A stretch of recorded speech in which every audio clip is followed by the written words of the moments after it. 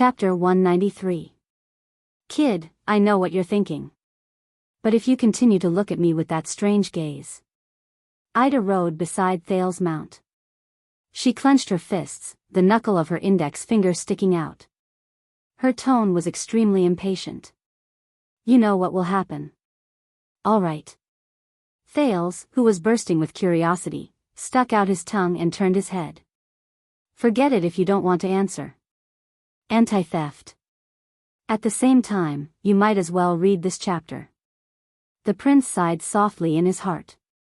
Ida exhaled softly and sealed the memories of the past in her heart again. Jade Star. Damn Jade Star. Speaking of which, Ida, how did you become a secret protector of the Jade Star royal family? Thales looked at the blurry mountain range that gradually appeared in front of him and asked faintly, how could an elf be employed by the human constellation? I heard that they are all extremely arrogant, and that they are the only ones who serve humans. Ida lowered her head a little. Hey, kid. The elf's voice sounded a little awkward. I've said it before, I am not your family's protector. And, Ida crossed her arms and said disdainfully, as a brat, how much do you know about the elves? Thales could only stick out his tongue and shake his head helplessly. This elf with many suspicious points, this elf who may have lived for hundreds of years and met the former virtuous King Mindys and Prince Kira, must have a rich and colorful story. But her personality, after the group crossed a snow-covered hill, Putre rode his mount to Thale's side. The thin vice diplomat had a solemn expression as he raised his finger and pointed in the direction they were heading. We're here. Thales reacted and quickly raised his head to look down the hill. In his blurry vision filled with snow, a silver-black giant appeared in front of the mountains. No, it's not a giant. Its silhouette in the snow appeared hazily in the distance. It was a majestic city built against the mountains. A red and black flag could be vaguely seen fluttering above the city. Its grayish-black walls were dotted with silver-white snow.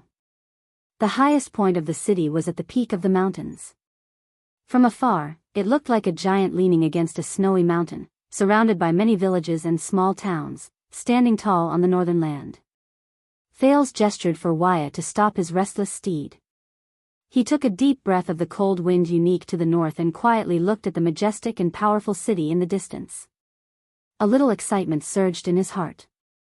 This is the great dragon of the north, the capital of Extet? Unknowingly, they had already crossed the prestige orchid snowfield and entered a new territory. It's the first time you've seen such a grand sight, right? Nicholas rode to their side. The corners of his lips curled up, and his face was filled with nostalgia and reverence. A huge city with mountains on its back. It's the biggest, most majestic, most beautiful city in Northland. It's also the city with the longest history. The holy land in the Northlanders' hearts. Dragon Cloud City. At this moment, an untimely snort came from the side. It was originally not called Dragon Cloud City. Nicholas cast his gaze at the guest from Constellation who interrupted him. It was established during the Age of Ancient Kings, and it was one of the human settlements in the north. During the era of the Ancient Empire, it was the central provincial capital of the original Northland province of the Empire. Putre continued Nicholas' words expressionlessly. That fortress built against the mountain was originally known as Arund Castle. It was the residence of the Arund family, who ruled Northland under the Emperor's orders for generations. After the Empire collapsed, this place sank into 300 years of chaos and alternation of power. Until one day, Rikaru and Tormund's armies met nearby and won the first victory in the Battle of Eradication. It was Rikaru who led the army and rushed to the aid of Tormund, who was in imminent danger. Nicholas shook his head nonchalantly and used his own understanding to correct the Constellation's words. That's why that battle was called Reverse Cold Wind. It was said that in an empty space near here, Rikaru's troops marched at lightning speed, as if they had descended from the sky, and defeated the enemy from the rear. Thales pursed his lips in resignation. All right, it's another small difference of opinion between extensions and Constellations, Northlanders, and the Empire. Besides, even though we're both Northlanders, Nicholas seems to be more stubborn than Kenvita. As expected, Putre exhaled with a disapproving expression. So, how did this place become Extet's capital? Thales immediately spoke at the perfect timing, interrupting the two men's intense discussion that was about to begin again. Nicholas gestured for them to continue moving forward. The commander of the White Blade Guard started to act like a real receptionist while he rode on his horse. This piece of land with Dragon Cloud City as its center belongs to the Walton family, the family from which Nuvan VII was born. It is also the most famous ruling family in Extet, and has the title of Archduke of Dragon Cloud City passed down through generations. The hero of mankind, Rikaru Extet, became the suzerain of this place more than 600 years ago. He formed an alliance with the 9 knights here and swore that in the chaos after the Battle of Eradication, they would guard Northland and their homeland together, and regain the pride of Northlanders. From then on, the proud Northlanders called the new kingdom Extet, and the Extet Alliance was born. The following year, the 9 knights, who had expanded the territory and were unstoppable, returned to this place. Together, they elected Rikaru Extet as the king whom the Northlanders trusted wholeheartedly and swore to follow until death. The 9 knights led their respective territories and guarded Dragon Cloud City. The history of the alliance ended here, and the history of Extet began. In the spirit of taking turns to rule and ruling fairly, the supreme ruler of Extet, the common elected king, was chosen from among the 10 archdukes. The rest of the people obeyed his authority and orders. This was Rikaru's oath to rule together in the past. It shows that his prestige and influence continue to this day. Because King Nuvan holds the title of Archduke of Dragon Cloud City has become the capital of all of Extet. At this moment, a messenger from Black Sand region passed through the heavy obstacles of the White Blade Guards with great difficulty and came to Nicholas' side, inviting him to meet Viscount Kenvita. After Nicholas left, Thales turned his head and looked at Putre. "You have something to say," the prince said with certainty. "Of course." The vice diplomat shook his head in disdain. "Don't believe our hot-blooded Northlander friend. His nonsense about taking turns to rule and ruling fairly can only be used to deceive the Northlanders. In fact, in Northland, or anywhere else in the world, it has always been power that speaks, and strength that rules." "Oh." Thales chuckled softly. "Since that hot-blooded Northlander friend has left, do you mind telling me a little more, my knowledgeable assistant, the versatile Northlander?" Putre reached into his bosom, wanting to take out his pipe. However, the former bard hesitated for a few seconds, then withdrew his hand with a pained expression. It was unknown whether it was because he regretted that he did not have much tobacco left, or because he found his conscience. He then said to the second prince, "I don't know if you have noticed, but the first ruler of Dragon Cloud City, the first common elected king of Extet, was Rikaru Extet. But the Dragon Cloud City we see now is under the rule of Nuvan Walton VII. Thales quickly came to a realization. Extet and Walton are 2 surnames. In other words, after Rikaru's death, the one who inherited his title was not his direct blood relative? Putre raised his eyebrows and nodded. The real history, or rather, the history recorded in the records that Constellation can find, is that Rikaru died young and did not give birth to any children.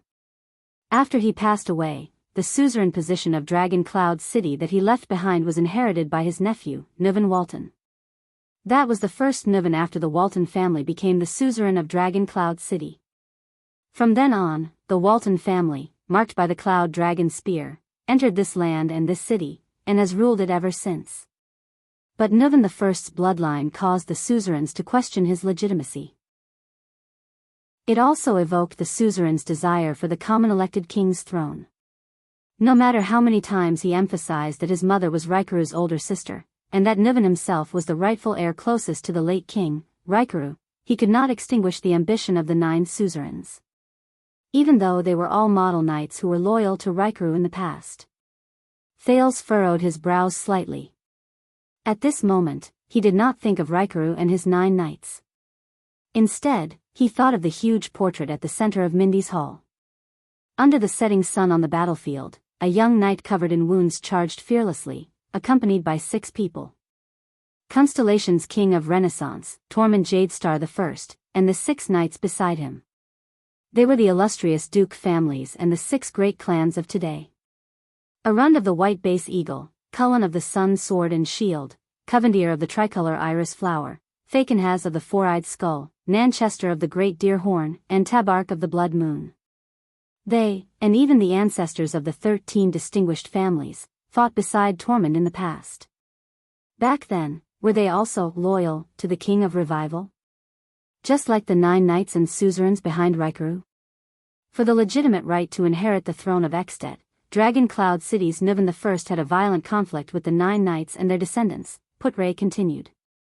After the war, the stalemate and confrontation between the suzerains lasted for decades. At that time, Extet was almost like 10 fragments. They were a kingdom in name, but in reality, they were enemies and could not tolerate each other. Putray continued to speak.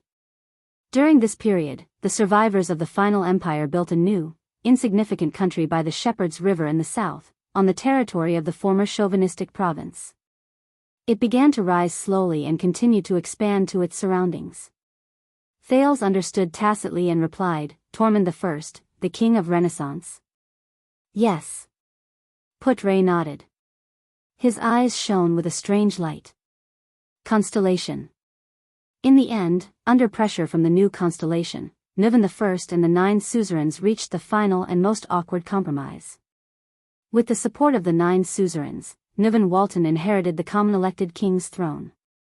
In the name of the great former king, Rykuru, Nuvan I redefined Extet's territory and conferred the title of the 10 suzerains, including himself, as the 10 legitimate archdukes of Extet. However, after Nuvan I's death, the 10 archdukes had to choose a new common elected king. They would vote for the new common elected king, who would rule for the rest of his life. Thus, the system of Extet's King Selection Congress was established and implemented for 600 years. This is the so-called Rykuru's joint ruling pledge. It was an oath made by 10 people in Rykuru's name with Rykuru's signature. Ironically, it has nothing to do with Rykuru at all. Wait a minute. Thales was dumbfounded as he listened. The king's selection. I only saw a rough outline of it in Mindy's hall. 10 archdukes voted together and chose one of them? Thales was stunned. What if someone happens to have the same number of votes? Is there a mature system and style to determine the smooth selection of the common elected king in the King Selection Congress? Thales remembered a magical movie from his previous life. In the movie, pirates elected a pirate king, but in the end, every candidate voted for themselves. Yes, and it is simple, direct, effective, full of the romance of the Northlanders, Putray said in a low voice. It is a custom inherited from the Empire and the Knight's glorious era. It continues to be used in Extet to determine who the king belongs to when the archdukes are in a dilemma. A custom inherited from the Empire to determine who the king belongs to? Thales tightened his grip on the reins. He remembered what he heard in Caslin's Hero Tavern and could not help but be shocked. You mean, yes. Putray nodded. With a complicated gaze, he softly uttered a word that was rather forceful. Duel. Thales was stunned. When the Sacred King Selection Congress cannot make the final decision, the candidate with the same number of votes, regardless of age or status, must prove himself in the duel. They must prove that they have the bravery worthy of being the common elected king, the boldness to lead the Northlanders, the fearlessness to face life and death in the duel, and the final victory in the duel. When he heard this, the Archduke of Black Sand Region, Chapman Lampard's flickering face in the firelight and the old, worn sword on his table suddenly appeared in Thales' mind. After all, they are Northlanders. Thales suddenly realized that even though he had set foot in Extet's territory in the north, his understanding of them was still at a rudimentary stage. The Northland, a country known for its toughness, was much more complicated and peculiar than he had imagined. And he was about to face them. Continue. Thales frowned solemnly. Before I meet them, I want to understand the Archdukes of Extet. For example, their relationship with the common elected king? Putray only paused for a moment before he nodded and continued. The Archdukes of Extet have absolute autonomy in their own territories. They only have the obligation to obey the common elected king and send troops during times of war, but they do not have to pay taxes to the common elected king. Territorial affairs are purely up to themselves. As for whether to accept and implement the king's orders throughout the territory, it is entirely up to the archdukes themselves. Isn't the power of the Archduke of Ekstedt a little too much? Thales was surprised. He inhaled slightly as he walked. Can it be said that it is a miracle that Ekstedt has not been divided until now? Yes, this is why they are called archdukes and not dukes, as they were during the age of the empire.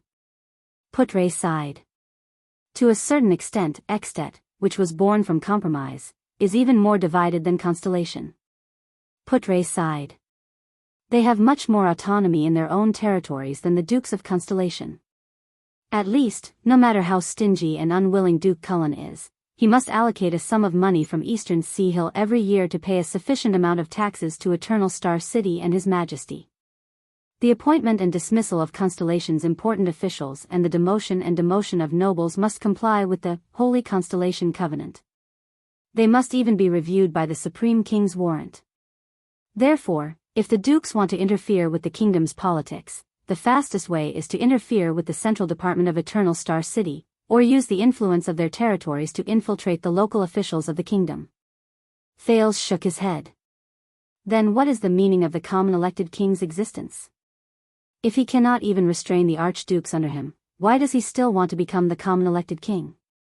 Putre thought for a moment and answered him seriously, for the sake of high prestige, the suzerain's obedience, and the name of orthodoxy. Thales frowned again. This stuff is much more useful in Northland than in Constellation.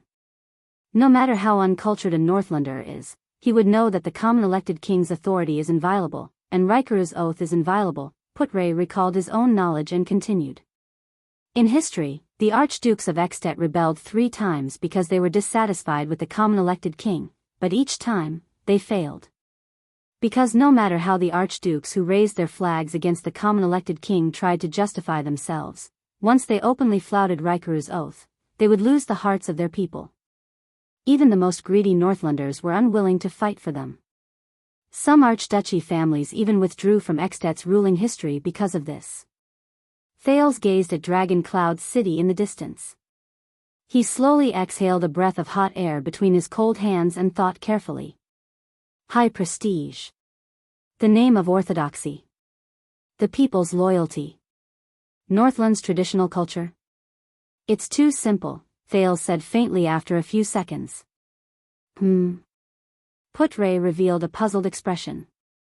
I mean, attributing the power to maintain Ekstedt's stability and unity to Rikuru's prestige and the Northlanders' character and tradition, this attribution is too simple.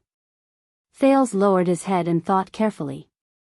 Human behavior and the structure of social power always affect each other.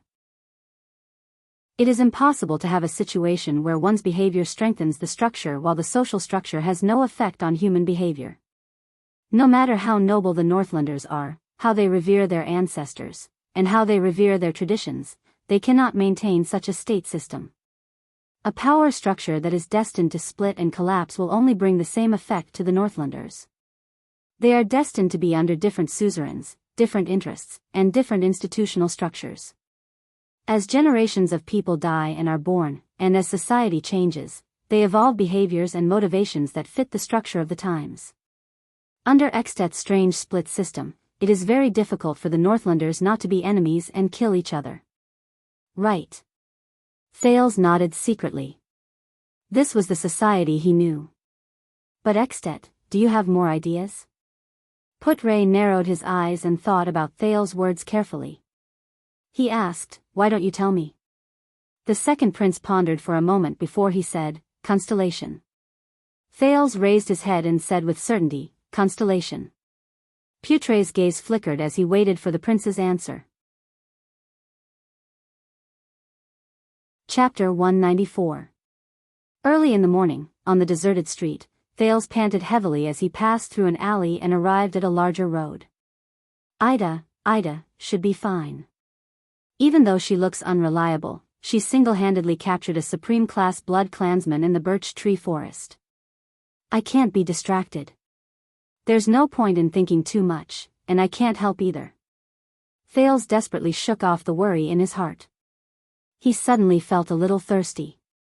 Thales grabbed a handful of snow, rubbed it, and stuffed it into his mouth, Just like how child beggars used to spend the winter on the streets. The prince, who was grimacing from the cold, trembled his chin in pain. He raised his head and asked Little Rascal, "Is this West Express Avenue?" However, the latter only lowered her head gloomily and did not say a word. Thales finally melted that mouthful of snow into water and swallowed it. He stared at the dazed Little Rascal, feeling extremely worried. From the tragedy in the palace to the calamity of the calamities, to the assassination of the king and the blood spilled right before her eyes, this terrifying night had frightened the poor child. For her, this was too. Forget about Little Rascal, even he was on the verge of breaking down. All of this, how did it all start? Did Lampard plan everything from the moment he sent his troops to escort me north to Dragon Cloud City? Was his goal to assassinate the king and start a coup? How did he do it? An army of 2,000 people. If they set off in the name of escorting me, so they were not noticed, then when he led the army into the city, would the vassals, nobles, civilians, soldiers, and bureaucrats inside and outside the city not notice? King Nuvan seems like a very shrewd king. That unsettling old lady Kalshan does not seem to be a simple character either. How could she allow such a fatal flaw in the security of their capital city? Unless, Thales thought of that terrifying answer. It can't be. He gulped slowly and continued walking with Little Rascal. At the same time, he decided to think from a different perspective. I lured the mystics here, didn't I? The accident caused by Giza and Asda directly destroyed the entire Shield district and took away most of Dragon Cloud City's energy. Yes, that's why King Nuvan left Heroic Spirit Palace and came to Shield district. So, the one who has to take the blame for the king's assassination is me? Thales was shocked by his own thoughts. If it's really because of me and Giza, then Lampard is really lucky. The second prince looked at his pathetic appearance as he fled for his life and sighed. Is this what they mean by, the evils we bring upon ourselves are the hardest to bear? Thales rubbed his forehead fiercely. Even his brain, which was usually super efficient, felt a little uncomfortable at that moment. He sighed and had no choice but to put these things aside for the time being. Despite his extreme fatigue, he forced himself to stay awake and explore the path forward. This should be the West Express Avenue. If he remembered correctly, this winding and empty street was the Armor District. Ida said that as long as they passed through it, they would reach the blockade set up for the calamities. They should be able to meet the people from the capital there. Thales hesitated for a moment when he thought of this. But she also said that the patrols, or the guys wearing the patrol uniforms, were all very suspicious. She didn't know how many of them were loyal to Lampard. Best not to believe it. Even those who were loyal to the Waltons could easily expose their information to Lampard. The once majestic King Nuvan could no longer protect them. Sigh. How ironic. He had the granddaughter of the King of Extet with him, but he had to struggle to escape from the capital in Northland. He could not even find anyone he could trust. The most important thing now was to find someone he could trust, ask for help, return to Heroic Spirit Palace, return to Putre's side, and inform the people in Dragon Cloud City who were still loyal to the Waltons. Thales stopped in his tracks. He looked at a signboard at the corner of the street not far ahead. His expression changed as he remembered something. When King Nuvan can no longer protect us, the signboard in front of him was painted with a black dagger with a short handle. Under the signboard was a large wooden window that was tightly shut, and on one side was an extremely narrow door. Thales narrowed his eyes. A conversation from the past floated into his mind. If you run into an irreversible crisis in Extet, when even King Nuvan can't save you, Thales' eyes brightened. It's here. The next moment, he pulled Little Rascal towards the signboard. Asterisk bang. Bang. Bang. Asterisk Thales knocked hard on the large wooden window under the dagger signboard. Although the residents had been evacuated due to martial law, if the owner of this place was really like what he heard, a person who often violated the law, no response. Asterisk bang. Bang. Bang. Asterisk Thales knocked 3 more times. Still no response. The prince frowned and extended his hand again. Asterisk bang. Bang. Bang. Asterisk as the knocking grew louder, little rascal seemed to come to her senses. She asked in a daze, where are we? A butcher shop on West Express Avenue, Thales said briefly. Is anyone there? We need help. Asterisk bang. Bang. Bang. Asterisk he knocked on the window a few more times. However, there was still no response. Thales' original hope slowly faded. Sigh. He looked at the signboard and sighed. They've probably been evacuated. Under little rascal's strange gaze, Thales pulled her up in disappointment and turned to leave the butcher shop. However, he had only taken one step when he froze and stopped. What's wrong? Little rascal asked woodenly. Thales spun around abruptly and yelled at the dagger signboard. $6.50. No response. Thales gritted his teeth and yelled again.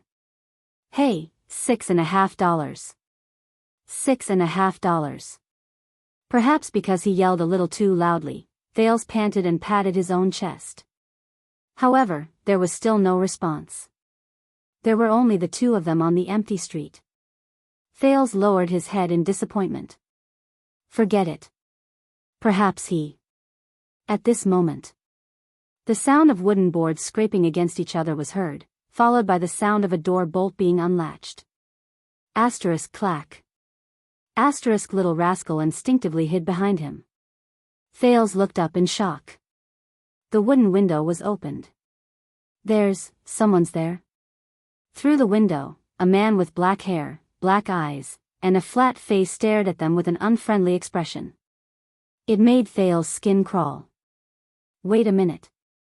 This is a Far Easterner? Who are you people? How do you know this? The Far Easterner's words carried an obvious Northland accent. His tone was slightly impatient, as if he was facing a huge problem. $6.50? Thales was slightly stunned. Someone. He stared blankly at the Far Easterner. It was only when the man was about to close the window that Thales reacted and said agitatedly, Wait, we are Caslin's friends. Caslin was the one who told us this word. He said that when we need help, we should come here and say this secret code. The Far Easterner narrowed his already small eyes, as if he wanted to scrutinize them. Are you that? Thales scratched his head and desperately tried to recall their encounter in Hero Tavern. After a few seconds, he finally managed to squeeze those words out of his mind. It's Mr. Gu, isn't it? We need help. The Far Easterner, Gu, said nothing. He remained in the shadows behind the window and watched them quietly. Please. Thales was a little anxious. After a moment, Gu grinned. Caslin's friends, is it? The Far Easterner snorted softly and said slowly, Come in. At the border between the Armored District and the Shield District, a thrilling battle between two Lemeters had already begun. Asterisk whoosh, asterisk the wind from the blade was fierce. Ida leaped into the air and pounced at Caslin. Her scimitar drew an arc and swept past the tip of his nose. The former commander of the White Blade Guards leaned back steadily. The expressionless Caslin calmly dodged the blade that was aimed at his head. Even though the blade was only an inch away from his nose. Jumping up in battle is suicide, Caslin said flatly. He instantly brandished the 2-meter-long Soul Slayer pike, but it did not feel clumsy or sluggish at all.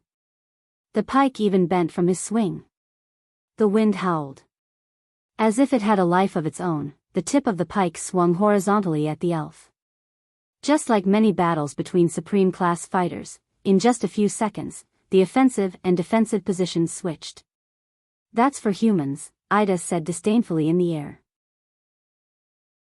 In the next second, with incredible agility, she climbed up the front part of the Soul Slayer pike with one hand and exerted a little force in her hand. The dark tip of the Soul Slayer pike brushed past her ear in a dangerous manner. Ida hung her entire body on the pike like a fleeting piece of clothing. She danced with Caslin and fluttered in the wind. Caslin's arms surged with unimaginable strength, and the pike shook. Ida was sent flying from the pike as if she had suffered a heavy blow. Caslin's pike did not stop at all.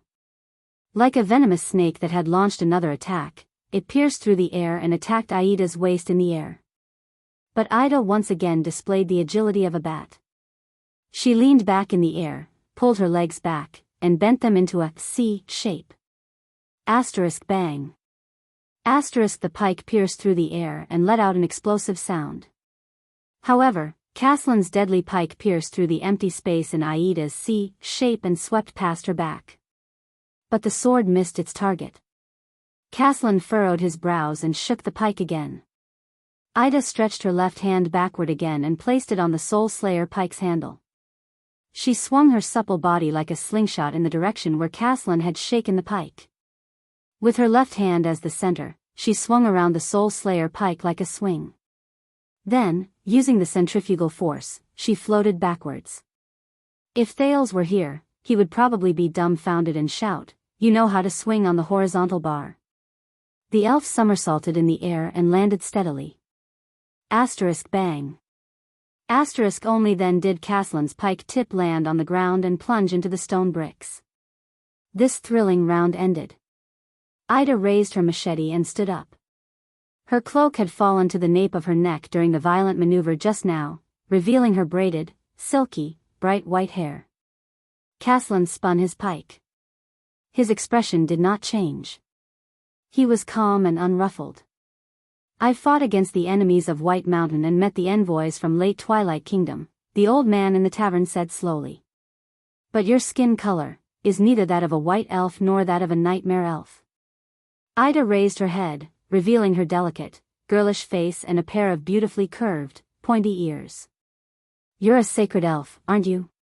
Caslin exhaled softly and adjusted the posture of his spear. "Of course, I've never seen the high elves and gray elves in the Eastern Peninsula.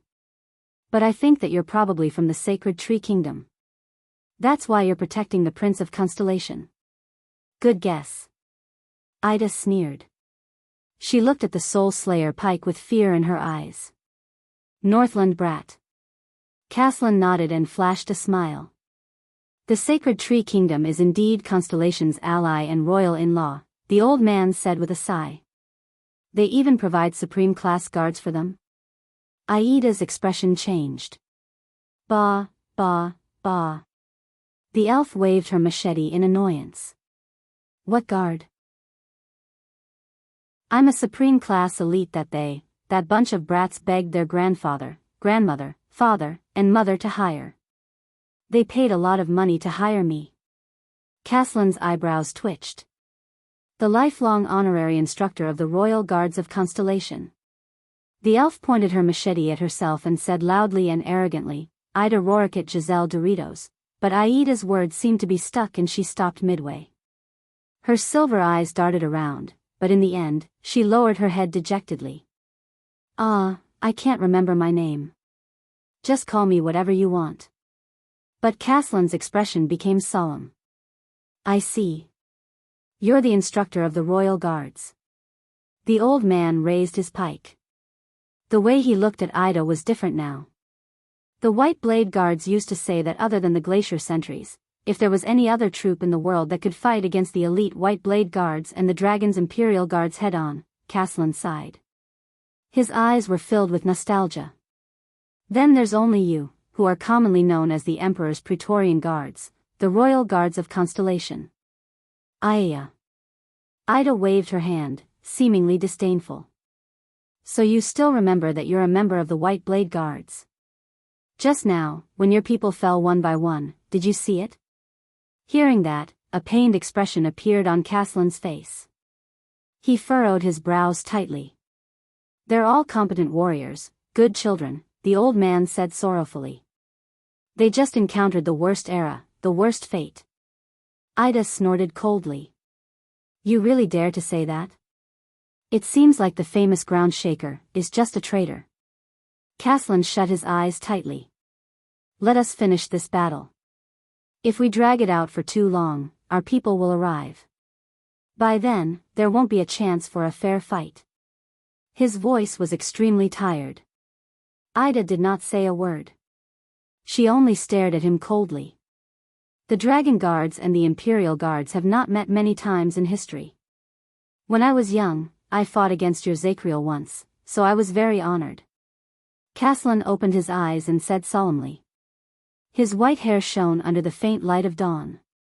Instructor Ida. Zacriel? Aida's expression changed. She seemed to be recalling something. Was he a snot-nosed, donkey-faced brat who slacked off on the training field every day? Speaking of which, I used to punish him often. He was Constellation's famous Knight of Judgment. Caslin revealed a nostalgic smile. I haven't heard any news about him since 12 years ago. Aida's expression darkened. That fellow is in the Western Desert's prison of bones. The elf sighed. I reckon he won't be able to get out of there in this lifetime. That silly child, Caslin was slightly startled. Is that so? The old man murmured. What a pity. Caslin closed his eyes regretfully. He was really a good opponent. The next moment, the battle resumed. Caslin's spear moved without warning. He thrust it 3 times in an instant. All of them were aimed at Aida's legs. Asterisk bang. Bang. Bang. Asterisk the tip of the spear tapped the ground 3 times, stirring up countless gravel. But Ida seemed to be dancing in a strange and elegant manner. She took 6 steps in a row, and each step perfectly avoided the Soul Slayer pike's thrust. Amid the flying gravel, Ida did not retreat. Instead, she moved with evasive steps and closed in on Caslin. She switched between offense and defense. Asterisk swoosh. Asterisk while the spear could not be pulled back in time, Ida slashed at Caslin's head with a bold and unconstrained slash. The legendary commander of the White Blade Guards calmly turned around and dodged. His experienced eyes never left Aida's shoulders. As expected, following Aida's movements, the flash of the blade turned 3 times in the air. Each time, it turned in the direction where Caslin was about to dodge. But Caslin still relied on his superb eyesight and intuition to dodge the 3 dangerous turns of the blade. The wind from the blade swept past the old man's face. It took away a tuft of his white hair. Caslin finally pulled back his spear. The old man raised his arms high and the spear drew a big circle around him. Asterisk rip. Asterisk the sound of the spear's tip being dragged on the ground was ear-piercing. But Ida had already done 2 backflips and leaped out of the Soul Slayer pike's attack range. The tense exchange of offense and defense ended. The 2 Supreme Class fighters stopped again. Good flexibility and agility. Caslin sighed. Good battle awareness. Steady swing of the blade and light footing. You've really brought out the dual advantages of being an elf and a woman to the fullest. Ida chuckled and carefully observed her opponent's face. You'll be at a disadvantage if you underestimate a woman. The 2 of them stood on both sides of the street and stared at each other quietly. The wariness in their hearts was raised to the maximum as they calculated the upcoming battle. I wouldn't dare, Caslin said respectfully. After all, I'm also someone who lived in the same era as Heart of the Rain. But these are all qualities that an elf should have. It's not surprising, the old man said flatly. Aida's pupils constricted slightly. Caslin observed the ground, his gaze focused on the 3 holes he had just made. What surprised me the most was that you were able to respond to each of my attacks and defenses perfectly. You didn't hesitate at all. It was almost perfect. Ah. Ida shrugged. Her pair of pointy ears moved slightly. I'm very powerful. Huh, is that so? Caslin's expression changed and he revealed a hearty smile. I attacked your legs to suppress your agility. I stirred up the gravel to hinder your dexterity. I swept my spear at the end to seize the opportunity when you got close to me to launch an attack. The old man nodded approvingly. But you cleverly avoided the thrusts on your legs, and even rushed over. While cleverly dodging the gravel behind you, you launched a counterattack. You even dodged the final sweep at the right time. Caslin raised his head and looked straight at Ida. My 3 goals were interconnected, but I didn't achieve any of them. This can no longer be explained by reflexes or experience. He shook his head slowly. Even Xiao and Heart of the Rain couldn't have faced my attacks so easily.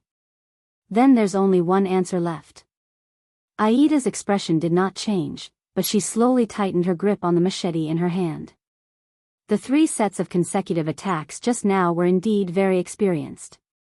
But, Caslin sighed with emotion. His voice rose and fell as if he was sighing. You knew my next move and plan beforehand, so you responded perfectly, didn't you? Aida's expression changed. No way. This old man, how long have we been fighting? Caslin chuckled. In that second, it was as if the legendary Earthshaker had returned to the battlefield when he was young. I heard that the probability of psionic abilities appearing among the elves is much higher than that of humans. It's an interesting phenomenon, isn't it? The old man swung the Soul Slayer pike again. His eyes burned with a fighting spirit that he had not felt for many years. There are also many types of psionic abilities, and there are all kinds of strange abilities.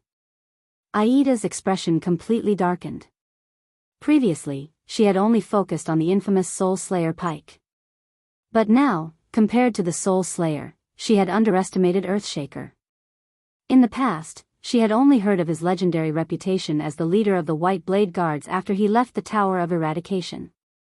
But, Caslin's eyes sparkled, but he said calmly, but I really didn't expect that there would be such a magical psionic ability. Ida sighed. Instructor Ida, you are a psionic. No, you are in supreme class, so I must address you as a psionic warrior. Caslin stared at Aida's silver eyes and spoke with certainty in an unquestionable tone. Chapter 195. Asterisk thud. Asterisk Goose slammed 2 big bowls of steaming meat soup on the table. Thales and Little Rascal, who were washing their faces in cold water, raised their heads in a daze and stared at the expressionless Goo. The hunger that was previously suppressed by panic and fear suddenly returned to the second prince's stomach. I used eternal oil to heat it up. The smoke will disperse indoors, no one will notice us, Goo said flatly. He sat opposite the 2, his thick right eyebrow slightly raised, as if there was a hidden meaning behind it. Of course, it's not cheap. I'll put it on the tab. Little Rascal's stomach growled at the perfect time. The girl glanced at the boy beside her timidly. Thales gulped. What's wrong? Goo looked at the 2 dazed children, frowned, and said impatiently, Are you waiting for me to respectfully offer napkins and wine, my esteemed young master and young lady? As soon as he finished speaking, Thales and Little Rascal exchanged glances and winked at each other. In the next second, like horses released from their reins, the 2 of them pounced on the chairs, picked up their respective bowls of meat soup, and gulped it down. Don't be hasty. Goo looked at the 2 of them wolfing down their food and sighed. We'll talk business after you've filled your stomachs. In just a few minutes, the 2 extremely hungry children finished their bowls of meat soup. They leaned on the chairs, rubbed their bloated bellies, and panted. Little Rascal even burped and lowered her head timidly. Thales exhaled contentedly. So. Goo placed his right hand on the back of his left, his fingers tapping slowly like waves. Before Goo could continue, Thales, who had caught his breath, raised his head and said hurriedly, We need help. Yes, I can see that. Goo sized him up, his eyes showing disdain. Tell me something I don't know. Under Thales' gaze, Goo said nonchalantly, for example, on this chaotic night, it's midnight now, why are the 2 children wandering aimlessly in the armored district, which should have been evacuated a long time ago? More pathetic than stray dogs? Thales was slightly startled, and subconsciously said, but his words came to an abrupt halt. The prince hesitantly opened his mouth and closed it again. Ever since he became a prince, his experience and intuition told him that revealing all the information he knew might not necessarily bring him sincerity and understanding. Just look at Serena and Black Sword. We are in trouble. Thales took a deep breath and said seriously, we need to go to Heroic Spirit Palace without attracting attention. Can you help us? We will pay you. Gu's fingers did not move. He clenched his fists and stared at Thales without moving. The man's gaze was very calm, like the surface of a lake without wind or ripples, but it made Thales panic for no reason. He had no choice but to sit up properly. This Far Easterner, why does it feel so weird?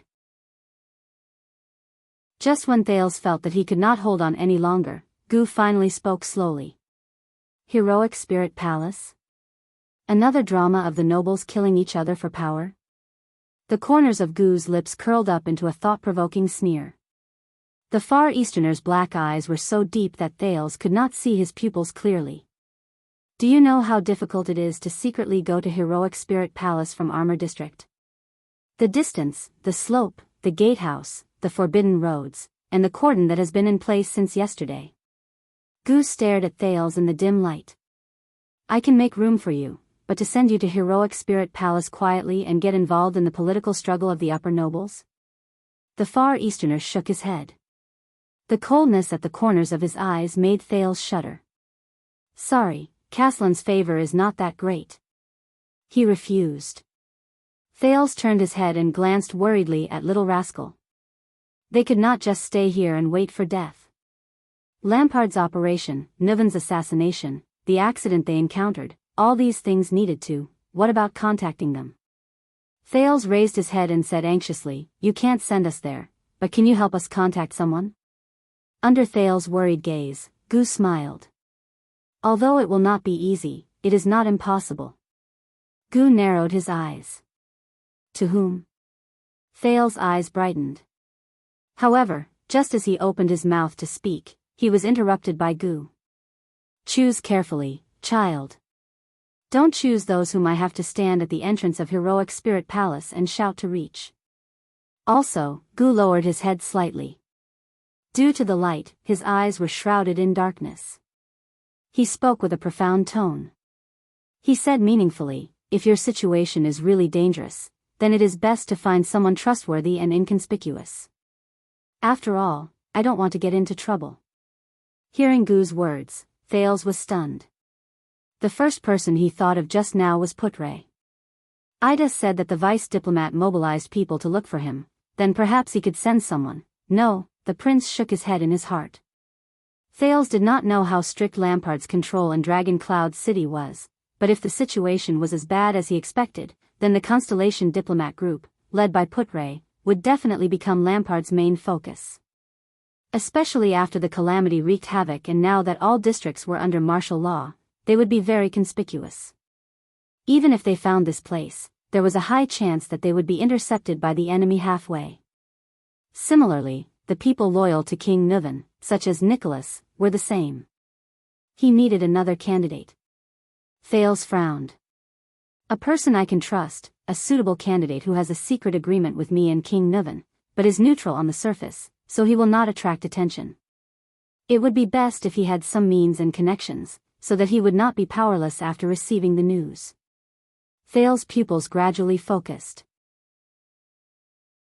In fact, Thales took a deep breath and met Gu's gaze. I happen to have such a candidate. His information network is also very wide. You definitely have a way to contact him. Gu's gaze stopped on him. After a full 5 seconds, the Far Easterner nodded slowly. Thales breathed a sigh of relief. A few minutes later, Gu changed into a cloak and stood at the door. I don't know how long I will be gone. After all, it takes time to find a way, maybe tens of minutes, maybe even longer, the Far Easterner said sternly. Before that, stay here and don't touch anything in my shop. Thales could only nod to show that he understood. Gu observed for a few minutes by the wooden window. After confirming the situation, he held the doorknob. Mr. Gu. Light flooded into the butcher's shop. Just as he was about to leave, Thales suddenly said, Thank you. Gu revealed a strange expression and turned to look at him. The Far Easterner nodded with a faint smile. But Gu's last words before he left made Thales pale with fright. Please wait patiently. Gu turned around and said faintly, Your Royal Highness. As soon as he finished speaking, Gu closed the small door, leaving the butcher's shop in darkness again. Thales was the only one left, stunned on the spot.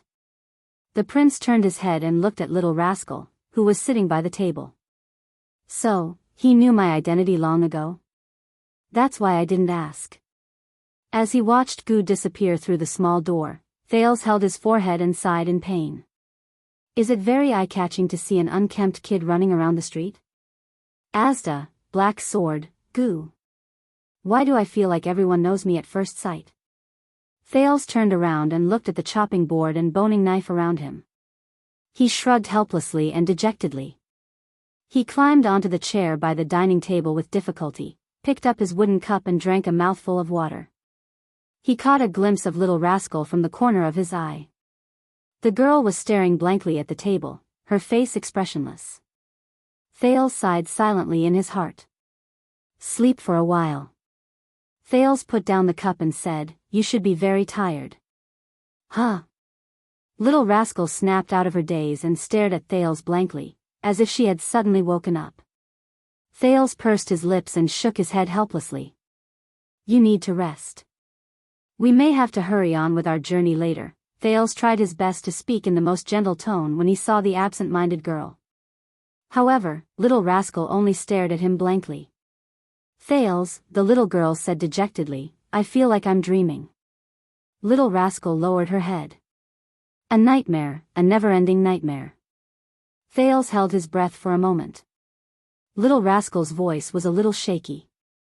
First it was Lady Alex, then the monster in Dragon Cloud City, and now King Nuven. The girl's eyes behind her glasses were suddenly filled with tears. All of this. When will it end? Thales closed his eyes. There was an indescribable gloominess and sadness in his heart. She was just a child. Only a few years older than Korea, Ryan, and Cindy. She was forced to witness everything. Soon. Thales heard himself say faintly, soon, all of this will end. Everything will get better. However, in his heart, a dark voice spoke another sentence for him. No, from the moment you become a Walton, all of this will never end. He heard himself saying against his will, when we return to the Walton family and those loyal to the Waltons, we will be safe. Regardless of their motives, they will definitely protect the bloodline of the Dragon Spear family. Little rascal trembled when she heard that. Her sobbing became more obvious. Thales, I don't want to become Saroma. I'm not a Walton. I can't do what King Nuven said. Thales did not speak. He only clenched his fists and stared at the ground. Really? Little rascal sniffled. Her eyes were red. I'm just a little servant girl picked up from a pile of orphans. I'm not Lady Walton. Thales still did not say a word. Also, I'm a girl. This is Northland. Never in history. Neither the nobles nor the commoners will allow me, a girl, to become an archduchess. Little rascal took off her glasses and shook her head in pain. Let me go. I can't do what His Majesty said. With you. I'll mess it up. I don't know anything. Watching little rascal sob incessantly, Thales slowly raised his head. All right. Little rascal's sobs stopped abruptly. What? She raised her head and asked in confusion, her sobbing voice still lingering. Thales said flatly, You can go. Little rascal was stunned. King Nuven has passed away. We don't know if Nicholas is dead or alive. As for Merc. Thales looked at her calmly. He jumped off the chair and strode forward. Now, no one will force you to become Saroma Walton. Thales approached her slowly. Little rascal shrank against the back of the chair in slight surprise. You still have a chance to stay away from all of this. Dragon Cloud City is in chaos. A missing maid will not attract attention. Thales continued under little rascal's bewildered gaze. Not to mention, so many things have happened in Heroic Spirit Palace. Little rascal sniffed sharply. Really? There was a hint of bewilderment in the girl's voice, but this bewilderment soon turned into panic and timidity. But, why are you? Thales stopped and stood a few steps away from her chair. He unclenched his fists and stared straight into the girl's green eyes. The corners of his lips curled up. Because you are you. Perhaps there are times when the margin is very small, but everyone can, and should, choose who they are. Thales gently closed his eyes and quickly opened them again. You will become the person you choose to become. At that moment, Asda's questioning words, the story Lady Gines told him, Yodel's confession in the Shadow Realm, Gilbert's agitated expression when he stood in front of the portraits of the three kings, and Kessel's lonely figure in the Jade Star family tomb flashed past his mind. With a myriad of thoughts in his mind, he continued, somewhat subconsciously. Although we are always forced by life, others, society, and omnipresent power to become what they want us to become. Little Rascal stared at Thales in a daze. She stared at the strange boy with a bitter smile. The girl who had cleaned herself blinked and asked subconsciously, such as, becoming a prince? Thales' gaze froze. He stared at Little Rascal quietly and sighed. Yes. Such as a prince. So, if you want to escape, give up, and leave, I will not stop you, I will even help you. Little Rascal seemed to be scared out of her wits. She stared at Thales without moving. The second prince sighed. Kessel's words rang in his ears. From the moment you were crowned with the Jade Star name, you fought for Constellation, died for Constellation, and lived for Constellation. He refocused his gaze and stared straight into Little Rascal's eyes. But before that, have you thought about who you really are and who you want to become? Little Rascal's eyes widened slightly. What? Thales shook his head and ignored her puzzlement. He continued to speak, minding himself. He continued, are you Little Rascal? The little maid who does your homework on your behalf? The fan of books in the library? Saroma Walton? The unlucky girl who was innocently dragged into all this? Little Rascal froze on the spot. Her breathing slowly became irregular. In Alex's eyes, you are her humble maid. In King Nuvan's eyes, you are the last descendant of the Walton family.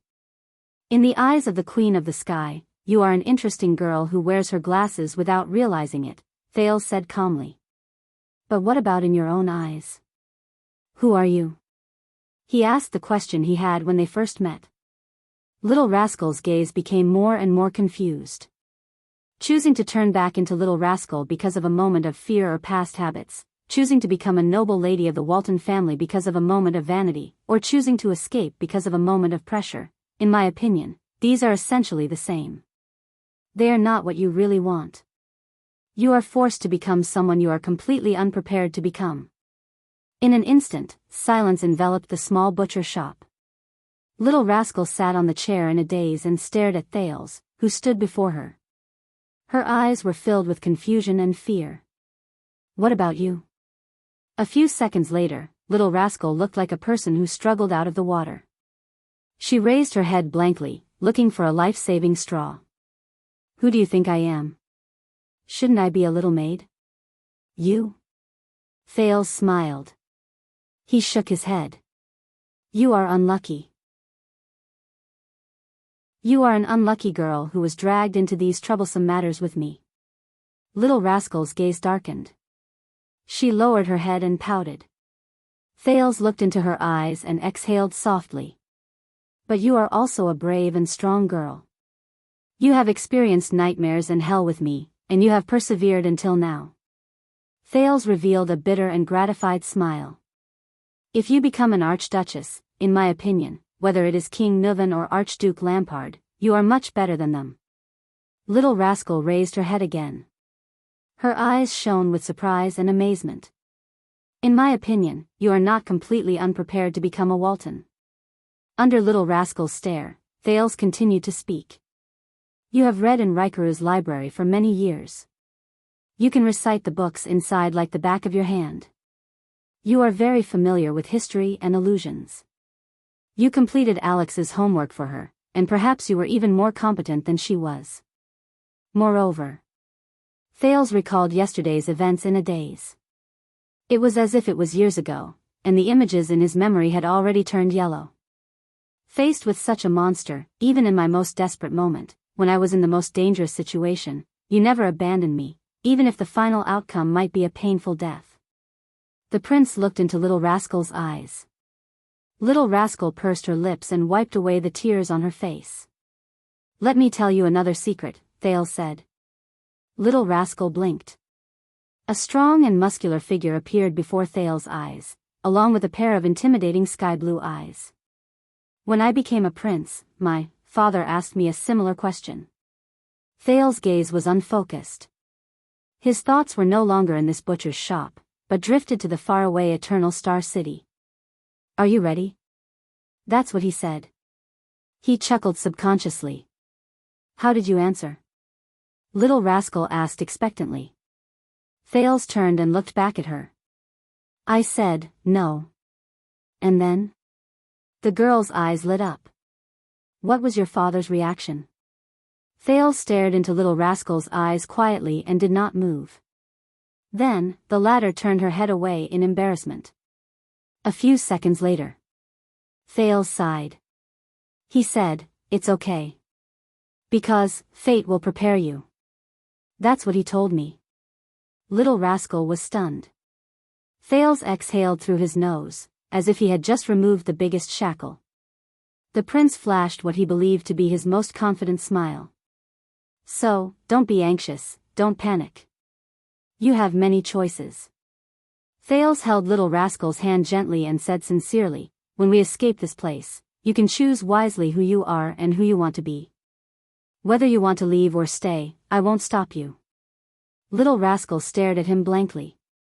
"Before that, you don't have to think about anything. You're just a loyal companion who's running for our lives with me." Thales fixed his gaze on her. "That's enough." Little Rascal stared at him in surprise. It was as if she was meeting him for the first time. Little Rascal sniffled and said, as if she understood something, "Okay." Thales raised his eyebrows. "Now, sleep for a while. We need strength and spirit." Little Rascal nodded obediently. Thales sighed. "Finally, I've comforted her."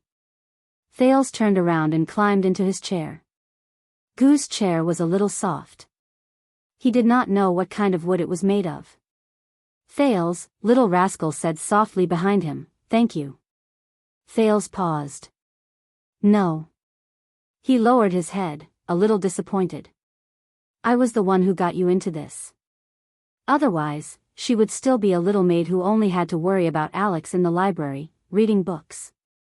Isn't that right?" The two children lay back in their respective chairs and temporarily closed their eyes in peace. Thales. In the darkness with his eyes closed, Little Rascal's timid voice rang again. "Are you really only 7 years old? Why do you know so much?" Thales, who was adjusting his lying position, burst into laughter when he heard her. He opened his eyes and saw Little Rascal lying sideways on the chair with her eyes closed. This reminded Thales of the time she was sound asleep on his bed in his room. Who knows? He slid down the chair gently and walked to the corner of the wall. "Maybe I'm already 37 years old." As usual, Thales lay against the wall in the corner with his hands as a pillow. Feeling the double protection of the floor and the wall, he felt much more at ease. "I just don't look old." Little Rascal's laughter rang beside him. Thales laughed too. "Choose yourself. Choose who you want to be," he repeated to himself in his heart. At the same time, he recalled what he said to the mystic before Asda left. "Yes. I will get through this disaster. I will live. And then choose who I want to be. No one can force me. No one can stop me." He closed his eyes gently. Chapter 196. In his long-awaited dream, he felt as if he had returned to that strange and dazzling world. There, the girl with a blurry face but a gentle voice hugged him from behind, which was a rare sight. She whispered, "Why? Are you sad?" He closed the laptop and smiled bitterly. "No, this result was expected. Maybe I'm not good enough." He lowered his head, feeling a little dejected. "You know, they have high expectations, it's okay. The gentle voice breathed into his ear. I have a way to make this less sad. He raised his eyebrows and shrugged. Oh. Because there's something even sadder waiting for you. He blinked, feeling a little confused. She said gently, let's break up. He shuddered. The girl behind him did not say anything. He turned his head stiffly. What? Yes, you heard me right. Because you're a failure now, she said flatly, so, I want to break up with you. His brain stopped working. He just stared blankly at her blurry face, feeling lost. Why? The voice behind him sighed. All right, it's a deal. He breathed absent-mindedly.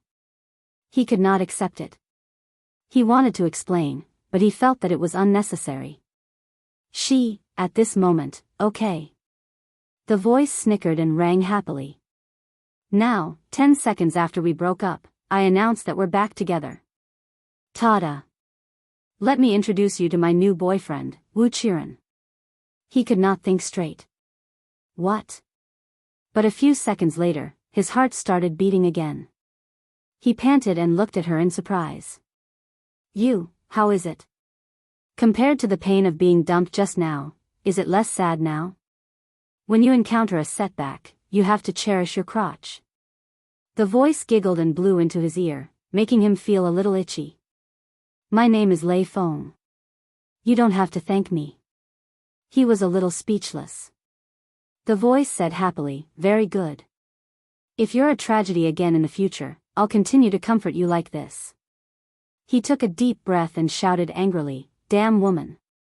Can you not break up and get back together in such a serious manner? Are you joking about breaking up and getting back together? I'll take it seriously, okay? He felt as if someone's chin was smashing into his back. Oh, this is nothing, the owner of the voice poked Zhang Heng's back with his chin and said loudly, you don't know this, but there's a serial author on the internet. Every time the plot reaches its climax, he would write, the book is over, and say that he's done with the book. Then, he would update the next chapter without saying a word, insisting that he's writing a new book. That's the peak of perfection. Then don't learn from him, okay? In his memory, that voice laughed happily. His voice was full of exasperation and relief. Finally, the noise stopped. She lay lazily on his back and wrapped her arms around his chest. Hey, Chiron, don't be afraid, she said in a low voice, no matter what happens. I'm here for you. He bowed his head and closed his eyes. Ah, I know. I have you to protect me. The voice did not speak, but the arms around him tightened. But in the next second, everything in the dream was shattered by a sudden wave, like a reflection on the water's surface. The girl disappeared before his eyes. While he was puzzled, he heard a cold and unhappy female voice. The tone was low and contained an inexplicable emotion, making his hair stand on end. I'm watching you. I warned you. The next moment, Thales woke up with a start. He gasped for air. That voice. That voice. At this moment, a hand was placed on his shoulder. Thales turned his head, still in shock. It was Gu. The man who had just shaken him up from his sleep. The Far Easterner squatted beside him and looked at him with a displeased expression. Little Rascal stood beside him with a sleepy face.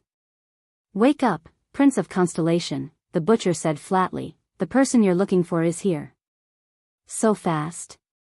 Thales forced himself to stay awake and temporarily suppressed the scenes in his dream. He rubbed his eyes and got up from the cold ground. He has a lot of connections, so it didn't take much time. Gu stood up and shook his head. Besides, he's here to pick you up. Thales was stunned. He shook his head and woke up from his sleepiness. He's here to pick me up. Thales and Little Rascal followed Gu out of the butcher's shop after he gestured. A two-wheeled carriage with a carriage was parked on the empty street. The carriage was made of cheap transparent glass. The coachman on the carriage bowed respectfully. Beside the carriage stood a middle-aged noble with a golden ponytail. The latter exhaled. Your Highness, thank God. Thank you for your help. Thales nodded. Time is of the essence. Please get on the carriage immediately. The middle-aged noble was obviously relieved when he saw Thales. He took off his hat and bowed to Thales. After we entered Armor District, we were interrogated by a patrol team. Although they acted very well, I can swear that they were definitely not from the city. They were not even locals. Thales nodded with a solemn expression. Of course, they are from Black Sand region. Lampard has been planning this for a long time. While the middle-aged noble was stunned, Thales looked at the carriage. It's too conspicuous. Thales frowned. A carriage? Transparent glass? Can we get out? And we have to return to Heroic Spirit Palace.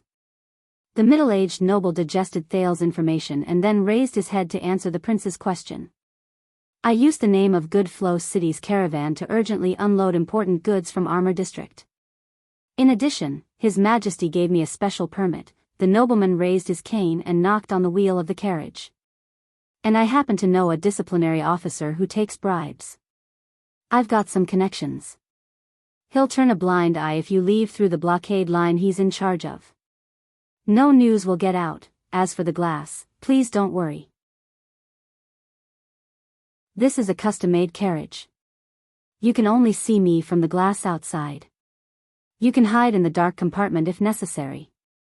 Thales looked at the carriage and exhaled. Then let's go.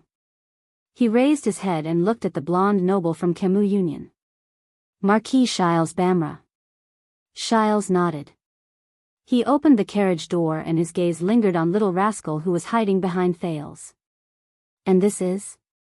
He narrowed his eyes. Little rascal shrank back in fear. My maid. She saved my life on the way. I can't leave her behind, Thales said calmly. Very well, then let's talk on the way. Shiles did not ask any more questions. I also need to hear your explanation of what happened. Thales and little rascal boarded Shiles' carriage. Shiles sat in front while they hid in the space behind him. They could not be seen from outside the carriage at all. Just as the carriage door closed, Thales poked his head out. No matter what, thank you, Mr. Gu. The Far Easterner tilted his head and looked at him with a strange expression. He flashed an inexplicable smile. No need to thank me. Gu rubbed his hands and smiled mysteriously. Go thank Caslin. Thank him for the 6.5 loaves of bread he gave me back then, that's enough. Gu turned around and walked to his butcher shop. 6.5 loaves. I see. Thales smiled. The carriage door closed and started moving. Shiles watched Gu's figure disappear behind the door.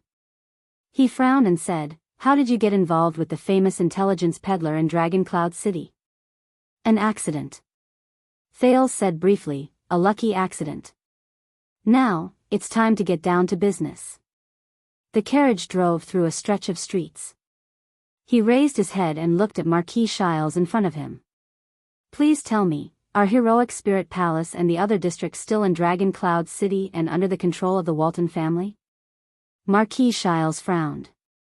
Before I entered Armor District, the White Blade Guards, the Palace Guards, the patrols, and even the officials were all normal. Of course, when the king led his team away from the palace, the ravaging calamities and the return of the Great Dragon, some of the guests, including the archdukes, were emotionally unstable. But Prime Minister Leesban tried his best to calm them down. But he changed the topic and said in a low voice, My informants in the disciplinary hall and the channels of my peers told me that His Majesty has not shown up, nor has he given any orders. Only a few White Blade Guards have appeared after resisting the calamities, but they have found nothing. Everyone from the chief garrison officer to the disciplinary hall is anxious. Not long ago, the Prime Minister was still discussing whether to ignore the king's ban and send a large number of patrols into Shield District. Thales breathed a sigh of relief. So, Heroic Spirit Palace and Dragon Cloud City are generally safe? Safe? After we met the patrols who interrogated us, I expressed my doubts about this. Shiles shook his head and said worriedly, "First of all, you have to tell me, what happened to Shield District after the calamities ravaged it? What about His Majesty? And how did you appear here?" Thales took a deep breath. He looked at Marquis Shiles, who had turned his head around, and enunciated each word clearly. King Nuvan was assassinated. He died. Shiles froze on the spot. His expression changed subtly, rising and falling along with the bumpy carriage. "The murderer is a man with the surname Charlton, and the person who hired him is Lampard." Thales finished his sentence quietly. Little Rascal looked at them timidly. "So, it seems that this is true." After a while, Shiles came back to his senses. He caressed his gloves and staff and said subconsciously, "The king is dead. Extet is going to be in chaos. The crystal drop mine contract." Marquis Shiles stared at his staff in a daze, as if he was urgently calculating the gains and losses. Thales remained silent and did not speak. Soon, the carriage drove out of the boundaries of Armor District. In the winding streets of Dragon Cloud City, they entered a roadblock formed by soldiers from the patrols and barricades. They had arrived at the cordon of martial law. Thales watched nervously as the coachman conversed with the disciplinary officer who was the leader. The coachman stuffed a letter and a pouch of money into the disciplinary officer's hand. The disciplinary officer glanced at the window of the carriage. Marquis Shiles waved at him in a friendly manner. The carriage was let through without a hitch. Thales, who was lying flat on the ground with Little Rascal, heaved a sigh of relief. "Don't worry." Shiles smiled stiffly. "The merchants have a lot of connections, and they are very useful. It's not a problem to deal with these people at the bottom of the hierarchy." The people around the carriage began to increase. Everywhere were the citizens of the capital who were whispering to each other. They were either disheveled or dressed in rags as they stayed on the streets. Quite a number of kind-hearted people brought out food supplies and gave them to these pitiful people living on the streets. These are the evacuated citizens. They have been homeless for a few hours, at least not before the king's ban expires. Marquis Shiles looked outside the window and shook his head. "Of course, I heard that compared to the people in Shield District." But at this moment, a loud noise suddenly came from outside the window. A man ran over from the street with an anxious look on his face. As he ran, he shouted loudly. Thales and Shiles frowned and looked at each other in bewilderment. The crowd began to gather in one spot and followed the man's figure forward. The discussions around them became louder and louder. Soon, it became a clamor that filled the air. Immediately, the crowd's emotions began to go out of control. Some of them roared in grief and indignation, some were hysterical, and some were cursing angrily. Their carriage had no choice but to slow down as well. Soon, the man disappeared into the crowd. But the people did not disperse. They still gathered in circles and discussed enthusiastically in twos and threes with their loud voices. There was no lack of people who were so excited that they even started fighting. The Northlanders' personalities could be seen clearly. "What's wrong?" An ominous feeling rose in Thales' heart. "I don't know," Marquis Shiles answered solemnly. "But we will find out." Hence, at the next street corner, Marquis Shiles deliberately stopped the carriage. Under his signal, a patrol soldier who was maintaining order but was arguing with his colleague in an agitated manner was invited by the coachman to the carriage. Marquis Shiles opened the carriage door halfway and stuck his head out. "I am from Camus Union, King Nuvan's business partner." The blonde, ponytailed noble handed over a silver coin and flashed a friendly smile. "May I ask what happened just now?" The soldier seemed to have just experienced an intense argument. He panted and stared at the silver coin in his hand. He was slightly stunned. He raised his head again and saw the golden wheat ears and the dagger symbol on the carriage. "Sir, it's such an important matter." The soldier calmed down his agitated emotions. After he came back to his senses, he seemed to be a little reserved and stuttered. You still don't know." Marquis Shiles took out another silver coin and said gently, "So I need you to clear up my doubts. Just tell me what you know." The soldier looked at the silver coin in his hand again and subconsciously put it into his pocket. It's like this. The soldier straightened his armor, shook his head and exhaled. His expression became a little unpleasant. His Majesty, King Nuvan was assassinated. Shile's expression changed at the same time. What happened? How did you know? Thales hid behind the marquee. He gritted his teeth and listened quietly. I heard it from someone. The soldier looked at the marquee reaction and seemed to have received encouragement. His words began to flow smoothly. The whole of Dragon Cloud City is saying that the murderer, Thales was shocked. Marquis Shiles frowned. Who is the murderer? It's those people from the Empire. The soldier raised his head and shouted angrily, they want to cause civil strife in Extet. The soldier's words became more and more indignant. There was anger and hatred in his tone. Those damned remnants of the Empire, that prince of Constellation from the south. They colluded with the Calamities, and even secretly ambushed people and assassins. They murdered the great-born king in Shield District. Those Constellatiate be asterisk stards. Shiles sighed in silence. Behind him, under Little Rascal's terrified gaze, Thales leaned against the carriage in a daze and panted absent-mindedly. Chapter 197. Early in the morning in Dragon Cloud City, a two-wheeled carriage drove along the messy streets, shuttling back and forth skillfully. As the carriage moved forward, the indignant shouts outside the window gradually lessened. In the carriage, Marquis Shiles turned his head and looked at Thales, who did not say a word. The Marquis shook his head silently in his heart. After all, are you all right, Your Highness?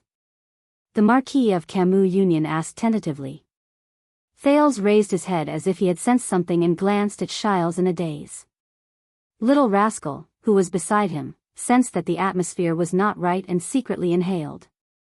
Under the Marquis' subtle gaze, Thales sighed after a while. Yes. I'm just a little tired. Shiles gripped his cane, his expression was solemn.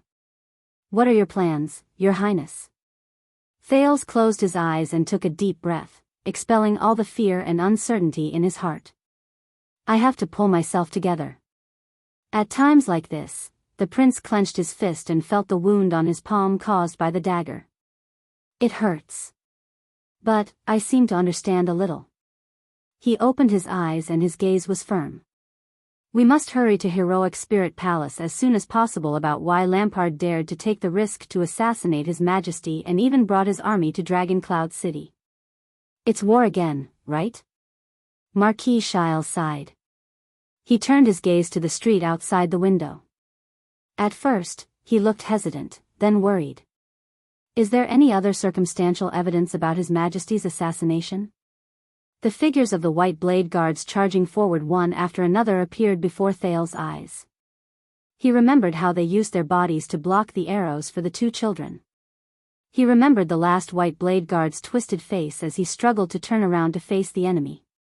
The dragon's Imperial Guards. Thales snapped out of his daze and shook his head. Maybe not. With Lampard's personality, he will probably handle it very cleanly. Is there any news about Nicholas or the others? The people in Shield District? As far as I know, there isn't. Marquis Shiles tugged at his cuff gently and sighed slightly.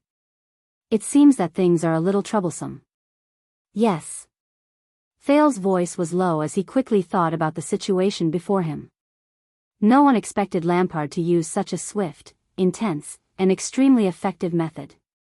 I'm afraid there aren't many cases of the Extet king being killed by his subordinate archdukes. Not one. A young female voice rang out in the carriage. Thales and Shiles were stunned. They turned to look at Little Rascal.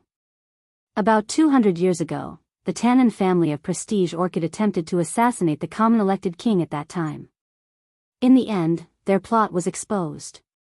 King Kosa gathered the armies of the other archdukes and marched to the Tannen family's castle. They erected the Rockney family's Knights Cannon flag. After Little Rascal said this, she blinked and touched her head, as if she was trying to recall. On the 7th day, mourning Archduke Amos Tannen, who violated the joint ruling pledge, was tied up by his subordinates and the disgruntled people and taken out of the city. The girl raised her head and said with certainty, in front of everyone, King Kosa personally pierced the traitor's chest with the Soul Slayer pike. Jacob Alcius was the first person to escort the mourning Archduke out of the city. Later on, he became the first Archduke of Prestige Orchid with the surname Alcius. Thales and Shiles frowned as they listened to Little Rascal with strange expressions on their faces. Only then did Little Rascal notice the other two's expressions. She blushed and immediately lowered her head timidly. They exchanged a glance. You said that she's your maid? Marquis Shiles was a little puzzled. Yes, that's what I like about her. Thales touched his head, feeling a little awkward. He secretly poked Little Rascal, causing the latter to lower her head even more. Hee. Is that so? Shiles cast a profound glance at Little Rascal and flashed a sly smile. I see. Thales quickly changed the topic. So, whether it's regicide or rebellion, it seems to be a terrible crime in Northland. Shiles nodded and sighed. If that's the case, the Northlanders will not allow a regicide. How did Lampard have the guts to do so? Thales put his hand down. His expression was solemn. He thought of Viscount Kenvita of Black Sand Region and the Fire Knight, one of the 5 war generals. I'm afraid we've all underestimated Lampard, he said quietly. Thales suddenly raised his head. But Lampard still has a barrier that he cannot bypass. The prince narrowed his eyes. If his intentions are indeed what I think they are. Shiles' gaze rested on his staff. Such as? Too many things are still shrouded in mystery. There's a need to reorganize the clues. Thales shook his head. His expression became more and more solemn, and his brain worked frantically. When did Lampard start planning, and how did he carry out all of this? The carriage turned a corner. Is this important? The situation has already worsened to this extent. Marquis Shiles took out an exquisite pocket watch with a copper chain. Forgive me for being blunt, other than clarifying the truth, perhaps you should consider how to escape. I can provide some ways. This is very important. Thales nodded slowly, arranging his thoughts step by step. The reason why the situation is so bad is because we've underestimated Lampard. I'll ask you again. Shiles' expression was serious. Now, I can send you out of the city quietly, and even back to Constellation. Are you sure you want to return to Heroic Spirit Palace? Return to that unfathomable vortex? Thales did not seem to hear him. He continued, we still don't know the full picture of Lampard's plan. Then, we might as well go back to the beginning of his plan, Shiles silently observed the young prince. His evaluation of him rose slightly in his heart. Under such circumstances, how many people can still restrain their fear and think calmly? What a pity. The Marquis sighed silently in his heart. The prince's gaze suddenly froze. Your Grace, Thales thought of something and asked subconsciously, why did King Nuvan look for Poffert and Lampard's collaborator? Huh? The Marquis of Goodflow City raised his eyebrows. Why did King Nuvan look for Poffert? Is there a need to ask this question? Because Archduke Poffert coincidentally killed his son? Shiles' eyes turned, as if he did not quite understand the prince's question. With a strange expression, he answered tentatively, and King Nuvan coincidentally discovered this? Thales shook his head. Because King Nuvan obtained information about Lampard's investigation, Disaster Sword, remember? Thales' gaze became clearer. This information linked Prince Mariah's assassination and my assassination in front of Broken Dragon Fortress together. That's why you concluded that Lampard had a collaborator, and why King Nuvan wanted revenge. A world of ice and snow appeared before Thales' eyes. It was what Nicholas and Shiles told him a few nights before he arrived at Dragon Cloud City. Shiles did not answer immediately. He paused for a moment and said thoughtfully, you mean? Thales exhaled slowly. There was a solemn look in his eyes that had never been seen before.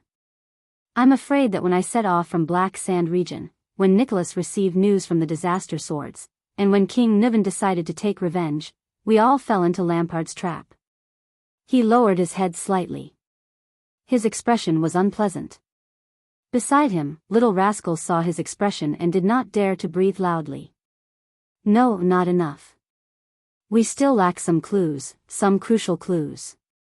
To be able to carry out such a large and long-lasting plan, Thales murmured, from planning to execution, from Black Sand region to Dragon Cloud City, from assassination to troop transport, from operation to secrecy, it's definitely not something a remote archduke can do alone.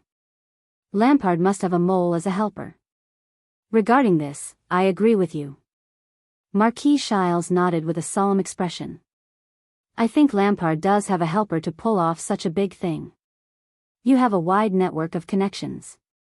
Do you have any clues? Thales' eyes brightened. In your opinion, who is the most suspicious? At this moment, Little Rascal suddenly raised her head as if she had sensed something. She stretched her head out to look outside the window. Her face paled and she nudged Thales. Thales only noticed that their carriage had stopped without them noticing. Marquis Shiles put the pocket watch that he had been stroking for a long time into his pocket and sighed. Your Highness, we've arrived. Thales thought of something. So fast? I remember that Heroic Spirit Palace is still a little short. Shiles interrupted him and blinked. For the rest of the journey, another lord will escort you. Thales was slightly startled. What? In the next moment, their carriage door was opened. A rough voice that made Thales' expression change traveled into the small carriage. Your Grace, thank you very much for your help. A middle-aged nobleman in military attire, whom Thales was very familiar with, held the carriage door with one hand and pressed his saber with the other. Under the protection of a dense group of soldiers, he boarded their narrow carriage. Otherwise, we would have to spend a lot of time looking for this guest. The newcomer sat down heavily. His sharp, sword-like gaze swept past Thales and Little Rascal. Thales felt as if he had been struck by lightning. His heart felt as if it had fallen into an ice cave. Little Rascal was so frightened that she covered her mouth. Her eyes were filled with terror. The ruler of Black Sand region, Archduke Chapman Lampard, sat next to the smiling Marquis Shiles and closed the car door in a calm and composed manner. Marquis Shiles put on the friendliest smile in front of Archduke Lampard, just like the first time he met Thales. The Marquis leaned forward slightly and said respectfully, "It's my honor." Lampard snorted softly. He turned his head and glanced at Thales with a pair of cold eyes. "You're really good at running, Your Highness." Little Rascal recalled the bloody scene just now and was already shivering in fear. The prince only stared blankly at the Archduke of Black Sand region in front of him. He did not move. Fear and panic instantly climbed into his heart, but he forcibly suppressed them. "No, Chapman Lampard. Shiles Bamra."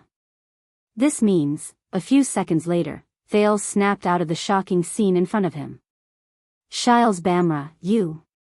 He turned his head and looked at the Marquis of Goodflow City in disbelief. "You betrayed us." Lampard did not say a word. His expression was as cold and stern as ever. "Don't be so surprised, Your Highness." Marquis Shiles sighed regretfully and shook his head slowly. "This does not match your usual genius image. Besides, I did not betray you." "You did not betray me?" Thales was so angry that he laughed. "Don't tell me that from the beginning, you." Thales paused, and his expression changed. "It can't be." At that moment, he realized that he might be right. "You are the helper."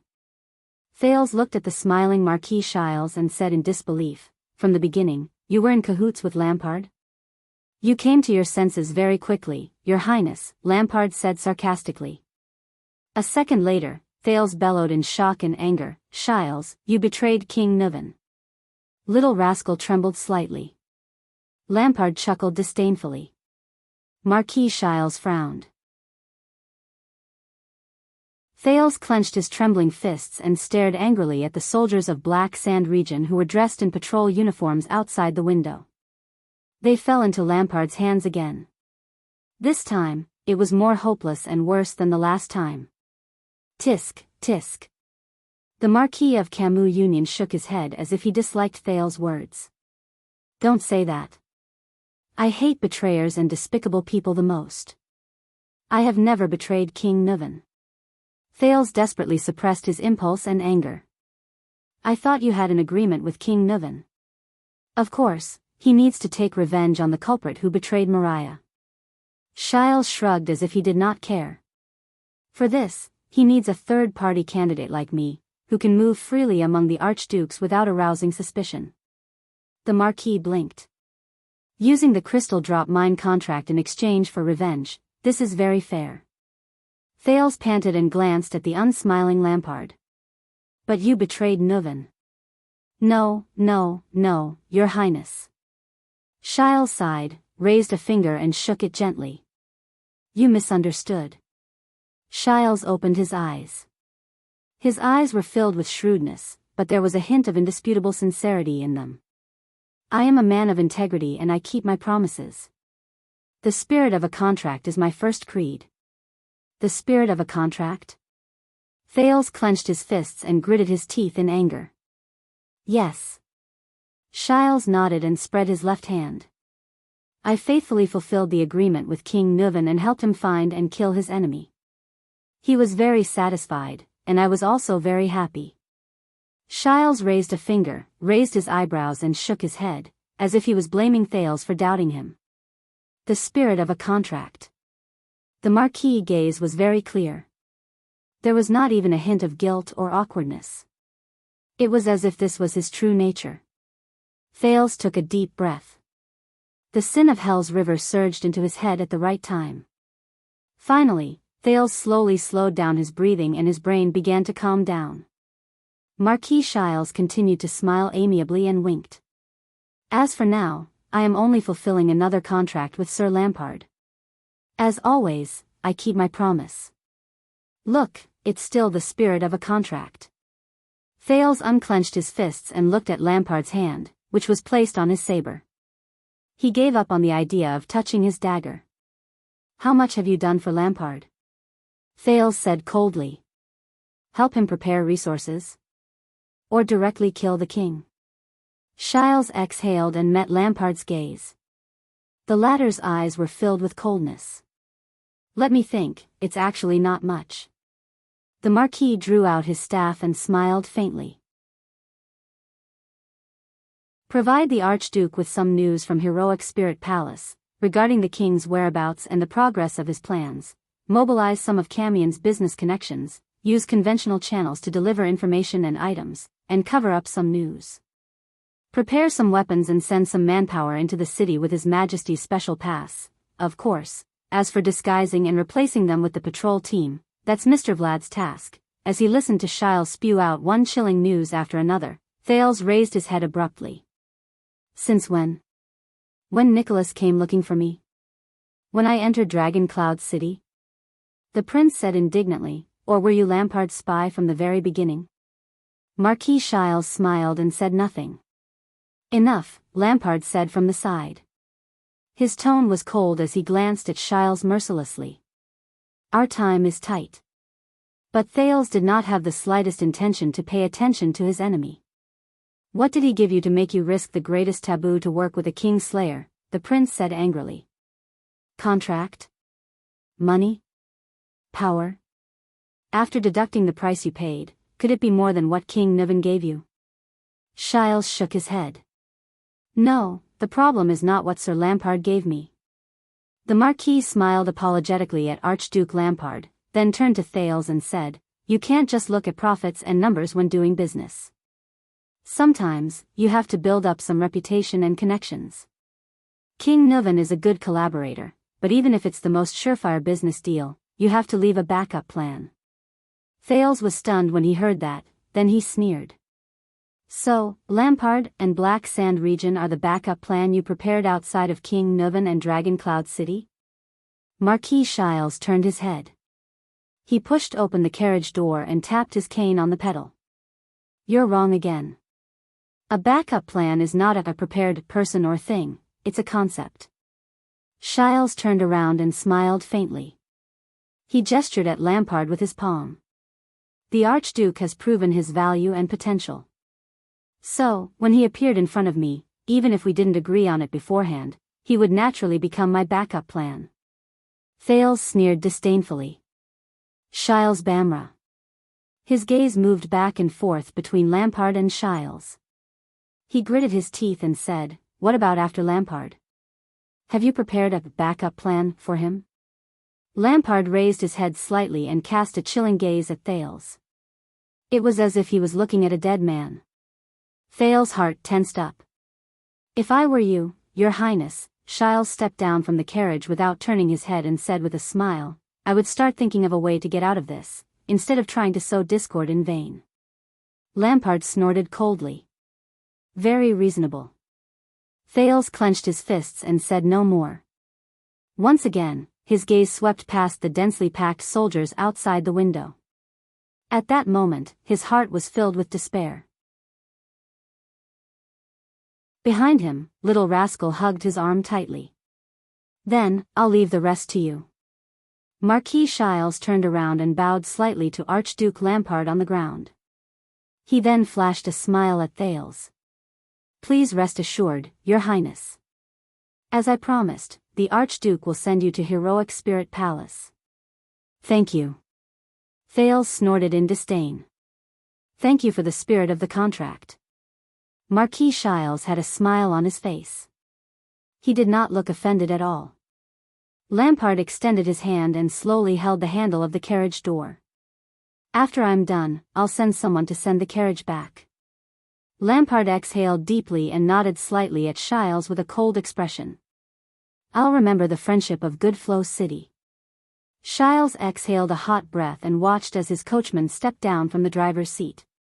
Another soldier from Black Sand region took his place. No, there's no need for that. The Marquis shook his head. With a profound gaze, he swept past Lampard and the two children. His tone was full of pity. I think I don't need this carriage anymore. The few of them were silent for a few seconds. Farewell, Your Grace. Marquis Shiles tidied up his luxurious clothes, which were wrinkled from getting up and down the carriage. He straightened his top hat and said respectfully, I wish you all the best and that all your wishes come true. Lampard was about to close the carriage door when he suddenly stopped. The Archduke of Black Sand region paused for a moment. He turned his head and stared at Shiles with a stern gaze. All my wishes come true. Do you think I'll succeed? Lampard said flatly. Thales thought of something. Succeed? What do they want to do? Of course, you have a unique vision and bearing. Marquis Shiles exhaled with a rather emotional sigh.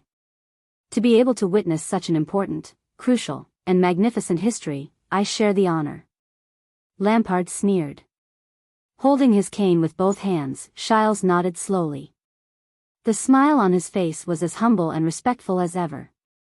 I have no doubt about your future. The Archduke of Black Sand region's gaze was complicated. He stared at the Marquis with a subtle expression. After a few seconds, he nodded in response. Good day, Your Highness. Shiles turned his head and looked at Thales, who had an unpleasant expression. He also gave his blessings respectfully. I also wish you and your maid, but his words made Thales feel extremely sarcastic. All the best and that all your wishes come true.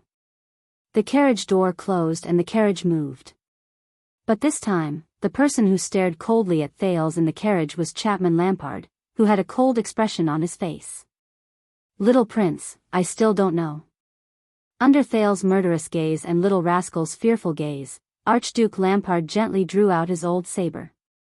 He turned his frightening gaze towards the prince and the girl beside him. Since when did you have a maid? Facing the cold gleam of the blade, Little Rascal trembled slightly.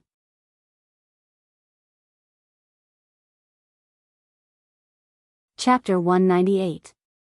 Thales stared blankly at Lampard's half-unsheathed sword. This was not the first time he was in danger. Based on Thale's understanding of this world, it might not be the last either. However, he really did not know what he could do when he was in the same carriage as the murderous Archduke Lampard, and there were countless soldiers outside the carriage. Could he use his so-called mystic energy again? Thales reached out and held Little Rascal's hand tightly. "You're Nuven's granddaughter, aren't you, little girl?" Lampard flipped his sword over and said flatly. Both of them froze. Thales' palm was ice cold. For a moment, he did not know how to react. He realized it. The Archduke of Black Sand region stared fixedly at the old sword in his hand. His eyes were filled with a strange emotion. When Nuven went to war against the Calamities, he brought you and her, the two most important bargaining chips, with him. "This is really unexpected," Lampard said to himself. Little Rascal was so frightened that she could not even speak. Thales took a deep breath. What should he do? No. Since it was already the end. He had to at least figure out some things. Thales slowly raised his head and stared straight into Lampard's eyes. "I think your actions are probably out of Nuven's expectations as well." The King's Slayer. Asterisk swoosh. Asterisk there was a crisp sound of metal scraping against metal. Little Rascal trembled slightly. Thales was also startled. Lampard turned his head.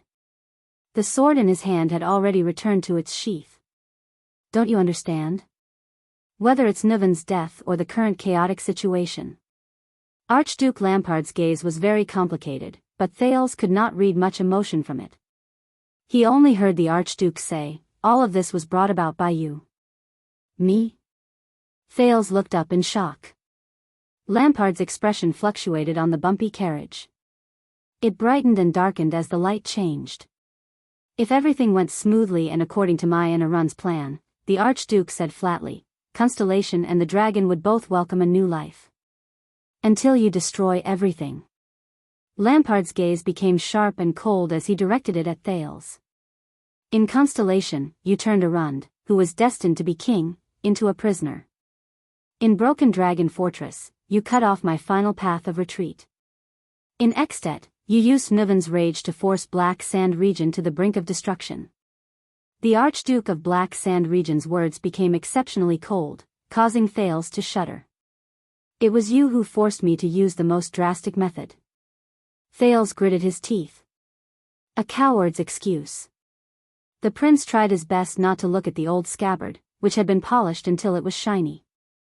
He did not take a single step back and said, "Why don't you ask yourselves, why did you assassinate Prince Mariah and covet the throne? Even after the plan failed, it wasn't that you didn't have any other way out, but you chose the most extreme one."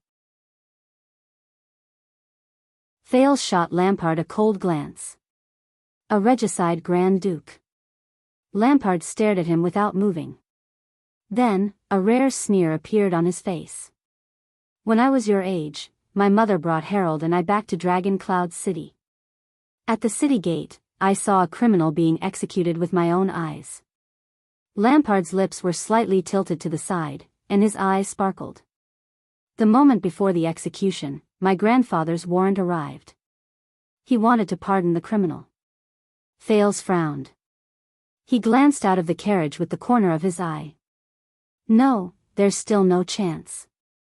In the end, Lampard continued, "Before the warrant was read out and the king's order had yet to take effect, the executioner swung his axe and chopped off the criminal's head."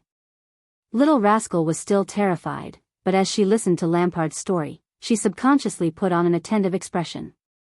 The executioner was a valiant warrior. His methods were clean and efficient, without any hesitation. "Even now, I still remember the head that was raised high and the blood that spilled. I also remember the scene of him casually receiving the king's warrant with his bloodied hands." The Archduke paused for a moment. He lowered his head and looked at the sword in his hand. "In the carriage, Harold kept comforting me, who was crying out of fear." Lampard seemed to be in a daze. He said quietly, "That was the first time I understood what death and slaughter meant." He raised his head and turned towards Thales. But this time, Lampard did not look at Thales. Instead, he looked behind him. At the little girl. Thales's heart clenched. He could not help but tighten his grip on little rascal's hand. Later, my mother told us that the executioner was her biological brother, our uncle, Prince Nuvan Walton. Lampard said expressionlessly, his sharp eyes fixed on little rascal. Nuvan Walton VII, your grandfather, my uncle, was born a murderer. He was ruthless, tenacious, and stubborn. He could not tolerate weakness and hesitation, especially after he was crowned. Little rascal only stared at Lampard blankly. She did not even dare to breathe loudly. He always liked to deal with his enemies in a simple, violent, and swift manner, Lampard said flatly. Thales's gaze shifted. The scene of King Nuvan killing Pofret, poisoning Alex, and banishing Merc without hesitation in the Hall of Heroes was still vivid in his mind. But the scene that left the deepest impression on him was when the old king took out Triumph and placed it in little rascal's hand. He did this to the glacial orcs, to White Mountain, to the Alliance of Freedom, and to Constellation. Lampard cast his gaze out of the window again. There was a heaviness in his tone that Thales could also sense. It's the same for Black Sand region. The only way to deal with him is to be faster than him. Before he destroys me, destroy him first. Lampard's fingers tightened on the scabbard.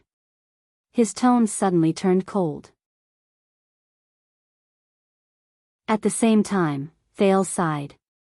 I understand, the prince suddenly said. His words were filled with exhaustion and emptiness. Start with the fortress. Lampard looked at him and raised his eyebrows slightly. What? Your plot.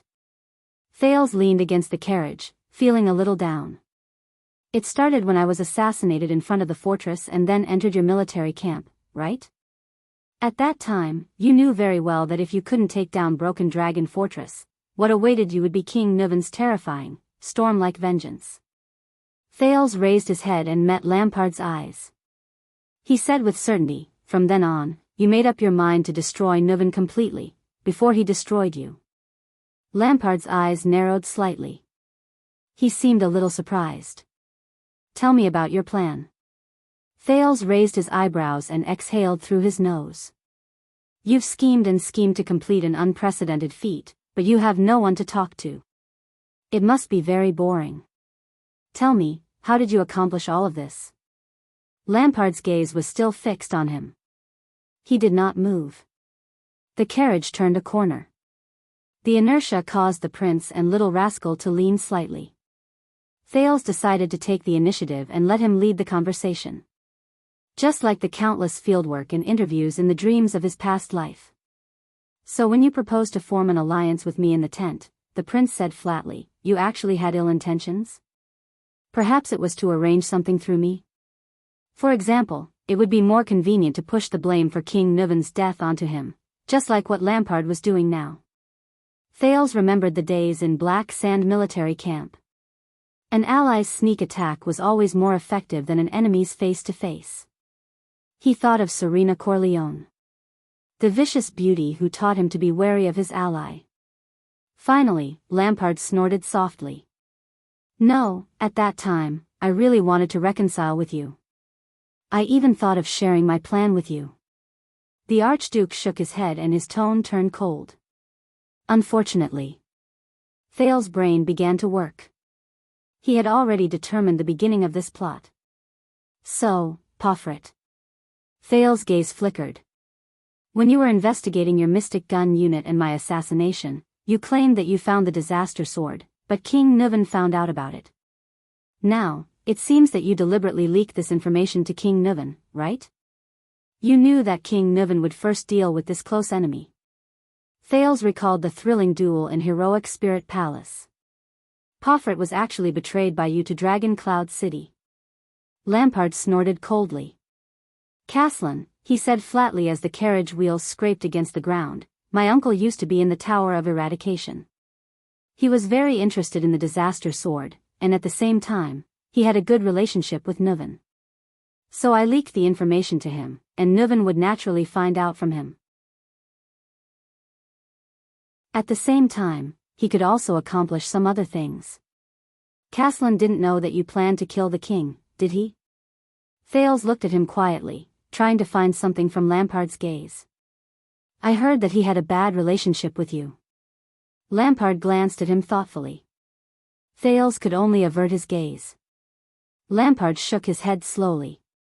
When you were assassinated, I knew that Poffret was trying to set me up. That selfish and cowardly fellow was naive enough to think that we were just playing a game where he could take back his chips at any time and quit the game to cut his losses. Thales sighed. He paid the price. He betrayed his ally, and in the end, he died because of his ally's betrayal. As you said, investigating this matter was only to leak this information to Nuven. Of course, it was also to fill in the gaps in my troops. In fact, it was this investigation that gave me an unexpected discovery. Lampard's fingers gently stroked his sword. Thales raised his head. What discovery? Lampard gave him a mysterious look and shook his head. Thales looked at him quietly, but the other party had no intention of explaining at all. The prince could only sigh in his heart. So, you used Poffret as a sacrificial pawn to attract King Nuven's attention. Based on his experience in the interview, Thales chose to skip this point and continued the topic. And you were busy preparing your conspiracy. For example, you used my assassination as an excuse to brazenly send troops to the north to escort me. You even contacted an ally like Shiles, right? Lampard stared at his saber. His gaze was cold. This was the last use that coward from Beacon Illumination City could play, the Archduke said slowly. To divert some attention and buy some time, the meeting, the banquet, the duel. I heard that Nuven had a great time in Heroic Spirit Palace. Thales' tone became low. At the same time, he lost his vigilance against you. Lampard nodded. His eyes were filled with a piercing glint. In the half a day given to me by Poffret's death, I had to secure victory. Betraying an ally, diverting the enemy, seeking an ally, seizing the opportunity to dispatch troops, preparing a plan, and the final thunderous strike. Thales sighed. Unfortunately, it happened to be a chaotic night caused by the calamity. You really are a lunatic. He raised his head and stared at Lampard in disbelief. Do you know that no matter which part of this goes wrong, you will be consigned to eternal damnation? Lampard paused for a moment. The carriage drove over an uneven ground, and the carriage shook violently. Little rascal, who was already nervous, could not help but scream. Lampard suddenly raised his head. Consigned to eternal damnation? The Archduke of Black Sand region raised his voice. Lampard's sharp gaze was chilling. Child, you don't know anything.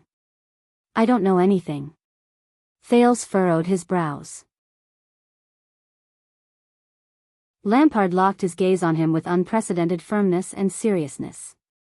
His tone was full of suppressed emotions. In order to complete that grand plan with Arund, we started preparing many years ago. From the communication of intelligence to the mobilization of the territory, from the bribing of connections to the search and cultivation of talents. In order to take down the fortress, I issued a rarely seen draft law in the history of Extet. I used up almost every copper coin, every drop of blood, and every man in the territory. The day before the bitter cold winter was imminent. I did not reserve supplies, did not cultivate wastelands, and did not transport rations. I bet everything on this plan. Thales was slightly stunned. Lampard continued, his tone becoming more and more urgent. For this plan, Black Sand region has long been unable to make ends meet, be it in terms of rations or funds. It is impossible to repay the money I borrowed from the Camian merchants. Our finances are about to collapse, and the coming year will only become more and more difficult. I don't have a lot of trustworthy regular soldiers. 2,000 is the limit. There are even fewer who are willing to fight against Dragon Cloud City. After the Great Dragon appeared last night, I secretly executed a group of waivers. Even so, I can't directly order them to surround and kill the king. I can only use vague orders to let them fight against Extet's enemies. And in Dragon Cloud City, the counts in the suburbs can recruit an army that is several times larger than ours. As for the Walton family's own recruits, once they discover us, we will be destroyed in Dragon Cloud City's encirclement at any time. We won't even be able to cause a splash. For last night, I braved the impending day before the bitter cold winter, gnawed on dry rations, and brought the meticulously trained army all the way here. Their gazes when they looked at me were filled with fatigue, dejection, and confusion. They only relied on the instincts left behind from past training to maintain the most basic combat power. My people, from Levant to Kentvita, from Tolja to Bits, all bet their lives and heads to restrain the army to follow me into this bottomless abyss. And we didn't even think about the supplies and warmth on the way back. Lampard tightened his grip on the scabbard in his hand. His expression was terrifying and fierce. Because I know that it is very likely that we won't even have a way back. This is an expedition with no way out. Thales stared at Lampard in a daze. The Archduke of Black Sand region, who was unsmiling and ate venison in the tent, whose face flickered with the light from the fire, who pushed a wine glass towards Thales, only to be rejected by him in mockery, began to become three-dimensional in front of Thales' eyes. Do you understand now, young prince? When you were sitting comfortably in Renaissance Palace, receiving the royal family's name, and when your father was helping you eliminate enemies like Arund, the Archduke of Black Sand region said slowly, Black Sand region and I were already beyond redemption. What I did was to seize the last chance of survival in a hopeless situation that was already beyond redemption. I racked my brains to manipulate the situation and atmosphere, mobilized all possible and impossible manpower and connections, made countless promises, from the Marquis of Good Flow City to the gang leaders, from Camus Union's merchant group to the Armor District's information peddlers, from Shadow Shield to the Charlton family. I even asked Shiles to urge and intensify the conflict between you and Pofford at the fastest possible speed, and Lampard stopped talking. He took a deep breath and adjusted his emotions. All so that I could rush forward and deliver the final, lightning-fast, fatal blow before Nuven realized it. The Archduke's eyes flashed. I can only sit here after experiencing all this. I have the future of our two kingdoms firmly in my hands. Thales stared at Lampard in a daze. It was as though he was getting to know him for the first time. The carriage drove through a street. The soldiers of Black Sand region cleared the way for them in a low-key but effective manner. Thales suddenly noticed that compared to the last time they met, Lampard's hair had turned much whiter, and he looked more haggard. His lips were pale, and his eyes were sunken. Black Sword's words before the battle with Giza resurfaced in his mind. They seek hope in hopeless situations, seek to turn the tables in the midst of losses, sublimate favorable situations into certain victories, and turn unforeseen and unexpected situations into their own support. Thales exhaled deeply. I understand now. The prince closed his eyes. Powerful people, so that's how it is. Lampard narrowed his eyes. What? Thales opened his eyes. Under Little Rascal's curious gaze, he said flatly, in your game, in the confrontation between Dragon Cloud City and Black Sand region, you are undoubtedly the weaker party. You are at a complete disadvantage and in imminent danger. The prince sneered softly. Do you know, after Nuven killed Poffret, he even threatened to send troops to Black Sand region at the beginning of spring in exchange for a satisfactory Archduke of Black Sand region? Lampard lowered his head and snorted. As I expected, my dear uncle. You know your uncle, your king, and your opponent very well. But he doesn't know you, doesn't know his nephew. Thales heaved a long sigh. You gambled everything, not even leaving a way out for yourself. You schemed, plotted, and did everything you could to gather chips. For the sake of survival, you risked your life. Lampard did not speak. Thales chuckled softly. His voice was full of sorrow. In comparison, Nuven Walton was the common elected king. He controlled Dragon Cloud City, held supreme authority and great power. Even though you killed his son, he still treated you as a weak vassal. Thales sighed softly. Because of his own strength, he was confident. He treated you as someone like Poffret, as an insignificant existence that he could easily destroy with a flip of his palm. In this game of life and death between Nuven Walton and Chapman Lampard, you were the truly powerful one. The second prince raised his head and stared at Lampard calmly. And King Nuvan's failure and death, it was already destined. At that moment, Thales noticed that Lampard's gaze on him was different. Very well. The conversation has begun. Thales took a deep breath. So, there is still one last question that I still can't figure out. Under Lampard's complicated gaze, Thales slowly enunciated each word. Aside from being an assassin, why did you come to Dragon Cloud City personally? Anne.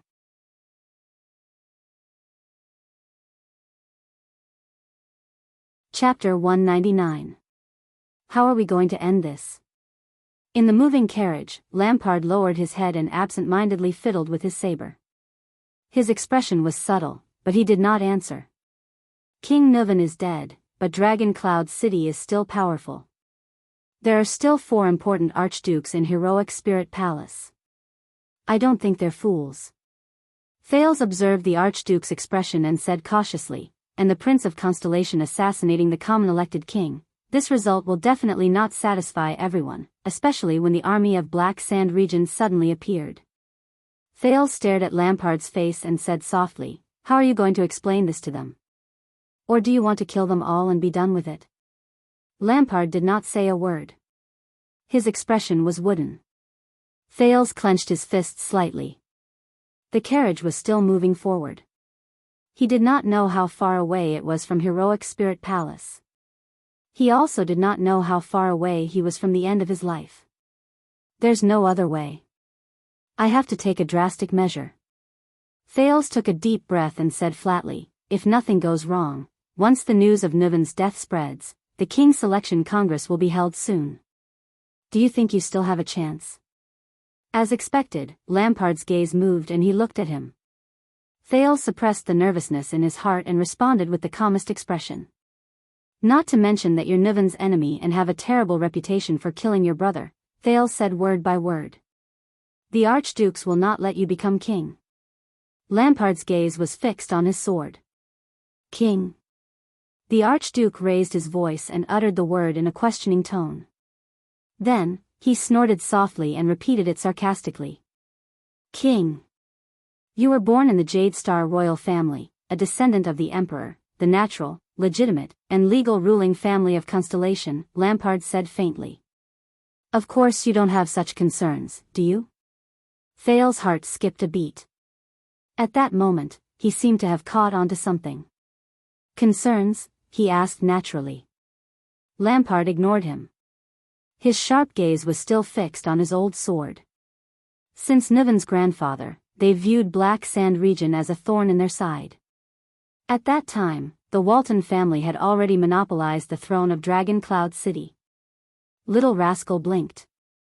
When it came to Nuvan's father, the Walton family began to attempt to control Black Sand region, Lampard continued. His gaze was a little dazed. For example, recruiting the youngest son of the Archduke of Black Sand region into the White Blade Guards, or marrying his daughter, the noble princess of Extet, to her father, the heir of the Archduke of Black Sand region, in the name of the king. Thales furrowed his brows slightly. He seemed to have heard a similar story during the duel between King Nuvan and Pofret. That's how my parents got married. Lampard sighed. Then, a rare smile appeared on the Archduke of Black Sand region's face. Unexpectedly, this marriage, which was purely based on the king's will, turned out to be a good one. According to the old servants, my mother did everything she could to make my father fall in love with her. She gave birth to 2 sons and 3 daughters for him. This love lasted until my father became the Archduke. The carriage entered a narrow alley. It seemed to be taking a shortcut or taking a detour. Lampard continued to speak. Just like that, my father resisted the corruption of Dragon Cloud City with his own power, even though this corruption originated from the woman he loved the most by his side, his family and power. He hovered in this balance all his life. Thales and Little Rascal listened quietly. Such an Archduke of Black Sand region was rare. Since we were very young, Harold and I were brought back and forth between Dragon Cloud City and Black Sand region by our mother. Archduke Lampard exhaled. His eyes were filled with nostalgia. Until we came of age, until Harold took over the governance of Black Sand region. Harold? Thales's heart skipped a beat. The name seemed a little unfamiliar. He is, Lampard paused for a moment. Harold Lampard, my eldest brother. Gloom and mockery flashed in the Archduke's eyes. A ridiculous fool. There's no one more foolish than him in the world, he said faintly. Little Rascal seemed to recall something. She stared at Lampard with a slightly pale face. Thale sensed a different emotion in Lampard's tone. You don't have a brother, do you? Lampard's gaze was still fixed on the sword. A few seconds later, he said desolately, how lucky. Thales raised his eyebrows. He remembered the 2 small stone jars in the Jadestar family tomb. His elder sister and brother in name. Lydia and Luther Jadestar. Lampard gently pulled out his saber. The Archduke's expression was complicated. His fingers gently stroked the sharp blade. Until 12 years ago. Lampard raised his head slightly and looked at Thales. His tone turned cold. Everything changed.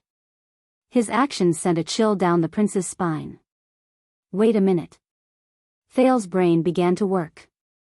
12 years ago. 12 years ago again? That means, an unprecedented civil strife broke out in Constellation.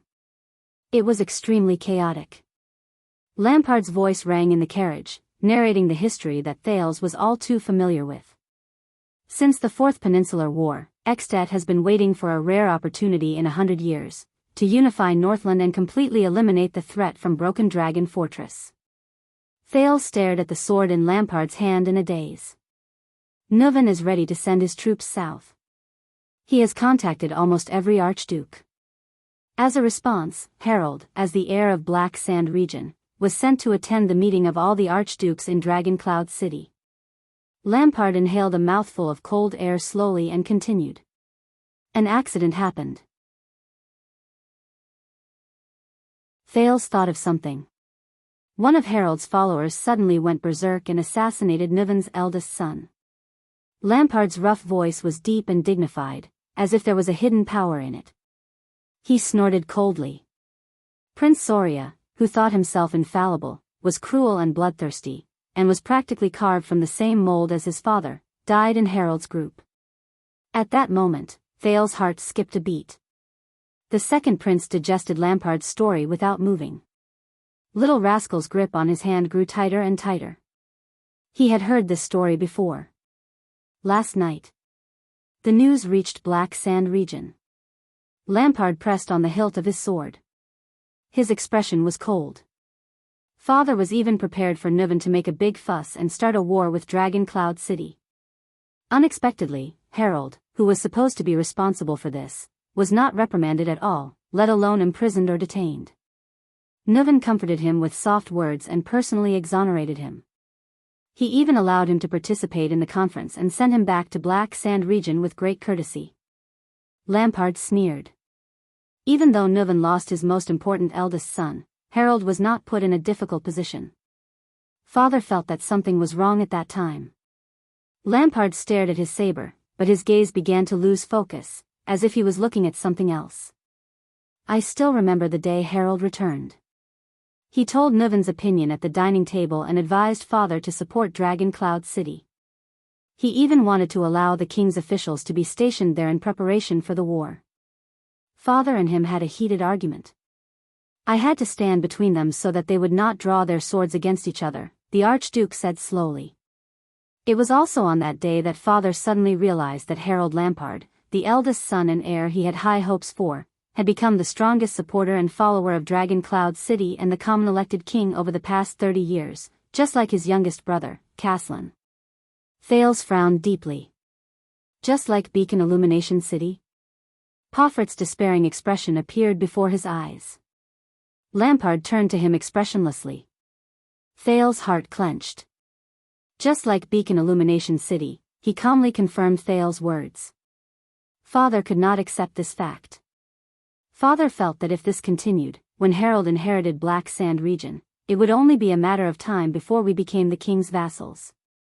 Lampard's expression was cold and threatening. Even the position of Archduke of Black Sand region would soon become a vassal matter that Dragon Cloud City could decide with just a word. Sincere talks, threats, scolding, lecturing, and even having me advise him from the side. Father tried everything to change Harold's mind. But it was all in vain. Little rascal shrank behind Thales with a pale face. The terrifying Archduke of Black Sand region lowered his head. His expression was rather gloomy.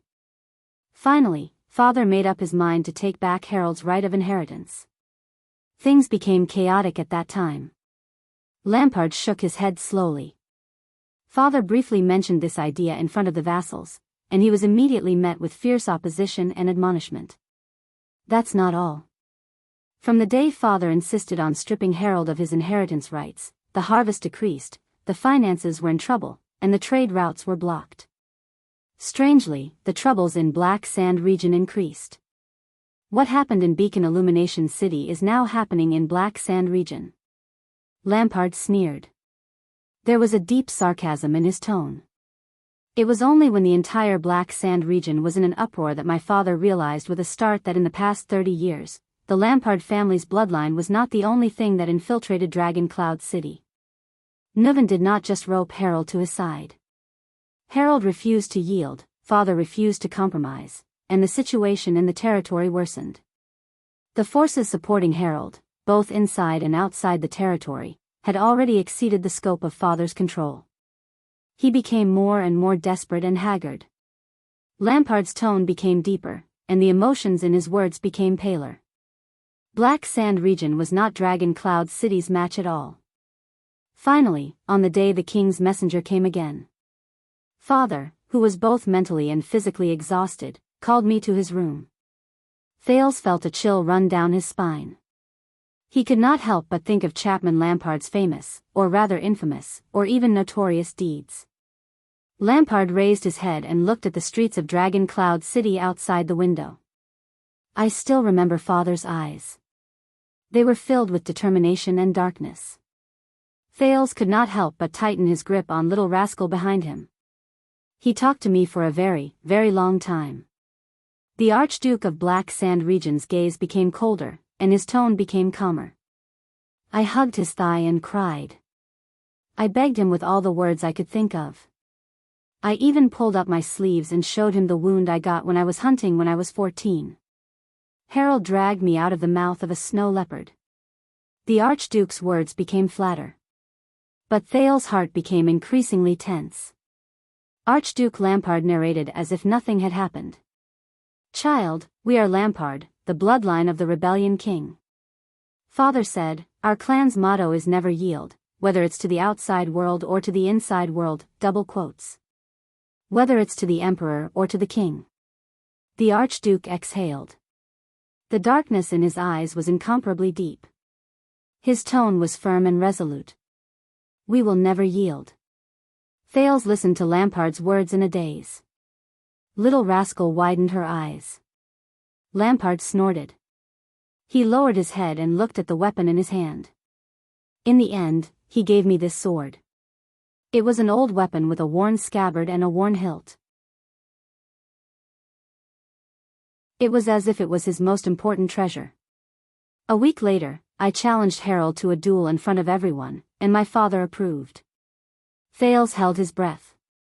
He did not even dare to breathe loudly. Mother knelt in front of the study room and cried for the whole night. Father sat in the study room with the light on for the whole night. Lampard slowly turned his saber around and caressed the emblem of an iron fist on the hilt. Until Mother fainted and was sent away by the servants. There was a moment of silence in the carriage.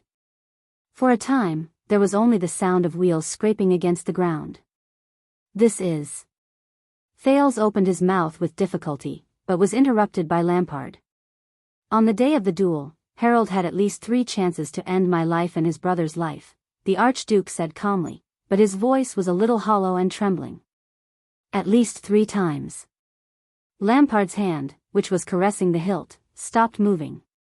His voice became ethereal, as if he was speaking from a very, very far away place. In the end, when I pierced his heart, I saw his face clearly, the Archduke said flatly. He was smiling. Lampard took a deep breath. With his head lowered, his expression was hard to read. It was the same smile as the day he dragged me out of the snow leopard's mouth. Thales sighed. This is simply, Harold pulled my collar and whispered his last words into my ear. Lampard snorted softly, as though he was telling a story from someone else's dinner. Remember, Chapman. Lampard shook his head, and he looked at Lampard. We will never yield. Lampard chuckled, unable to discern his emotions. Thales raised his head and stared at his sword in a daze. The sword that belonged to the Archduke of Black Sand region, the one that killed his brother. On the second day, Lampard's voice traveled into his ears. Mother jumped down from the highest lookout post in the castle. On the third day, Niven ordered me to go to Eternal Star City and declare war on all of Constellation. Thales and Little Rascal did not move. A wordless sorrow permeated the carriage. The story of Lampard's family filled him with mixed feelings. A month later, at Raymond Pass, when the kingdom's wrath broke through the encirclement with the last of their courage and arrived in front of my father did not dodge or raise his sword. He allowed Mu to break his neck. Lampard chuckled softly. It was only later that I suddenly realized that my father was probably seeking death. Perhaps he could reunite with my mother and Harold under Hell's River. Lampard did not speak anymore. Thales exhaled slowly. So, everything you did was for revenge? He frowned and asked in surprise and bewilderment, do you want Niven to pay the price, or do you want Dragon Cloud City to be destroyed? Lampard sneered mockingly. He slowly leaned back and revealed his face under the light again. Hatred? That ridiculous thing? Don't compare me to a coward like Pofret. Thales furrowed his brows. Then why are you telling me this story? The prince asked, puzzled. Don't tell me that you just want to talk to a dying man. The Archduke of Black Sand region's gaze slowly darkened. Lampard looked at him condescendingly and shook his head slowly. His voice was low and cold, and his words were chilling. You are indeed very special, child, but your vision is still stuck at the level of those mediocre people. As for what I really want, compared to self-preservation, revenge, the death of a king, and the destruction of a territory, Lampard inhaled slowly and said in a firm tone, I want a little more than that. Thales stared at Lampard's face seriously, quickly trying to figure out what he was thinking. Of course. Lampard snorted softly. You were born in the Jade Star royal family, and lived in the era after the virtuous king. You will not understand this kind of sorrow. The Archduke's words ended there. Lampard closed his saber and said no more. Thales was slightly stunned. The virtuous king. It was not the first time he heard this title from the Northlanders. The last time he heard it was from King Niven. At that time, Thales did not react. But this time, Thales remembered. He subconsciously touched his chest. The virtuous king, Mindy's Jade Star III. One of the 3 kings of Constellation. A king is not respected by his bloodline, but his bloodline is glorious because of the king. Why? Why did King Niven and Archduke Lampard mention this supreme king of Constellation from more than 100 years ago? What did he do? And what did Lampard want? Thales lowered his head deeply. I don't understand. Thales panted rapidly, trying to sort out everything that was confusing.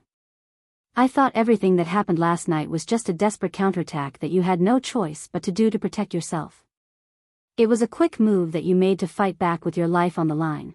If Black Sand region did not do this, then Dragon Cloud City would. Lampard turned his gaze and looked at him thoughtfully. Thales bit his lower lip. You roped in other forces like Shiles, mobilized so many troops into the city, replaced them right under the secret room's nose, and even bribed assassins to assassinate the king. The second prince raised his head and said anxiously, your plan was not thorough at all. If it was not a coincidence like the invasion of the Calamities, which caused the king to leave the protection of the White Blade Guards, you would not have succeeded at all. At this moment, Lampard snorted coldly and interrupted Thales' words. Coincidence?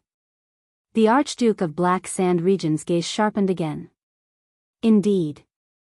Normally, my flawed plan would not have stood a chance at all, Lampard said calmly. The common elected king, heavily protected by the White Blade Guards, sits in the tallest building in the city, Heroic Spirit Palace, controls the indestructible Dragon Cloud City, controls the most abundant and valiant soldiers, enjoys the best supplies and weapons, and even has eyes and ears like the secret room. Even if all 2,000 of my men are supreme-class warriors, it is impossible to kill him under these circumstances. Thales was slightly stunned. So, you're right. If there were no accidents brought by the calamities, chaos in Dragon Cloud City, negligence in the city gates and gatehouse, the king's enlistment ban, the White Blade Guard's mistakes, the emptiness of Heroic Spirit Palace, and martial law in Shield District, Lampard said softly. Then it would have been impossible to accomplish this with just the cooperation between me, Shiles, Vlad, or other allies. Thales' gaze froze. He heard another hint in Lampard's words. Thales' expression slowly changed. What do you mean by this? The second prince asked slowly and with great difficulty, using his most cautious, careful, and light-hearted tone. No, impossible. Lampard sneered faintly. They didn't tell you anything, did they? The Archduke of Black Sand Region's tone was as if he was mocking an ignorant child. Whether it was the arrival of the calamities or the assassination. Calamities? Assassination? Little rascal instinctively felt that the atmosphere before her was not right. As expected, in the next moment, with an incredulous guess in mind, Thales suddenly leaned forward and instantly raised his voice. Who are they? Who else is working with you? Lampard shook his head slowly. His eyes were full of disdain and sneer. Take a guess. The Archduke of Black Sand Region's voice was very calm, as if this was a very relaxing conversation. What kind of allies and forces of power could cover up everything for me, make connections, formulate a plan, and even create an almost impossible coincidence like the calamities for me to support me in accomplishing such a magnificent feat? What kind of existence could stir up such a storm in Dragon Cloud City? Thales was dumbfounded. He did not dare to think about the answer in his heart. It can't be. It can't be. At this moment, the carriage stopped.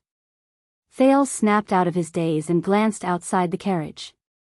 This isn't Heroic Spirit Palace. The second prince was stunned for a moment. What do you want? Lampard exhaled slowly. One of my collaborators wants you alive. Thales widened his eyes.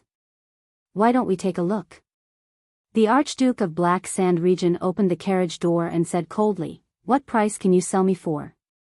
Constellation, Eternal Star City, an unknown underground area. The torches were gradually extinguished.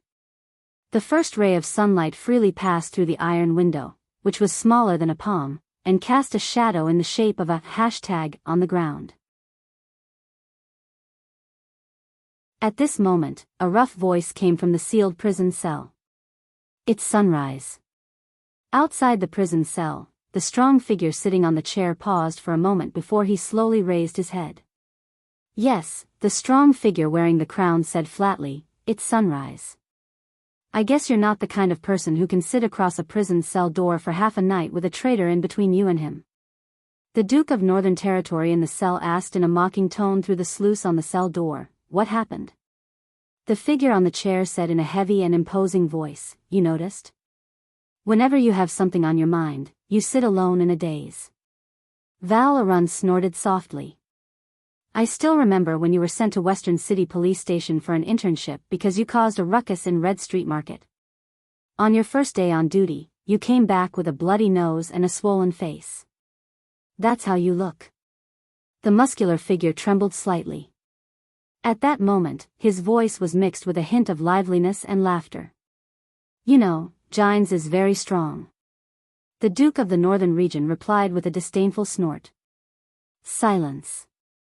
After a while, the well-built figure rubbed the Jade Star badge on his hand. Will you miss them? The prisoner behind the small gate seemed to be slightly stunned. Who? The Duke asked in a low voice. The muscular figure revealed a pair of tired blue eyes, which were filled with unknown emotions. "Family," he said calmly. His voice was still deep. "The people we are used to, but only remember after we lose them." The person in the cell did not speak. Thus, the muscular figure continued. "For example, old Duke Arund, your brothers, Lohan, Kul, Nuranor, your sister, your wife, your eldest son and second son, boom." A loud hammering sound came from behind the cell. Enough. The Duke was panting heavily. He had been suppressing his anger for a long time. What's the point of saying all this now? There were a few seconds of silence. No, this is meaningful. The muscular figure slowly stood up. "It's about time," he said faintly. The prisoner behind the cell did not answer. "I came here to tell you," the visitor outside the cell slowly said, "the culprit who caused the Northern Territory to turn into a river of blood 12 years ago, the king of Extet who gathered his army and invaded the south." The Duke of the Northern Territory behind the cell door paused for a moment. His face reappeared at the opening of the gate. His breathing became heavier. Over there, he looked outside the prison cell at the Supreme King of Constellation, Kessel V. With his tall and sturdy posture, he spoke in the coldest and most terrifying tone in his deep voice. "The man who massacred the city for 3 days after breaking through Broken Dragon Fortress, and then marched his army into the Northern Territory after spring. The sinner who hung your father on the city gate, chopped your brothers into meat paste, caused your sister and wife to go missing, your 2 sons to die, and your youngest daughter to be paralyzed. The tyrant who burned, killed, robbed, raped, and plundered your family's land in the Northern Territory. He committed numerous crimes. The hateful enemy who made Constellation's disaster even worse, boom." The Duke of the Northern Territory's hands grabbed the iron bars beside the gate. His knuckles were pale, and his fingertips trembled slightly. "What did you say?" The Duke's voice trembled. "Nuvan Walton VII died a violent death last night," Kessel V said coldly and unquestionably. "The so-called born king has already paid the price for his atrocities." There was dead silence. It felt like a century had passed before the Duke's heavy breathing slowed down. "What did you do?" Val raised his head and cast his most incredulous gaze at his former close friend, the current king. "Kell. How did you do it? What did you do?" Kessel did not answer. He only stared coldly at the Duke and spoke slowly. "Last night, dragon's blood flowed on Northland. Extet's chaos began, and the kingdom of the great dragon will fall from now on." There was a terrifying chill in the king's voice. "With a blood-red glow, the long-dimmed stars will rise once again. The light is resplendent. Even better than before." As soon as Kessel finished speaking, he turned around without hesitation and left the compartment. He paid no attention to the Duke of the Northern Territory's hysterical questions. Expressionlessly, the Supreme King pushed open an iron door and walked out of the corridor. There, an old figure dressed in a black cloak and holding a cane bowed slightly to the king. "Did everything go smoothly?" the king asked coldly. "Of course." The Black Prophet Morat, the chief of intelligence of the kingdom and the master of the kingdom's secret intelligence department, smiled. He raised his body, and his tone was relaxed and calm. "Your Majesty."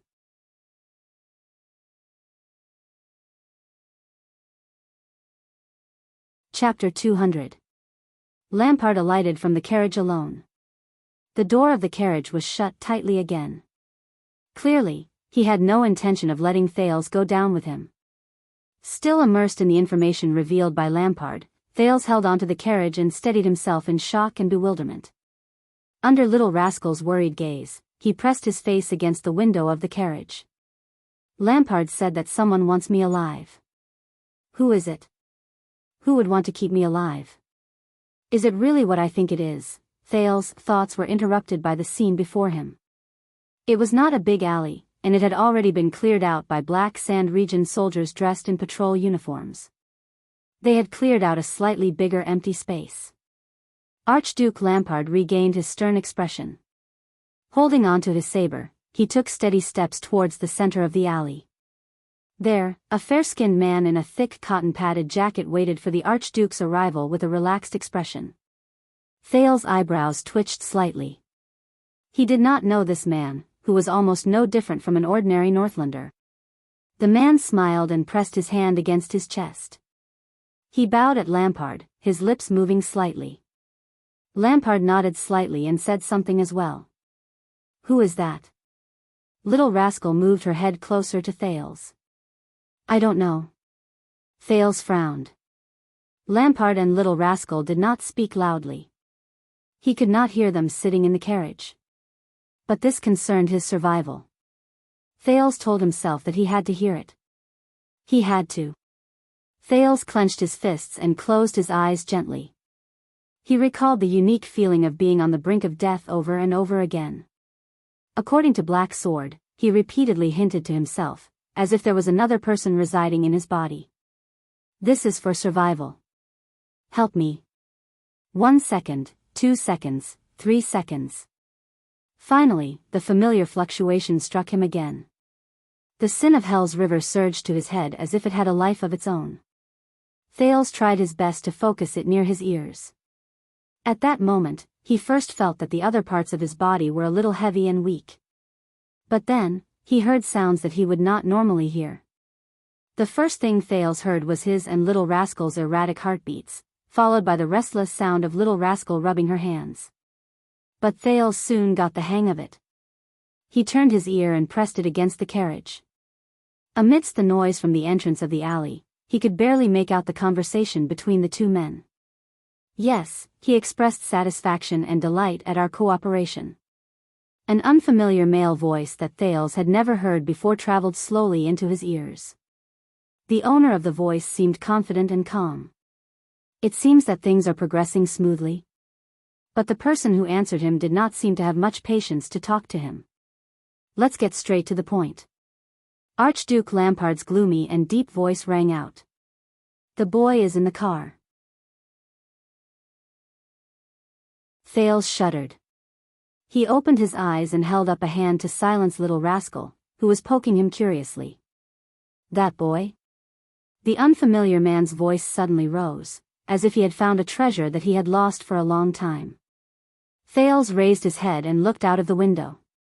There, the unfamiliar man in the thick coat turned his head and glanced in the direction of the carriage. This gaze seemed to pierce through glass, causing Thales to shudder. It was a pair of eyes filled with greed and lust. Just like a poisonous snake before it hunts its prey.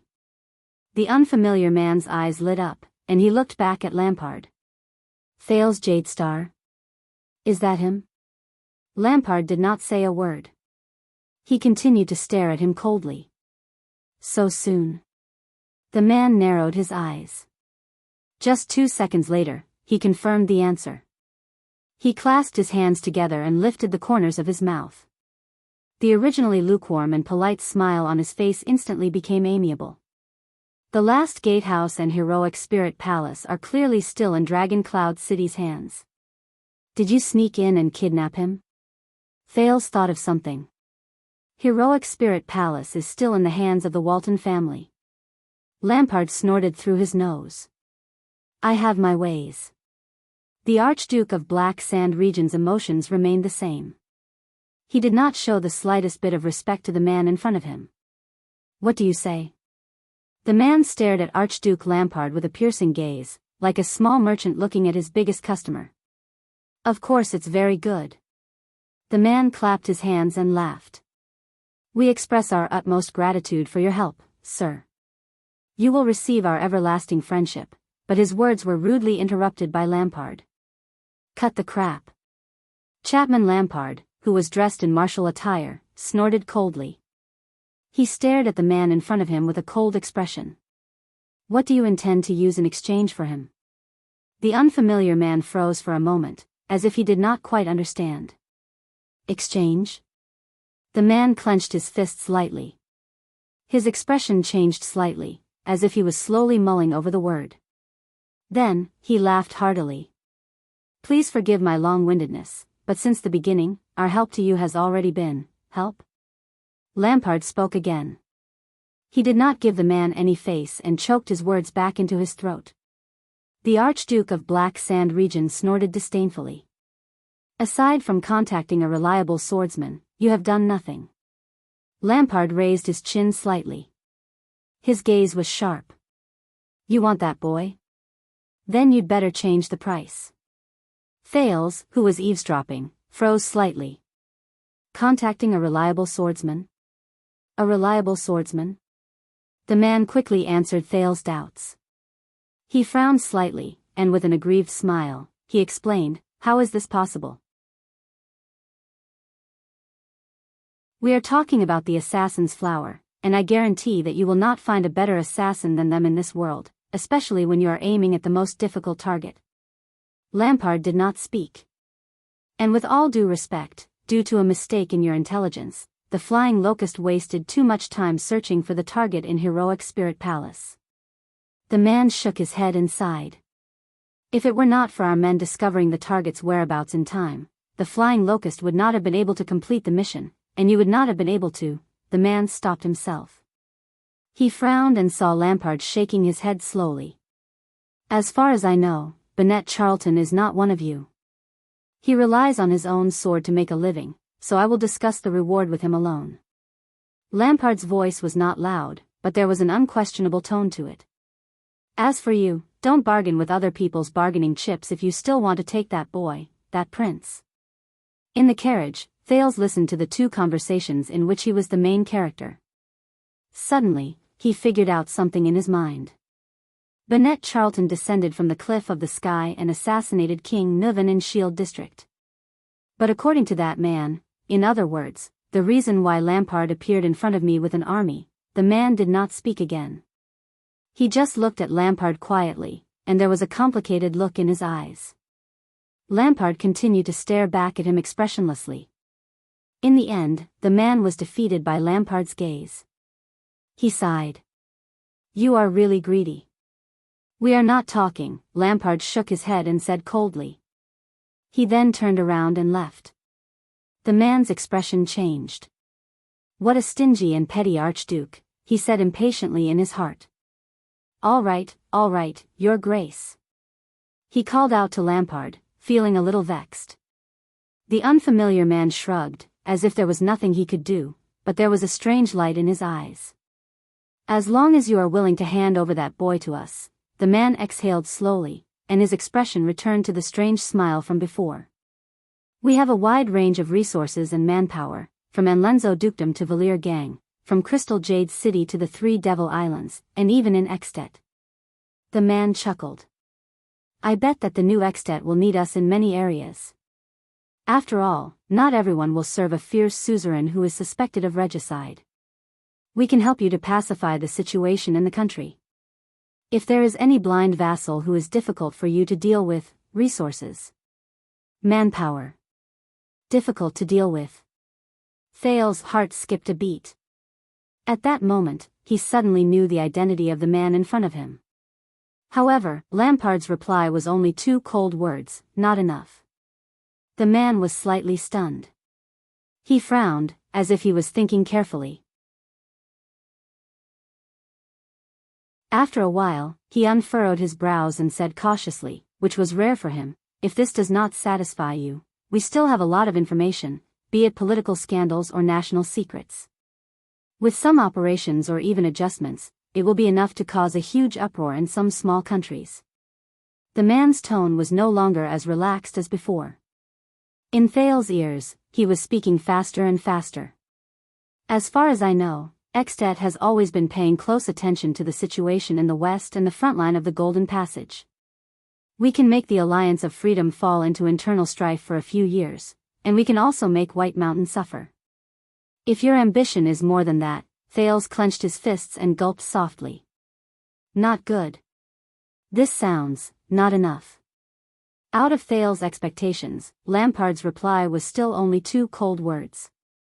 This time, the man's expression finally stiffened like never before. He scrutinized Archduke Lampard for a few seconds. The man closed his eyes and exhaled a breath of hot air through his nose. When he opened his eyes again, apart from the seriousness in them, there was also a murderous coldness in them. Then, what do you want?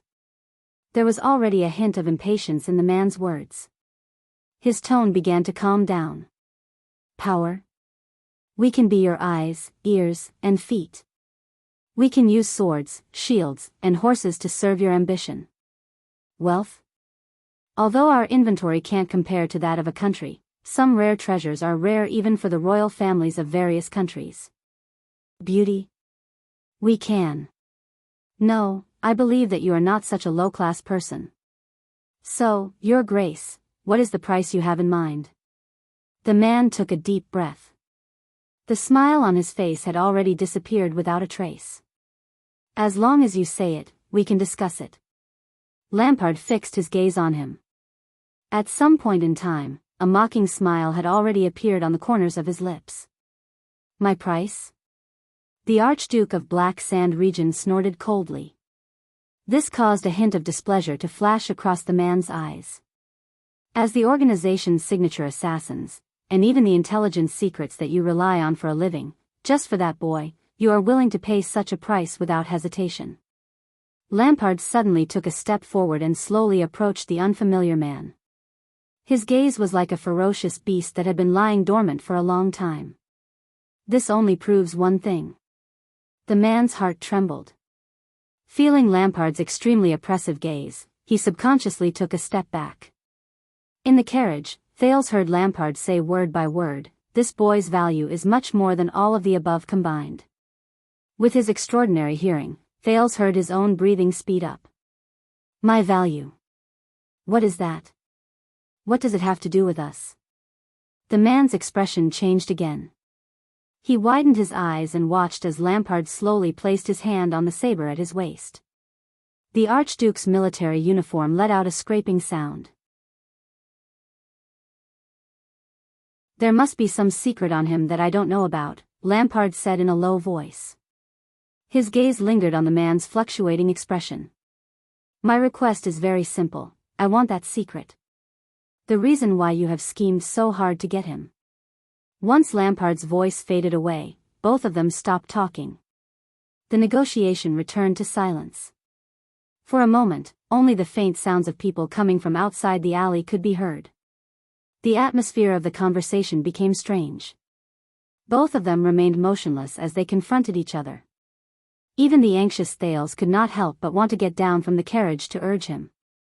Your honorable Archduke, you haven't even taken down Dragon Cloud City and Extet yet, and you're already thinking about other things? Finally, the unfamiliar man spoke slowly. There was a calmness and callousness in his voice that made people feel uneasy. You have such a bright future ahead of you. Why are you so ambitious? Thales could not help but purse his lips. I've already stated my price. Lampard did not have the slightest interest in talking to the other party. He looked at the man coldly. Tell me, why is he so important to you? The man glanced at the carriage and immediately lowered his eyes. He did not say a word. I'm pressed for time, Lampard added coldly. You have 10 seconds to decide. The man's eyebrows rose and fell continuously. His Adam's apple bobbed. He was hesitating. At that moment, even Thales held his breath. You know, he's a prince. The man exhaled and slowly said, naturally, a prince is very precious. Lampard snorted disdainfully. Don't tell me you're going to exchange him for ransom with Constellation. Why not? The man flashed a smile that he had not shown for a long time, but his eyes were filled with gloom. Everyone knows the Jade Star royal family's wealth. Then why don't I kidnap him and exchange him for ransom myself? Lampard quickly retorted with a dignified voice. Why should I make a deal with you? The man clenched his teeth lightly. Your Grace, I thought we came here today, the man replied with an unpleasant expression. But Lampard interrupted him again, disregarding his feelings. Actually, I've guessed a little. The Archduke raised his head slightly. The saber in his hand rang softly. Previously, when you arranged for the spies in my army to assassinate him, you did not hesitate. But today, you said that you want him alive. Thales gritted his teeth lightly. That's right. Lampard was talking about the assassination attempt with the mystic gun under Broken Dragon Fortress. If I connect this with Pomfret's last words, previously, you thought that it would be fine as long as he was dead. Now, you want to have the prince alive in your hands, Lampard said in a low voice. Your scheme is related to the ownership of the throne of Constellation, isn't it? The man narrowed his eyes slightly. From afar, he looked like a venomous snake sticking out its tongue. But Lampard's next words made the man's expression change abruptly. What you did in Constellation 12 years ago was also related to this. The man was not the only one whose expression changed drastically. There was also Thales in the carriage. The bloody year. He did not expect to come into contact with the secret that had troubled him for a long time under such circumstances. And the reason why you changed your mind and no longer wanted him dead. Lampard had completely taken control of the rhythm of the conversation. He tilted his head. His eyes seemed to contain the ice and snow of the entire winter. It was a big shot in your organization who came and overturned all the expectations of you small fries, right? The man's expression became more and more unpleasant. Lampard said flatly, was it him? Thales raised his head slightly. A question arose in his heart. Him? The man opened his mouth. He first took a deep breath before he looked up. You don't have to worry about this. The man's expression was filled with coldness and rejection. In short, we need that boy. Of course.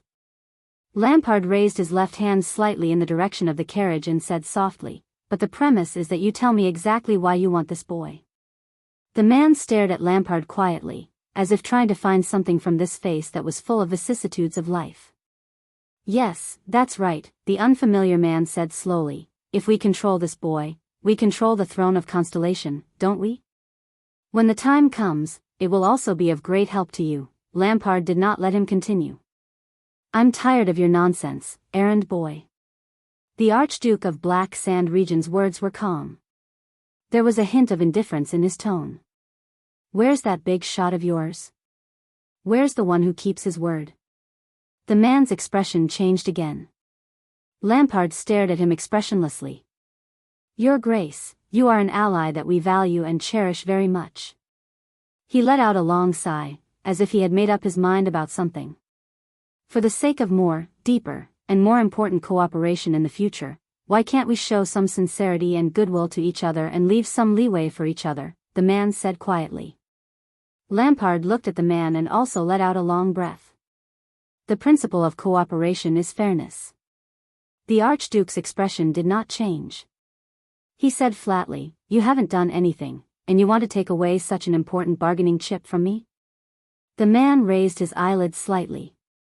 His pupils reflected a different kind of coldness. Haven't done anything? The unfamiliar man sneered softly. Believe me, Your Grace, if it comes to the point where we really want to do something, you won't want to see that day. A strange look flashed in Lampard's eyes. What do you mean by this? The Archduke of Black Sand Region said softly and slowly, enunciating each word clearly. It was as if he was afraid to wake up the people who were sleeping soundly in the morning. Thales instinctively felt that something was wrong. However, the man seemed to be oblivious to the Archduke's expression and tone. The corners of his lips curled up slightly. What I mean is, no matter how confident a person is, if they want to make an enemy out of us, they better think twice. The unfamiliar man raised his hand and tidied his robe. There was a deep chill in his words. Why don't you take a look at Constellation's 82nd? The man snorted coldly. And his terrifying eldest son, look at where they are now. Thales slowly furrowed his brows. Lampard stared at him without moving an inch. His expression did not change at all, but there was an indescribable color dancing in his eyes. The man put down his hands and raised his head to look straight at Archduke Lampard. His tone was filled with a strange emotion. Are there examples not enough to attract your attention? Lampard did not answer the man before him. He responded with the most direct action.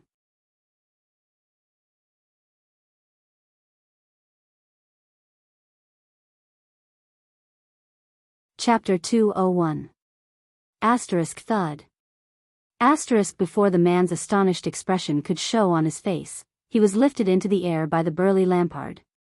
Watching everything outside the window, Thales and Little Rascal were both shocked. Why did he? Little Rascal shrank back in fear. Quiet, continue watching. Thales observed the situation calmly and stopped Little Rascal from speaking. The strange man was suddenly in danger. He reacted quickly and extended both his hands. A dagger and an awl appeared in his hands in an instant, and he thrust them towards Lampard. However, his arms were only extended halfway before they were firmly clamped by another person from behind. One of the 5 war generals of Extet who had escorted Thales all the way to Dragon Cloud City, Black Sand Region's Fire Knight, Lord Tolja, appeared behind the strange man. With a cold expression, he held the man's struggling arms. Lampard continued to choke him, his face expressionless. You. The man, who was having difficulty breathing, widened his eyes. He wanted to say something, but he could not. In the next second, Tolja twisted his hands. Asterisk crack. Asterisk the sound of muscles dislocating was heard. The man shuddered violently, closed his eyes, and moaned in pain. Tolja loosened his grip. The man's arms hung limply behind him, and the dagger and awl fell to the ground simultaneously. Asterisk clang. Asterisk, I gave you a chance, Lampard said coldly. What? The man broke out in a cold sweat and uttered with difficulty. Have you ever heard of this saying? Lampard said coldly, if you treat others like fools, you must be prepared to be treated like fools. The man mumbled desperately. Lampard loosened his grip slightly. Traitor. Getting a hard-won breath of air, the man gritted his teeth and said with a ferocious expression, We've arranged so much for you, but before he could continue, Lampard tightened his grip on his neck again. I've had enough. The Archduke of Black Sand Region's expression was as cold as ice that had been frozen for 10,000 years, but his eyes were filled with murderous intent. Charlton was the one who made the move, Camus Union was the one who pulled the strings, the gangs contributed their strength, Black Sand Region was the one who gambled everything, and my troops were the ones who controlled the situation. The top secret information and cover, including the most crucial calamity, were all thanks to those people from the south. Other than moving your lips, you bastards haven't done anything at all. Calamity. The group of people in the south. When he heard the key words, Thales sucked in a breath in a daze. Outside the carriage, everything was still going on. Lampard strangled the man's neck while Lord Tolja stood behind the man, watching with cold eyes. You're clearly unwilling to pay anything, but you're fanning the flames and adding fuel to the fire, yet you still want to sit back and enjoy the fruits of others' labor. Lampard's voice contained a chilling murderous intent. And you still dare to threaten me? The Grand Duke raised his eyes slightly, his tone suddenly rising. What gives you such confidence? Those hidden arrows in the sewers? A varmint that cannot be exposed to the light? A scumbag that feeds on garbage? The man struggled with all his might, but he could not say a word. Thales, who was in the carriage, took 2 deep breaths. He threw his messy thoughts aside, raised his head, and continued to look outside. Lampard's expression began to change gradually.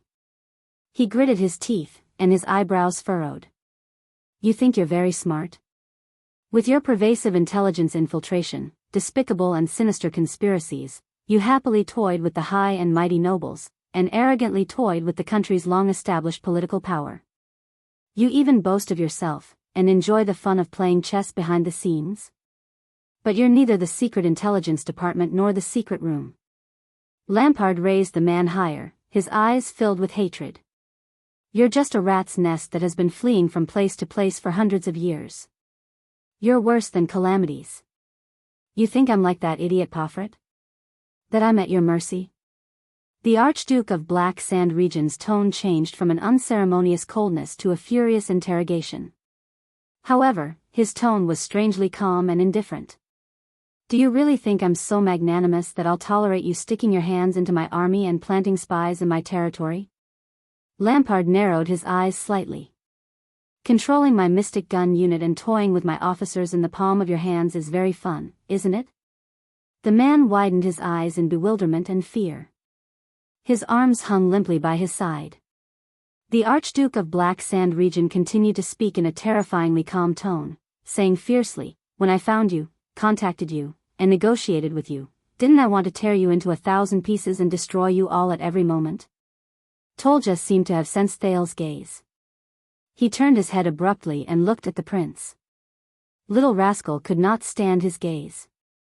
Frightened, she shrank back into her seat. Thales was slightly startled, but he still gritted his teeth. Under the Fire Knight's extremely oppressive gaze, he observed the scene outside the carriage. "And don't think that I don't know. You may be saying nice things, but you're still secretly infiltrating my forces," the Archduke said coldly. "You're just a bunch of trash who only know how to eat trash in the gutter. Constellation chased all of you out of the country because Kessel was too merciful." Lampard gritted his teeth. The wrinkles on his face formed a frightening outline.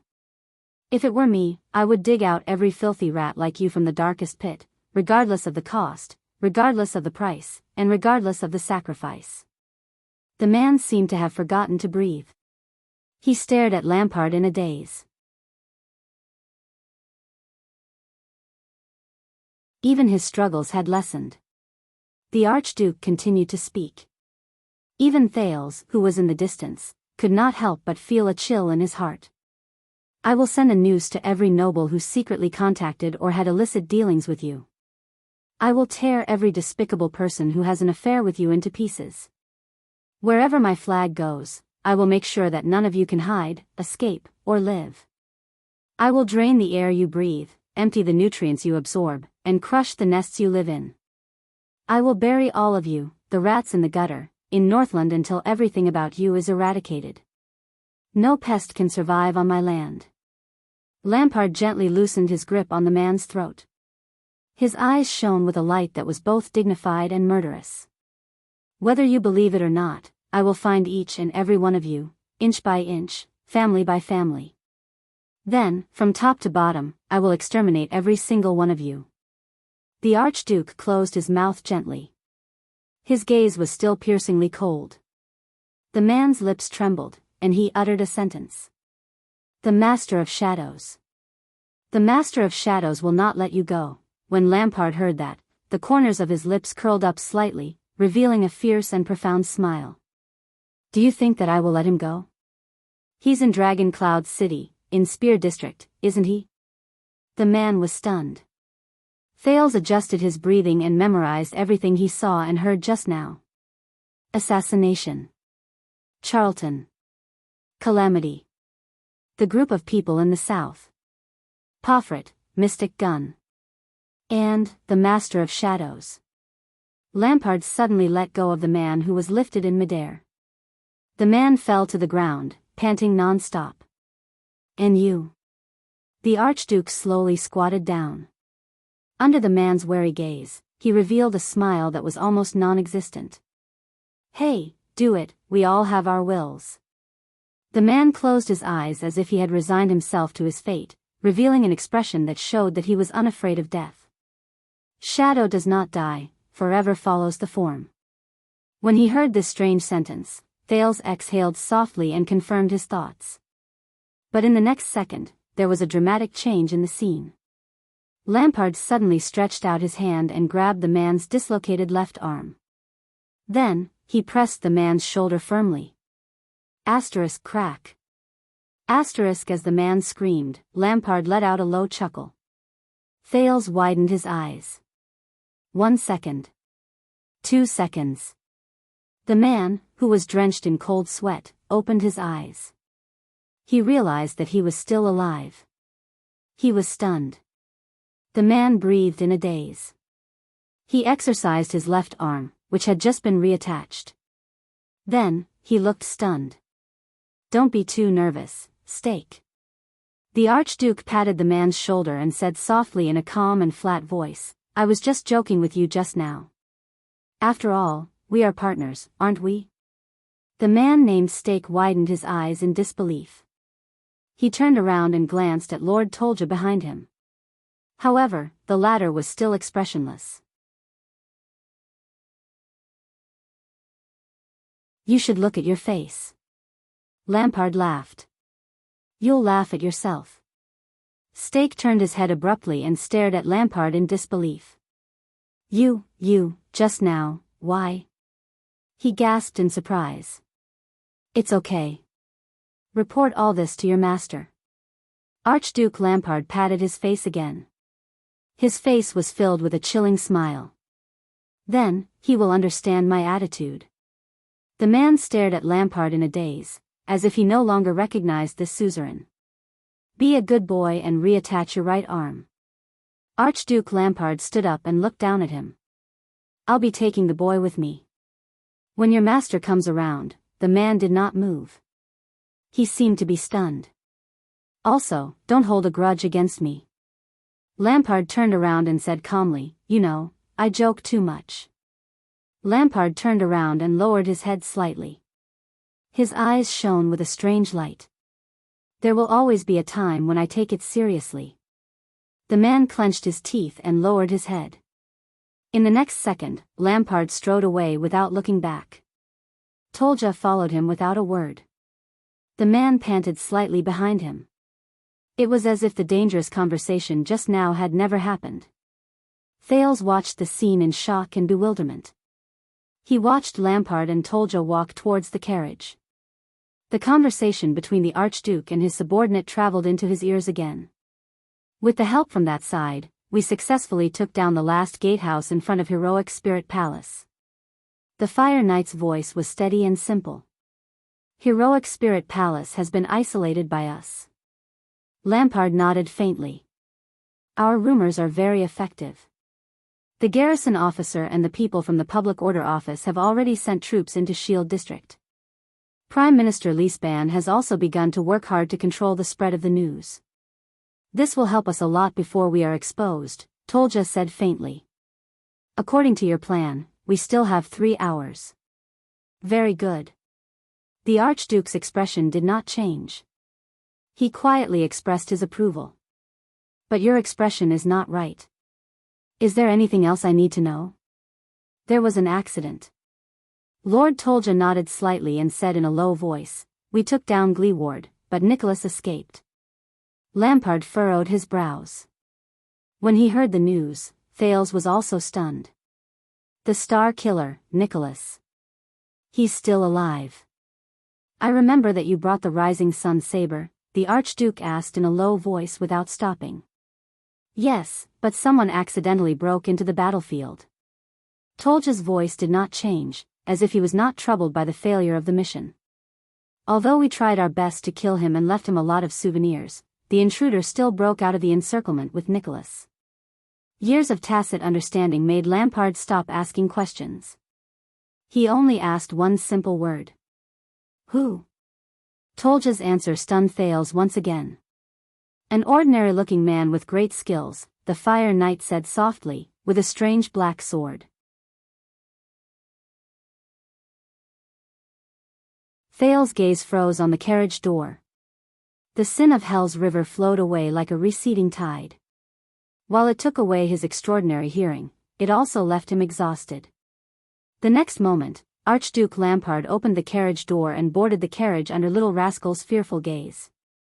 Thales rubbed his aching head to ease the after-effects of the sin of Hell's river. He adjusted his thoughts, which had become increasingly chaotic due to the information he had just eavesdropped on.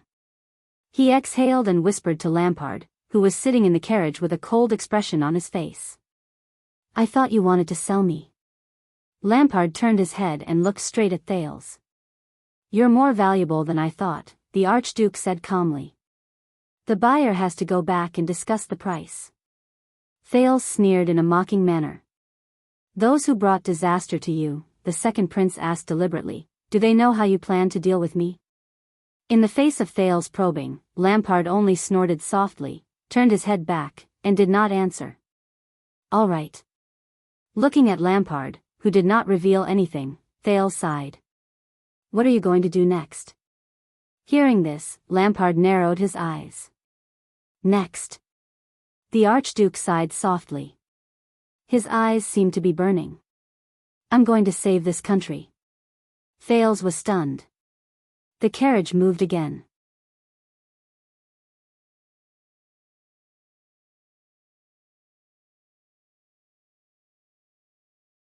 Chapter 202.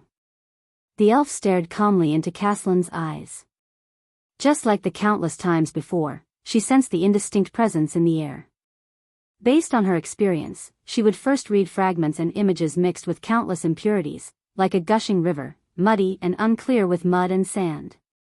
After a few milliseconds, these irregular fragments would move with a powerful rhythm, depending on the mental state of the person being read, and gather around an obvious and logical clue. They would then be filtered into a discernible consciousness in an orderly manner. Over the endless years, she had read the thoughts of others swiftly and accurately like this: the warrior's strength, the coward's weakness, the king's schemes, the noble's treachery, the merchant's greed, and the priest's depravity. Of course, in a very small number of cases, this time-tested method would fail. Like now. Ida watched as Caslin brandished his spear and frowned slightly. The only thing she felt was murderous intent. Boundless and deep murderous intent. Caslin's eyes were filled with an indecipherable expression. His spear shook in the air, and the tip of the spear turned into an afterimage in an instant. Asterisk whoosh. Asterisk the spear was before her eyes. What came from the air was still pure murderous intent. Ida spread her arms like a flying bird. She lowered her knees, bent her back, and tilted her head backwards in an unbelievable manner. The pitch-black tip of the Soul Slayer pike sliced through the air and brushed past Aida's chin. In the next second, the elf's silver pupils contracted slightly. She turned her body to the side and dodged the pike just in time. Like a longbow that had been pulled to its limit, her entire body bounced back to its original position. Her bright white hair fluttered in the air, giving off a breathtaking beauty. Together with her body that had been stretched to its limit, it formed a picture filled with power. Ida somersaulted and put a safe distance between herself and her opponent. Caslin retracted his spear and stared at her coldly. Ida sighed silently in her heart. Even though the Soul Slayer pike had forced her to the brink of death several times, what Ida received from the beginning to the end was pure murderous intent. Yet, there was not a single shred of consciousness, behavior, or attitude in her thoughts. It was completely different from the previous Caslin. Even the simplest birds, beasts, insects, and snakes should have a clear sense of direction and consciousness, right? The elf focused her gaze on the tip of her opponent's spear and decisively cut off the waves of consciousness that were surging towards her. She knew that there would only be pure killing intent and nothing else. This was a fellow who could completely control his own consciousness. In battle, he could discard all thoughts and intentions, completely letting himself go and giving himself over to the instinct to kill. Her ability was rendered completely useless.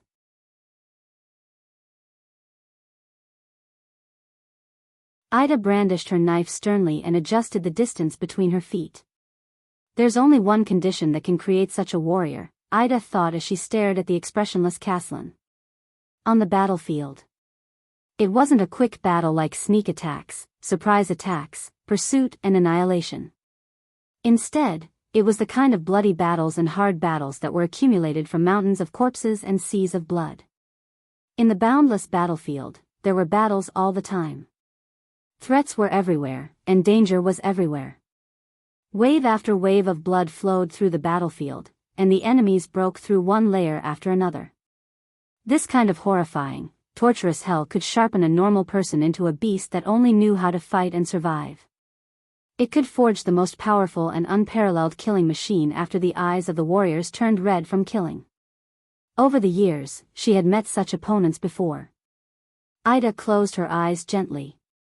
It's time. Abandon all unnecessary abilities and burdens, and face the most primitive battle. Just like her ancestors and seniors. When she was young, the teachings of her elder sister on the training field reappeared in her ears, as clear as ever. Ida, you must remember that as elves, we love beauty and nature. Under the dazzling white sacred tree, her elder sister's words were unusually serious and carried a father's authority. Even though Ida had only sensed her father's consciousness in the 100 years before she was born, she had never heard his voice with her own ears. But elves are never weak and easily bullied. Her elder sister clasped her hands behind her back and faced the trembling Ida. She said flatly, "We are the heretics of the ancient elven kingdom, but we are also their most powerful descendant branch. Among all the remaining elven bloodlines in this world, we are the most warlike and the best at fighting, holy elves." Her elder sister's expression became solemn. She turned around and made way. She made way for the 3 captives behind her, who were tied up. They were 3 round-eared, shivering, and extremely anxious humans. One of them had his hair shaved in the middle, making him look like a rooster, one had his hair smeared with thick grease, and the last one had a bald head. All 3 of them were babbling at them in the human language. The rooster was ugly, the grease was not so ugly, and the bald one looked. God, it made her feel sick. Ida still remembered her elder sister's words, remembered the expressions of the 3 humans struggling for their lives, and remembered the cold smile on her elder sister's lips. Ida, according to tradition, raise your blade. Cut off their heads. Complete your coming-of-age ceremony. Ida opened her eyes. An elf's extraordinary memory allowed her to recall every single detail in her memories clearly.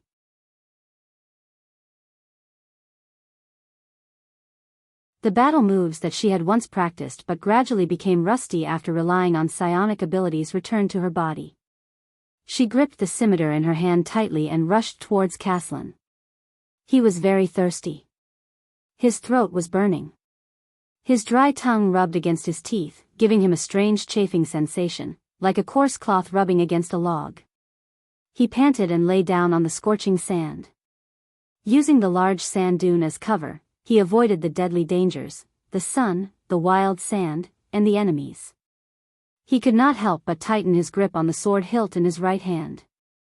Even his family heirloom sword was covered in dust and blood. So tired. So painful. He moved his sore and swollen wrist. Feeling the burning pain in his shoulder, he gritted his teeth and persevered. Damn it, that gray bastard's chain hammer still has barbs on it. Of course, compared to his Captain Walter, whose abilities were above super-class, he was already very lucky. A part of the captain's brain was probably still on the head of the chain hammer. But I pity Captain Walter's sweetheart who was still waiting for him in Wing Fort. I heard that the captain had once risked everything to save her from the bandits. What a pity. He sighed in his heart. The pain came again. He loosened the armor on his body, which was burning hot, and pulled open his sweaty, blood-stained, sticky collar. No matter what, I have to take care of my wounds, he thought. A canteen flew from the air and fell on the sand beside him, creating a dent. He turned his head, puzzled. Use this low-quality Chaka wine that even hyenas don't drink. I bribed the military quartermaster. A veteran with a bandage over his left eye casually leaned against the sand dune. With his unbandaged hand, he struggled to take out a flint and skillfully lit the homemade cigarette in his mouth. As long as you don't drink it in your mouth, it's pretty good to use it on your wounds. Thank you. His mind was blank. He turned over, panted, grabbed the wine canteen, and twisted it with difficulty. The veteran finally lit the coarse cigarette in his mouth. Without hesitation, he threw away the flint in his hand. As a puff of smoke wafted out, the veteran took a deep breath and let out a happy moan. Then, he stretched out his bloody hand and pinched off the cigarette butt, seeping it into the sand and burying it. To a scout whose eyes were sharper than a vulture's, even the smallest puff of smoke would attract their attention. We don't like to talk about this here. The veteran buried his face in the sand and comfortably exhaled his only puff of smoke. He clenched his teeth and looked at the Shaka wine in the canteen that reflected the sunlight. He rubbed the corners of his dry and cracked lips and resisted the urge to drink. He raised his head and asked, "What?" "We don't say, thank you." The veteran turned over and rudely slapped away the elbow that occupied some of his body space.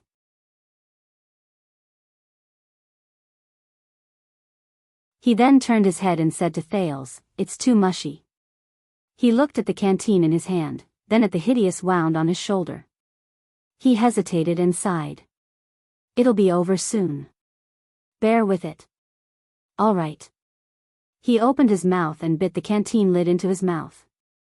He took 3 deep breaths and said softly, then, I owe you.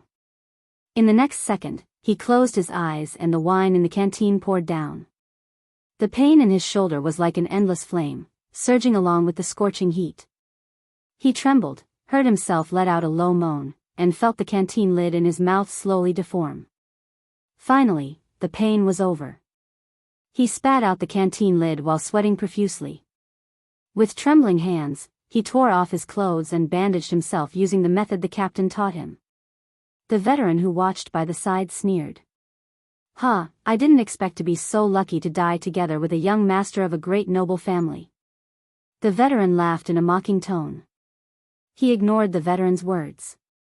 From the first day he arrived in Western Desert and Blade Fang's camp, he had to endure mockery and ridicule, whether intentional or unintentional, intentional or malicious. I'm used to it. Is that so? He said faintly and tightened his grip for the last time. No wonder you were assigned to such a good guard the moment you arrived. The veteran exercised his hand and sighed.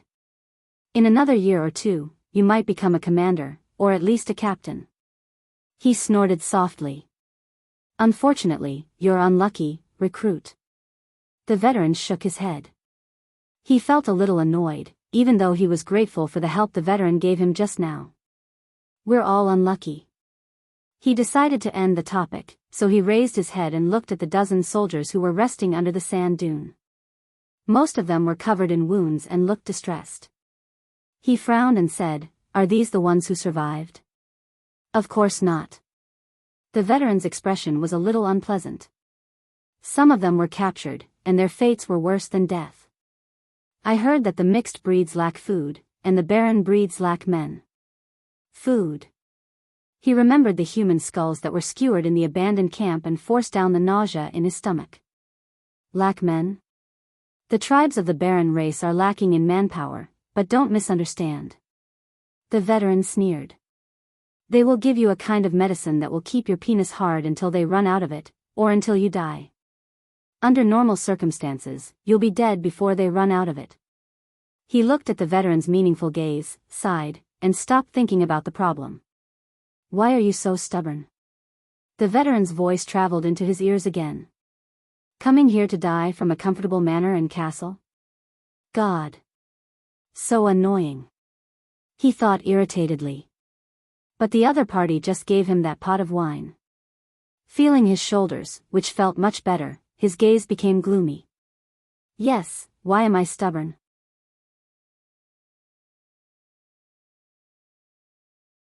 At that moment, he suddenly missed his home in Walla Hill very much. That ancient castle full of forbidden doors and locks. That lifeless manor. Those 2 naggy sisters whom he wished he could throw away, one in each hand, and that old-fashioned old man. He smiled bitterly. At least. He sighed and leaned the back of his head against the hot sand. Here, I can freely choose how I die. The veteran looked at him quietly and suddenly sneered. You should stay in those comfortable manners. The veteran shook his head. Everything here is too unfair for you, young master. A wave of indignation rose in his heart. He turned his head and sighed. Unfair? What about you? Why did you come to Western Desert? To this hell? The veteran was slightly startled. Me? Ha. The veteran narrowed his eyes as if he was thinking of the distant past. His voice was tired and full of vicissitudes. For someone like me who should have died a long time ago, exchanging my life with those gray mixed breeds, there's nothing fairer than this. He listened to the veteran's words and did not speak. After a long time, he sighed. Hey, new recruit, the veteran looked at the sky and said faintly, remember. There is no glory on the battlefield. The veteran slowly exhaled. There is only life and death. Glory does not belong to chess pieces. He saw the nostalgia in the veteran's eyes and listened to him murmur. It belongs only to chess players. He tightened his grip on the saber in his hand. That was the glory that belonged to Caribbean. At least, it was once the glory. It was already past 3 o'clock. But the reinforcements had not arrived. So, when will the next wave of pursuit be? He looked at the sky and could not help but feel despair. Soon, the veteran said nonchalantly. The heat can't stop those gray mixed breeds. We will all die here. In the next moment, a dark shadow appeared on the horizon in the distance. It was a huge figure dressed in ugly armor. It carried a chain hammer that he was very familiar with and swung it angrily. He could only watch as the chain hammer flew towards his head. He saw that the captain's brains were still on it. It was about to smash his skull into pieces. He subconsciously struggled to get up. He saw stars and instinctively opened his mouth. There was a sharp pain in his right arm. Enemy. He sucked in a breath of cold air and shouted incoherently, enemy attack. Orcs. Cohen Caribbean roared in the darkness and pain as he sat up. He subconsciously shouted with all his might, the gray mixed breeds are here. But this time, there were no coarse shouts or unpleasant curses in response. There was only the sound of cold chains rubbing against each other and his own echoes. There was also the incessant pain in his right arm. Cohen, who had woken up from his nightmare, smelled the thick smell of lamp oil instead of the dry smell that was unique to the desert.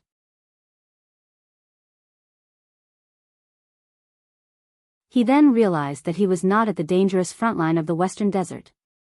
The police officer shook his heavy head with all his might. He panted a few times and pulled his consciousness back to his body. Wake up, Cohen. Be careful of your right arm, it was Miranda's voice. It sounded weak and feeble. Enduring the pain, Cohen, who was drenched in cold sweat, was shocked to find that his upper body was tightly bound by a circle of chains. Even his fingers were bound tightly. He could not move. Where are we?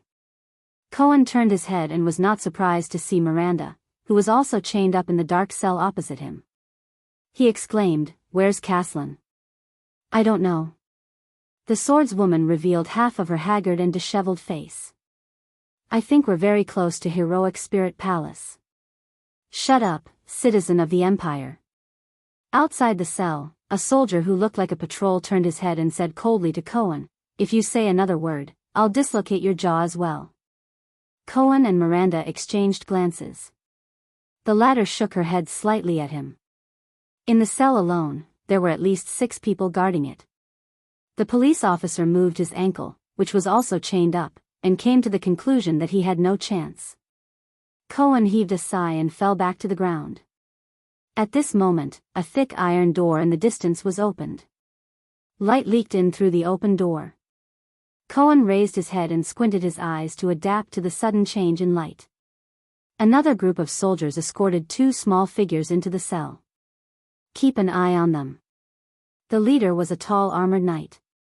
He coldly ordered the soldiers in the cell, "This is one of the Archduke's most important captives." Cohen furrowed his brows. Most important captive? At this moment, a young voice came from the cell next to Cohen's. It's you? Under Cohen's astonished gaze, the boy who was suspected to be a disaster sword struggled desperately to the cell door. He cried out in agitation and pain at the 2 equally astonished small figures. Prince Thales?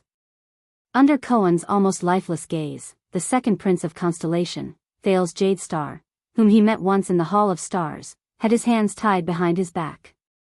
He was being escorted into the cell together with a little girl. The prince looked disheveled and surprised as he raised his head to look at the person who spoke.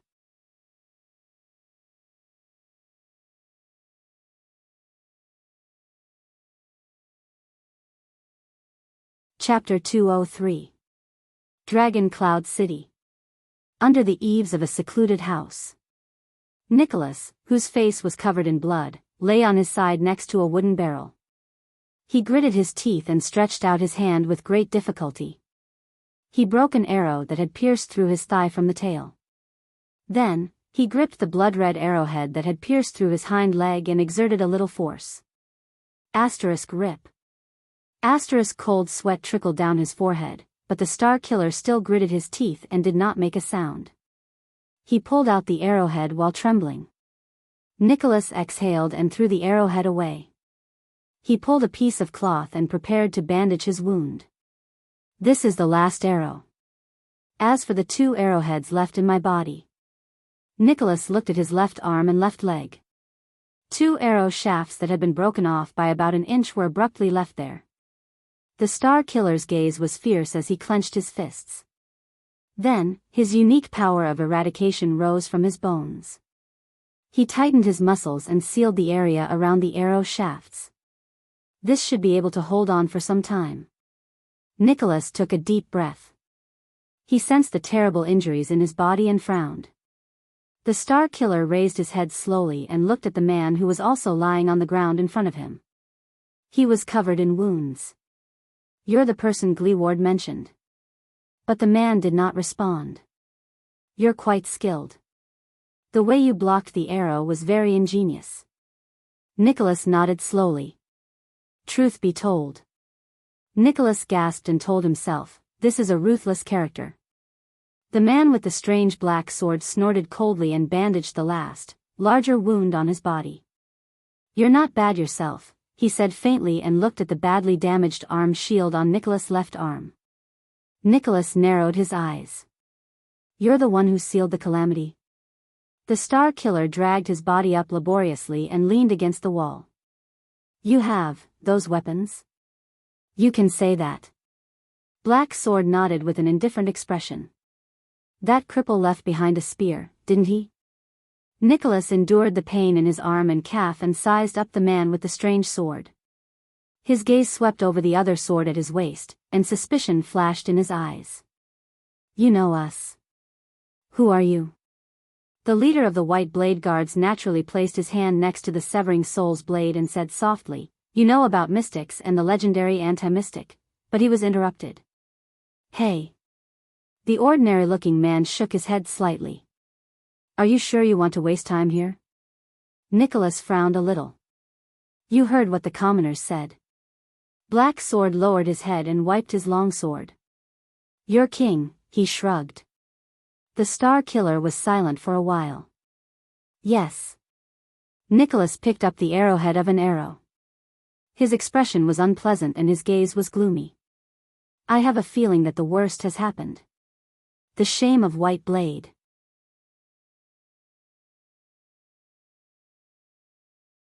Perhaps, Nicholas' gaze became colder and colder. He slowly clenched his fists. Black Sword, who was wiping his weapon, glanced at Nicholas and observed his expression. "You don't plan to do anything? Shouldn't you at least send a message?" Nicholas' gaze was focused on the arrow in his hand. He clenched his left fist tightly and trembled slightly. No matter who started this rebellion, Black Sand Region or whoever it was, they've been plotting this for a long time, and their plan is meticulous. The Star Killer gritted his teeth and uttered these words. The contrast between his pale face and bloodstains was especially strong. "Now, aside from my sworn brothers, I can't trust anyone else." Black Sword snorted softly and hung his weapon back at his waist. He struggled to stand up while holding onto the wall. "Then I wish you good luck." Nicholas raised his head and looked at the man who was about to leave. "Hey." The Star Killer stopped the strange man and tapped his chin at him. "You're not a Northlander. Why did you save me?" Black Sword turned around and cast a meaningful glance at Nicholas. At that moment, Nicholas felt a strange emotion flow through the man's eyes. "I can't stand despicable people who use crossbows to fight against others with numbers," Black Sword said flatly. He continued to turn around. Nicholas, who was resting with his back against the wall, sneered in disdain when he heard that. "Come on." Nicholas shook his head slowly and flashed a sarcastic smile. "As a White Blade Guard, the king's sharpest blade, I've fought in many battles. I've been in his reserves, heralds, military judges, executioners, suicide squad, elites at the front lines, palace guards. All the positions you can think of." Black Sword did not turn around, but his voice traveled into Nicholas' ears. "So? Nicholas sat up a few inches laboriously and took a deep breath. So, I've interrogated many prisoners of war, spies, traitors, and enemies. I can tell lies from the truth, and I've also seen how different people fight, the Star Killer replied to Black Sword.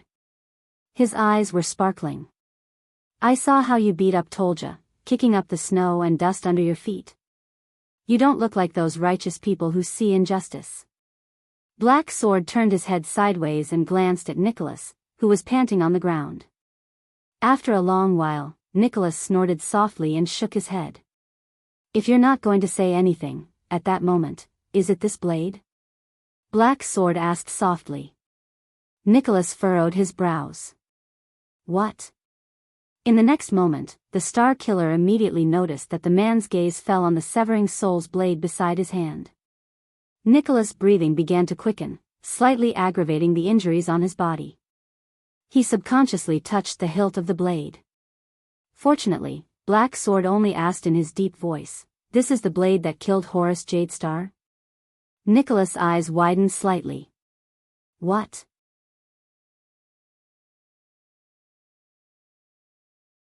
The two men stared at each other for 2 seconds under the eaves. Yes, the severing soul's blade. Nicholas' gaze did not leave Black Sword's eyes.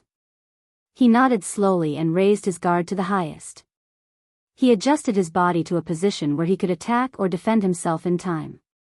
Only then did he calmly say, 12 years ago, the sword of reversing light died under this blade. Black Sword breathed slowly. His eyes flashed with an indescribable emotion. Horus, he said slowly, was he in pain before he died? Nicholas sucked in a deep cold breath. Holding on to the wooden barrel, he stood up shakily and gripped the severing soul's blade tightly in his right hand. Now I know why you saved me. The Star Killer clenched his teeth. His gaze became fiercer. But Black Sword only stared at him quietly without saying a word. If you want to avenge the sword of reversing light, now is a good time. Nicholas panted in pain. He widened the distance between his legs and quickly calculated the time to attack. His power of eradication slowly gathered in his bones. His words were laced with deep hostility. Of course, don't expect me to not retaliate. However, the man before him only glanced at the severing soul's blade before he turned and left.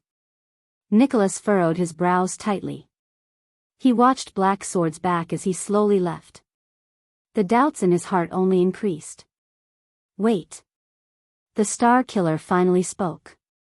What is your goal, you unknown fellow? Nicholas said slowly, there's a saying in Camus, be wary of gifts that ask for nothing in return. Black Sword turned around and gave the Star Killer a profound look. Black Sword shook his head slightly.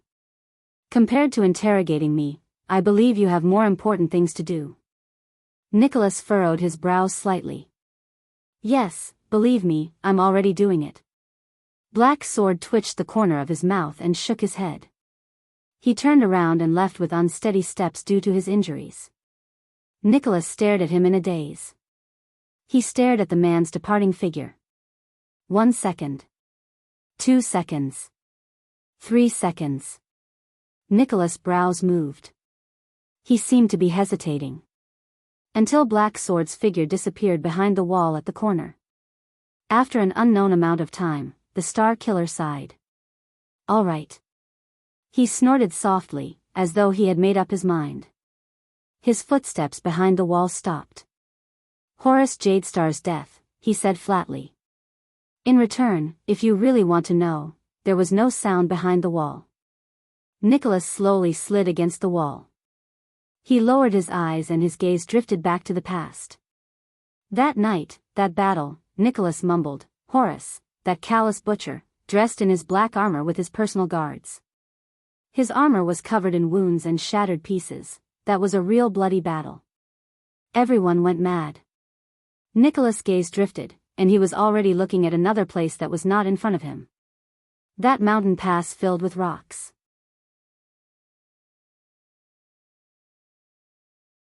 He spoke in a flat tone, Tarend, Jules, Tolja, and the people from Constellation.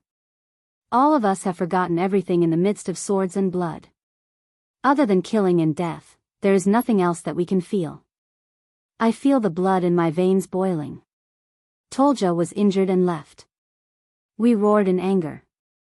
Jules was at a disadvantage, but he laughed instead. Turen died in battle, and we became even crazier. That was the final battle, so the constellations were the same, the living bled and fell one by one. The dead were carried away one by one. Nicholas lowered his gaze. Everyone went mad. On the battlefield, you know. He snorted inexplicably. His emotions and intentions were unreadable. It was still silent behind the wall. It was as though Nicholas was talking to himself. But the Star Killer knew that someone was naturally listening to his narration. But Horace was different. Nicholas raised his head again. He changed the topic, and a subtle change appeared on his face. When all of us went mad like wild beasts, he did not have any expression on his face. It was as though he did not care about the battle in front of him at all. Nicholas lowered his head and said softly, "He died peacefully. He died peacefully." As soon as he finished speaking, a second later, a low but messy breathing sound came from behind the wall. "Peacefully?" Black Sword's trembling voice came. Nicholas nodded and let out a sneer that was either sarcastic or helpless. When he fell into my arms, his expression was as though he was finally freed. Behind the wall, Black Sword did not speak. The sound of his breathing gradually disappeared. Nicholas lowered his head, sighed, and said, "Killing Horace was not satisfying. Because it was not like a battle at all." There was still no movement behind the wall. But Nicholas was still talking. His expression was cold, and he smiled sadly. "That feeling, it's as if he's looking for relief," Nicholas said quietly. His voice was desolate. Have you ever seen a person on the battlefield who is seriously injured beyond cure, but does not die for a while? It was that feeling, that gaze of his that was looking for relief. The sound of fingers rubbing against the hilt of a sword came from behind the wall. Although it was very soft, Nicholas heard it. That breathing sound became coarse again. "Relief?" Black Sword's voice came. His voice trembled slightly, and he seemed to be struggling to speak. "Why?" The Star Killer sighed. "I don't know. And I don't want to know either." Nicholas shook his head. His gaze was absent-minded. "I guess, before people die, they will have this or that kind of thought that they don't usually have. The prince is no exception. Perhaps. Especially the prince." When he thought of King Nuvan and Prince Soria, Nicholas' gaze darkened. He took a deep breath and braced himself. The breathing sound behind the wall disappeared again. Nicholas' gaze drifted into the distance.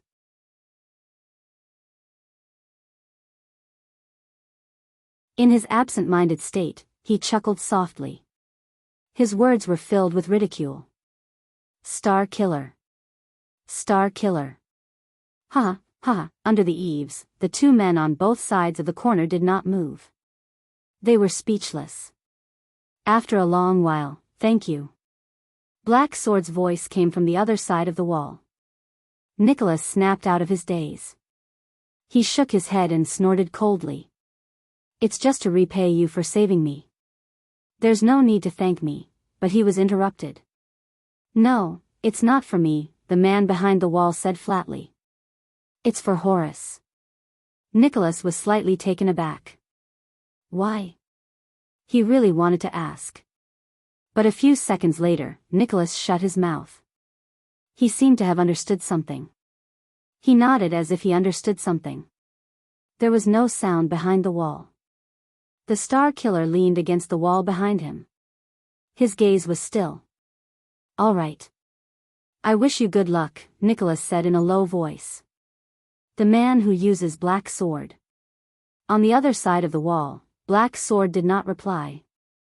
The desolate-looking man raised his head and cast a profound glance at the northland sky.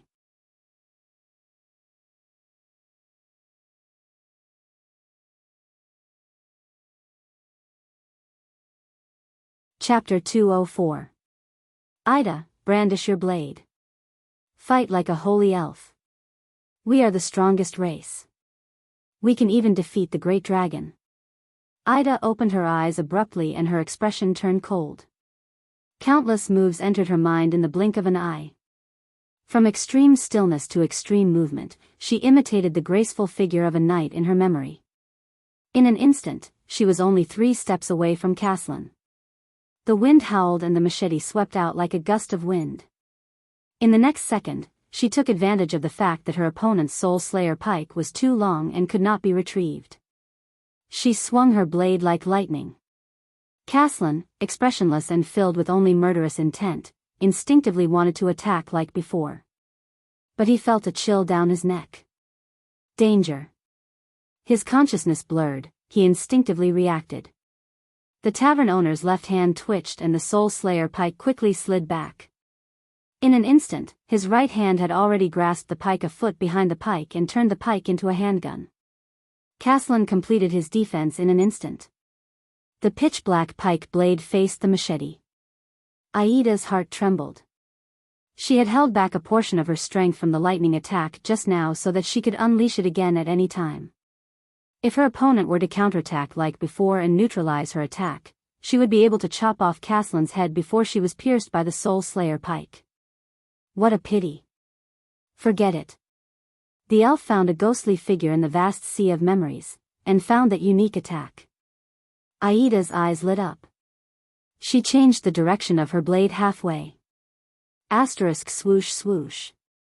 Swoosh swoosh. Asterisk the blade slashed through the air 3 times.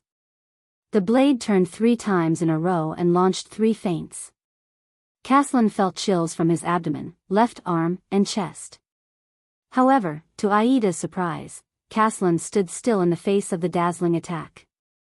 His eyes were red and the pike tip stopped in its original spot. Every slash can turn into a killing move in an instant. But he's so calm. Or is it because he has abandoned his consciousness and is fighting purely based on instinct? Ida clenched her teeth. The last feints turned into a killing move. The blade finally slid strangely towards Caslin's right shoulder. It was about to chop off his right arm. At this moment, Caslin suddenly moved again. His feet and hands moved quickly. The pike tip was positioned in front of the blade. The tip of the spear once again met the scimitar. Ida frowned fiercely and withdrew her machete. Her fear of the Soul Slayer pike forced her to avoid its blade. Ida sighed inwardly. This round of attacks had been completely broken by him, so he could only look for another opportunity. This old man was actually able to accurately grasp the location of her attack. The first sneak attack did not work, and the 3 feints of the hidden killer moves also did not work.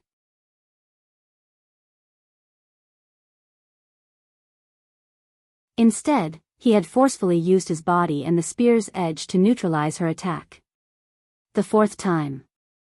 This was the 4th time her killer move was broken. In her long life, she had seen countless battles and countless Supreme-class warriors.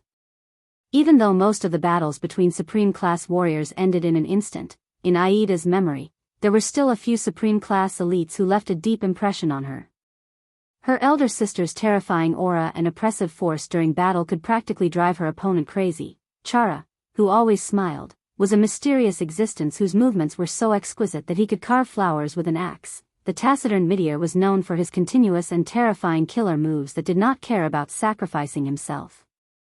Old Scarback liked to use faintly discernible lurking and stalking to torture his enemy's mind. The fickle and frivolous Kira was best at turning the tide of a battle between life and death. The pedantic Stokian excelled at maintaining a steady rhythm and an impregnable iron wall defense. The ill-intentioned knight Lorson excelled at the explosive assault that was like a thunderbolt descending from the heavens. The vampire Parael was used to endless feints that were difficult to distinguish between real and fake, elusive, and hidden. Heart of the Rain's twin swords could launch an attack that was faster than the speed of sound in the blink of an eye. Lazabone Zacriel, on the other hand, was an all-round genius knight. He was skilled in probing and observing the enemy's every flaw. However, this earth shaker, Caslin in front of her was able to neutralize her attacks at the very last moment. Every time, it was a miracle, as if he had escaped from death's door. Her attacks, which were perfectly imitated from the legendary elites, seemed to be instantly seen through by the old man, whether it was Lorson's thunderous surprise attack or Paral's endless feints. And this was under the condition that he had sealed off his consciousness and was purely relying on his instincts on the battlefield. The undefeated legend of the battlefield, Ida, who had repeatedly failed in her attacks, sighed. How did Zacriel face this monster all those years ago? But the battle was not over yet. Ida, who was about to continue attacking with the advantage of her weapon's agility, was shocked to find that the enemy's counterattack came earlier than she expected. Clang. The spearhead spun rapidly. Caslin's eyes were bloodshot. The Soul Slayer pike in his hand shot out again. It twisted and spun in a strange manner, bypassing Aida's previous block, and went straight for her chest. The image of Stokian's impenetrable iron wall defense appeared in Aida's mind. In the next second, in the face of the fatal thrust, Ida, who was good at dexterity, did not dodge. Instead, she unexpectedly met the attack with her scimitar. The elven scimitar struck the Soul Slayer pike's ferocious spearhead.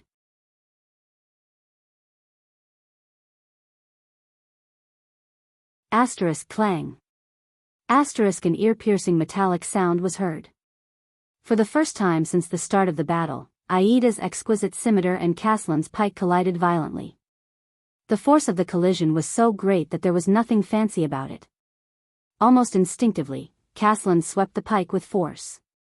Aida's body trembled slightly. Boundless force surged from the pike. At that moment, all the bones in her body trembled. The joints in her arms even let out a groan, followed by numbness and intense pain. The elf was shocked. This force, is he really more than 60 years old? Her legs swayed. She was about to be swept down. The outcome of a battle between supreme-class fighters was usually decided in an instant. Falling down in such a battle meant death. Aida's eyes dimmed. This is the end. When she was young, her elder sister's teachings reappeared before her eyes. Yes, those memories that have been sealed away for a long time have returned. Those battle skills that I accumulated through sweat and hard work before I awakened my psychic psionic ability. Those were once beautiful, carefree days. She learned how to fight against the duplicitous and cunning armed dwarves. She learned how to deal with the extremely hypocritical and immoral desert orcs. She learned how to deal with the similarly nimble but vicious and narrow-minded elven distant relatives from late Dusk Kingdom. She learned how to deal with the pretentious but actually barbaric vampires in Grand Banquet Hill. She learned how to deal with the stupid, dull, and ridiculous humans who possessed the power of eradication. The above adjectives came from her elder sister, whom she respected, feared, loved, and adored. And the enemy before me, a flawless warrior. I've really seen it.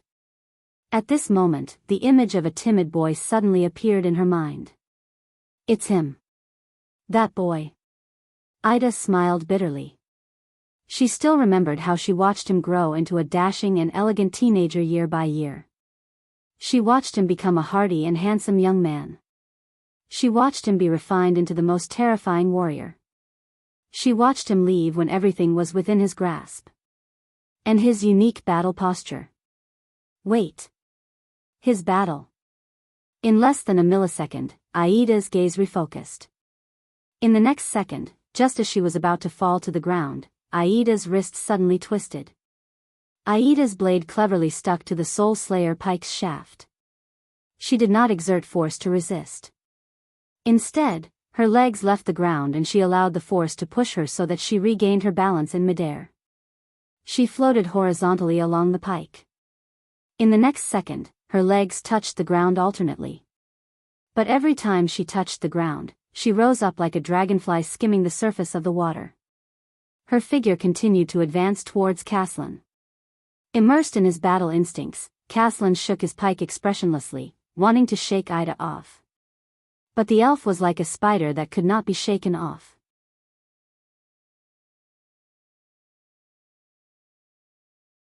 She stuck to the pike and approached Caslin at high speed. Caslin once again sensed danger from his instincts. Aida's gaze was firm. Her blade rubbed against the pike's shaft. As she advanced, she slashed at Caslin's spear-wielding hand. Her blade, which was pressed against the pike, firmly controlled the direction of the Soul Slayer pike, not giving the enemy any chance to block or counterattack. Everything happened in the blink of an eye.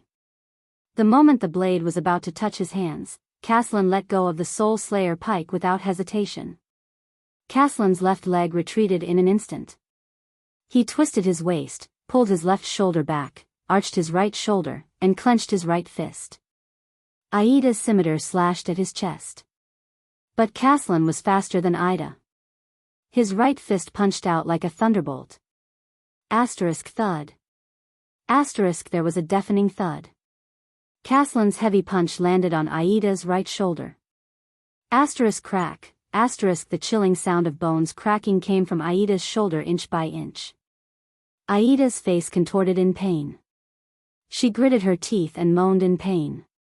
At that moment, the elf lost her balance and fell to the ground. Her scimitar left her hand. But the sense of danger in Caslin's heart only increased. He raised his head like a startled beast, searching for a threat. In the next second, Caslin felt a chill run down his spine. Caslin lowered his head subconsciously and reached for his left chest with his left hand. Asterisk clang. Asterisk there was another clear metallic sound. At some point in time, Aida's scimitar, which should have fallen along with its owner, appeared in front of Caslin's chest. The blade stabbed into the tavern owner's left chest. Blood gushed out. Ida fell to the ground powerlessly. Asterisk clang. Asterisk at that moment, the Soul Slayer pike fell to the ground with a clang. Ida also fell heavily. Her right hand lay limp on the ground as if she was paralyzed. Her left hand was still trembling in the air, maintaining the posture of throwing the scimitar. The blade trembled in front of Caslin's chest. Caslin finally snapped out of his daze. He withdrew from the instinctive state that only knew how to fight. A cold wind blew past. The battle between the Lemeters had ended without any warning. Ida lay on the ground. The bones in her right shoulder were completely shattered. Her face was contorted and she could not stop trembling. On the other hand, Caslin panted in pain, but his tall body still stood tall and firm. The victor had been decided. The legendary Earth Shaker, Caslin Lampard's left hand was dripping with blood in front of his chest. It was tightly gripping Aida's scimitar. It was not allowed to advance even an inch. Ida, who was suffering from the serious injury in her shoulder, was stunned. Drenched in cold sweat, she looked at the scimitar in front of her opponent's chest in shock. Then, she looked at Caslin, who was gripping the blade. How could this be?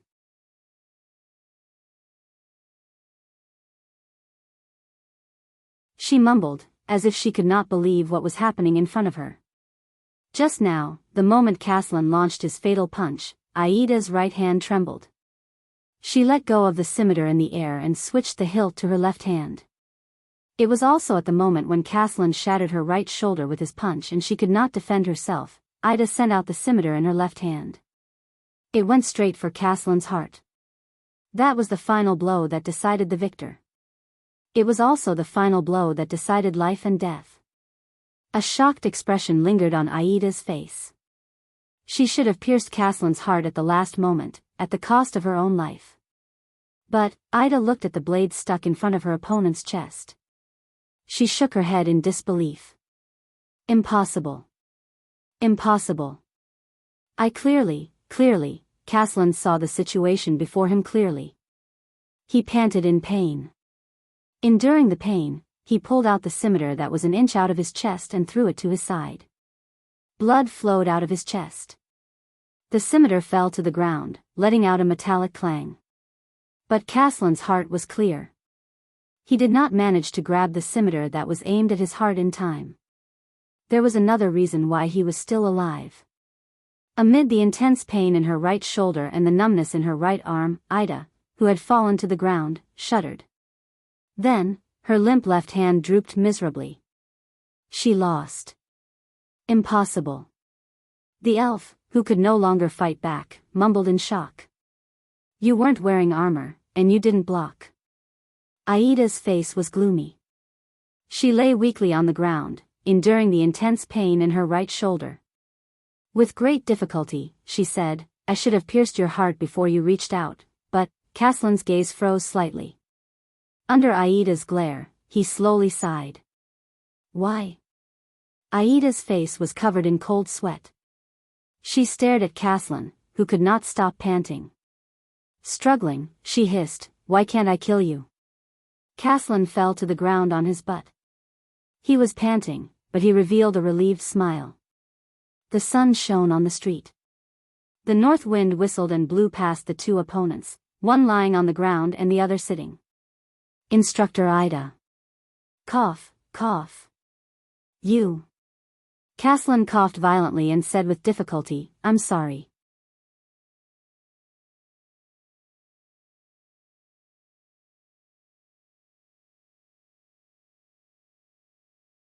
Chapter 205. Ida shook her head. Her eyes were fixed on Caslin, as if she was looking for an answer. She did not understand. Caslin did not make her wait for long. Many years ago.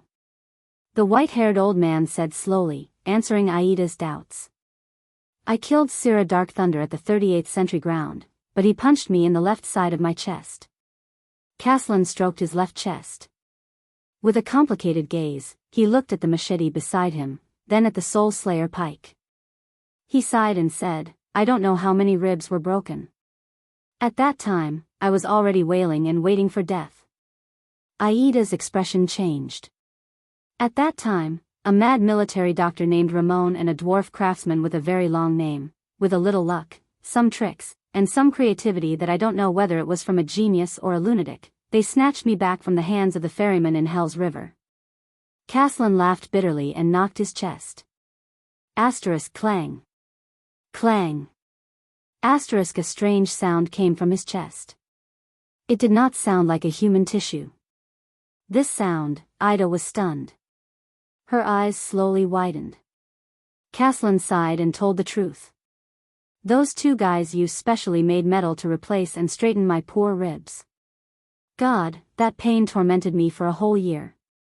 There was a moment of silence between the two. Then, after Ida recovered from her shock, she found her long-forgotten breath. The elf's astonishment was written on her face.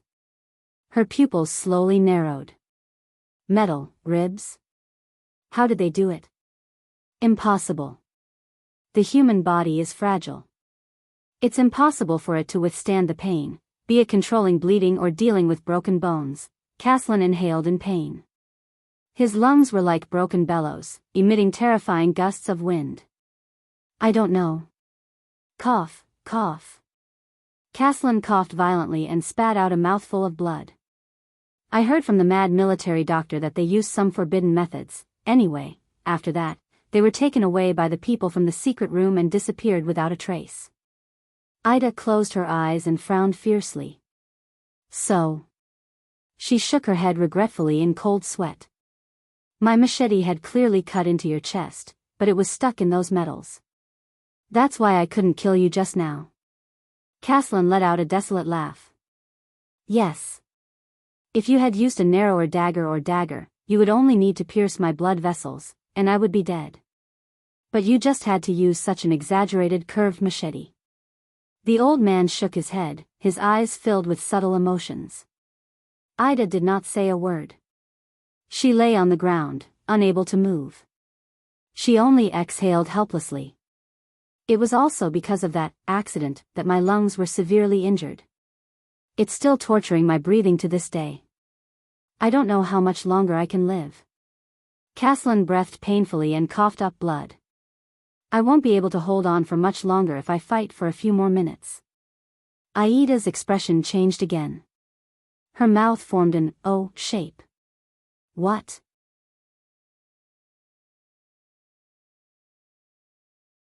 She endured the pain and tried to straighten her body. She widened her eyes in an exaggerated manner. If I had known, Caslin gave her a wry smile and nodded. Ida did not seem to have any self-awareness as a loser. She exhaled regretfully and fell back to the ground with a thud. She looked aggrieved. Mom. Yes. If he had known earlier, he would have continued to drag it out. Why did he have to put all his eggs in one basket? And your psionic ability really broadened my horizons. Caslin patted his chest. After coughing for a while, he sneered. Fortunately, when we met just now, I didn't think about this past. Otherwise, you would definitely be prepared. Ida looked as if she had nothing left to live for. She shook her head subconsciously. You're also very smart, little brat, she said listlessly. You only left two thoughts in your mind, live and kill him. Then, you left everything to your instincts, so that my telepathy could not read anything. Caslin's smile froze. He lowered his head, his white hair fluttering behind his head. That's not smart, he said flatly. His eyes were dim and his tone was downcast. Caslin closed his eyes and said slowly, in the cruelest battlefield, you will only have these two thoughts. Ida raised her eyebrows. Is that so? The elf seemed to be looking for something to ignore the sharp pain in her shoulder. She puffed up one side of her cheeks and exhaled out of boredom. Then, she said quietly, although you're young, only in your 60s, but, you seem to have a lot of battlefield experience. Battlefield? This time, Caslin's voice was firm. That's hell. It's a boundless hell that turns normal people into monsters. There are only two types of people there. Dead people, and people who are about to die. On the ground, Ida rolled her eyes. Caslin seemed to have improved a lot. He said in a low voice, thank you. Even though I don't remember it very clearly, that feeling just now was like returning to those hells. I had to face 4 to 5 different and terrifying opponents in the blink of an eye. It forced out all of my potential once again. Ida snorted softly. 4 to 5 opponents? He could even sense all of this. Ida looked at the sky and asked weakly, Wrath of the Sea, right? Caslin's eyebrows twitched. He seemed a little surprised. A few seconds later, the old man smiled faintly. You've noticed. I always thought that my power of eradication was very hidden. When I was serving in the army, everyone thought that it was the thawing of glaciers. Ida nodded listlessly. Wrath of the Sea, a rare power of eradication. It increases your strength and speed very little, but it can give you extraordinary reflexes and allow you to deal with any unforeseen circumstances in an instant. Just like the sea. Caslin sighed and said affirmatively, no matter how terrifying the waves are, the sea will always be the same. It will not sway for 10,000 years. Ida shrugged.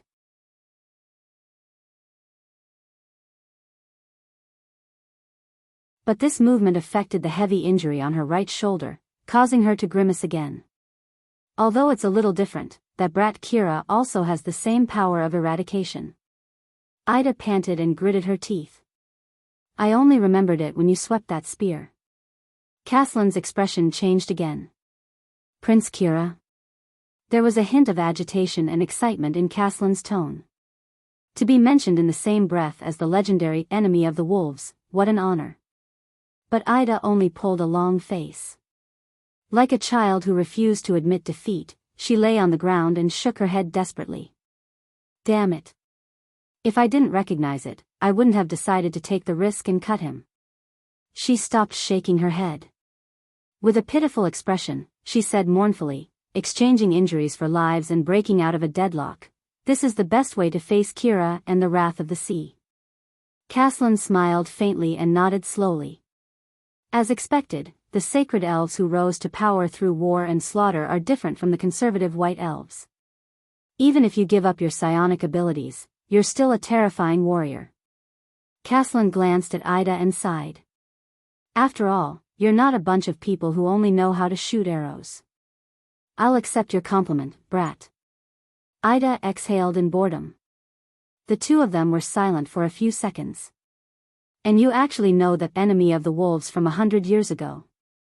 The so-called immortals' experiences of hundreds and thousands of years are indeed no joke, Caslin said slowly. Instructor Ida, may I be so bold as to ask your age? Age? Aida's eyes widened. Her eyeballs darted around.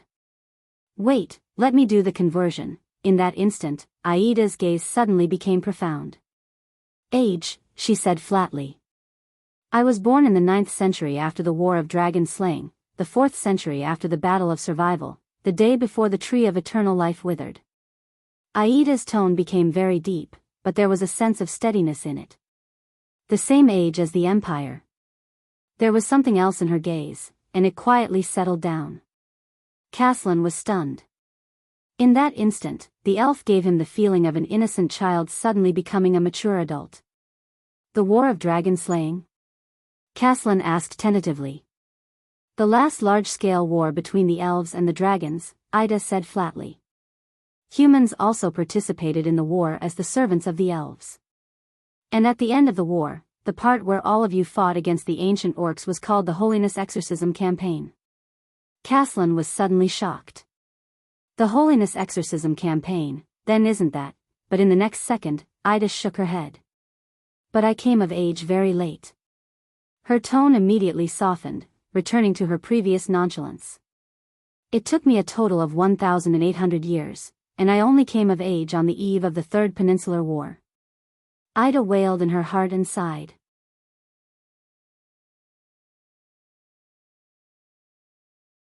Unlike my elder sister, that freak who came of age 3 hours after she was born. I can't let her know about this unspoken criticism. Forget, quickly forget. Caslin furrowed his brows. The same age as the ancient empire? So, an elf over 2,000 years old? Even counting from the time of adulthood, she's already more than 300 years old. Caslin quietly stared at the elf lying on the ground and sighed. The supreme class of the elves, a monster built with time and experience. A loss is a loss. Ida snorted indifferently. Besides, among those humans who lack experience and can only rely on reflexes and wits to make up for their disadvantages, you're considered very outstanding. You're just unlucky, that's all. Caslin smiled amiably and tapped his chest. Yes, my luck was really bad. First, I met a warrior who could seal his consciousness and thoughts, which restrained my greatest advantage.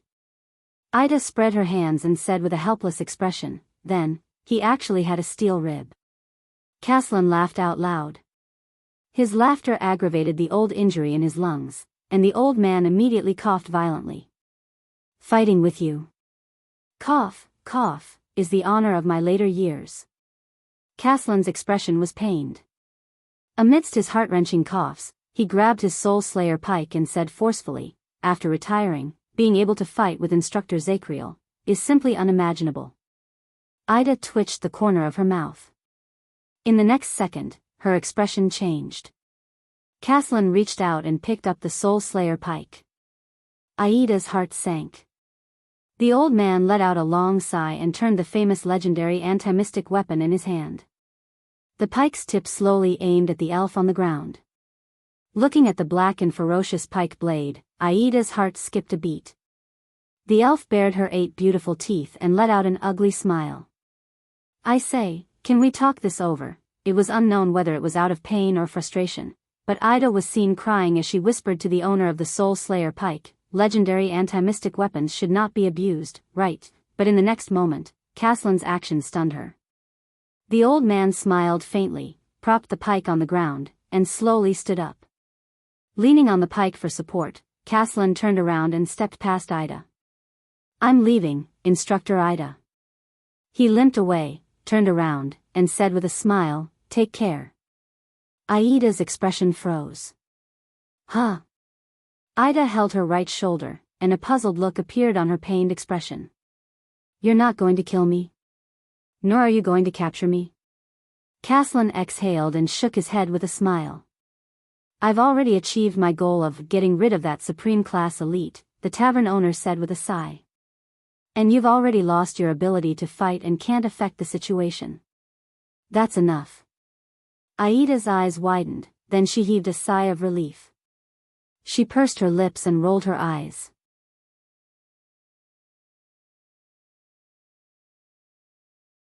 The next moment, the elf grinned. Is that so? Then will your boss agree? Hearing that, Caslin could not help but be slightly stunned. What? He immediately smiled and said helplessly, that's true. Since you've said so, it's not easy to explain. Caslin pulled out the Soul Slayer pike that was propped on the ground. Then I'll do as you say. Aida's expression changed instantly. Hey, I was just saying. Aida's face changed into a mournful expression in a second. Look at me, Caslin laughed out loud. But after a few seconds, Caslin's smile faded. His expression slowly darkened, and his eyebrows were twisted in pain. What I'm doing is unforgivable. Caslin lowered his head and looked at the machete on the ground. His eyes were filled with complicated and profound emotions. His tone was heavy, and his words were desolate. Aida's gaze froze slightly. But I can no longer turn back. Caslin's gaze was dazed. He subconsciously whispered, at least, at the last moment, I'll do some insignificant things to make up for it and comfort myself. Aida stared at him in a daze. Caslin raised his head, supported himself on the Soul Slayer pike, and left the messy street. A few seconds later, Aida struggled to sit up. Her face was pale from the pain in her right shoulder, and she was drenched in cold sweat. Hey, brat. Looking at Caslin's back, Aida hesitated for a moment, but she still panted and spat out a few words. We'll meet again someday. Caslin's back paused slightly. With his back facing Aida, he suddenly laughed. His laughter was long and desolate. No. Caslin said flatly without turning his head. Instructor Aida, I have a hunch. The old man raised his head and looked at Heroic Spirit Palace in the distance. His white hair fluttered in the wind, looking extremely messy. I'm afraid that Caslin sighed and shook his head.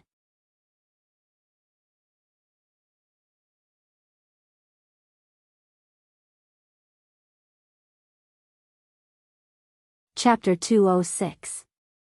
Under the dim illumination of the everlasting lamp, the soldiers roughly escorted Thales and Little Rascal, whose hands were tied behind their backs, into the cell next to Cohen's. Hearing the sound of the thick iron door being locked, Thales comforted the distraught Little Rascal in a low voice. He then turned his head and looked at his surroundings through the bars. Prison. Why do I feel like I have a special affinity with this place? There were only 3 bound prisoners, Wuxia, and a man and a woman hidden in the dark. All of them stared at Thales in disbelief. However, there were 6 guards. They stared fixedly at the prisoners in the cell, their expressions fierce and vigilant. Thales clenched his fists behind his back. He felt dejected. His dagger had been taken away. He gave the only dry corner in the cell to Little Rascal. He leaned against the wall and sat on the damp, dirty floor. Why are you here, Wuxia? Thales looked cautiously at the young man in the cell opposite him and asked solemnly, where are Putre, Ralph, and the rest of the diplomat group? Could they all be? Wuxia's face darkened. The mute, Lady Aida, and some soldiers were sent to search for you, Your Highness. The prince's attendant's face was covered in scratches and bruises. His clothes were also torn. As for Mr. Putre, he should still be waiting for our news in Heroic Spirit Palace. Thales frowned and began to think. No talking. A tall guard who seemed to be the leader walked to their cell with his hand on his saber. His tone was unpleasant. Do you want me to teach you how to shut up? Wuxia looked at him resentfully and clenched his teeth. Thales ignored him. The second prince raised his head and continued to ask, then how were you captured? Wuxia was about to answer, but he was interrupted. Asterisk clang. Asterisk amidst the piercing sound of metal scraping against metal, the guard had already unceremoniously pulled out a section of his sword. He held the hilt at his waist and coldly interrupted Thales, Brat, I warned you, no talking. Little Rascal was so frightened that her face turned pale. She moved behind Thales and pushed the prince's back with her shoulder, signaling him to stop talking. Thales sighed. He slowly stood up from the wall and looked straight at the guard. Extension? The tall guard was slightly stunned. What? Thales looked at the guard who seemed to be the leader with a calm expression, as if he wanted to see through the guard's thoughts from his eyes. I am asking you, the second prince said flatly, are you an extension, soldier? The guard in the patrol uniform frowned. You were sent to guard me. Thales shook his head slowly. He looked around at the soldiers around him. So, you are insiders? Including trekking all the way from Black Sand region without leaving any way out, regardless of the sacrifices, and regardless of the cost, to follow Lampard to kill your king?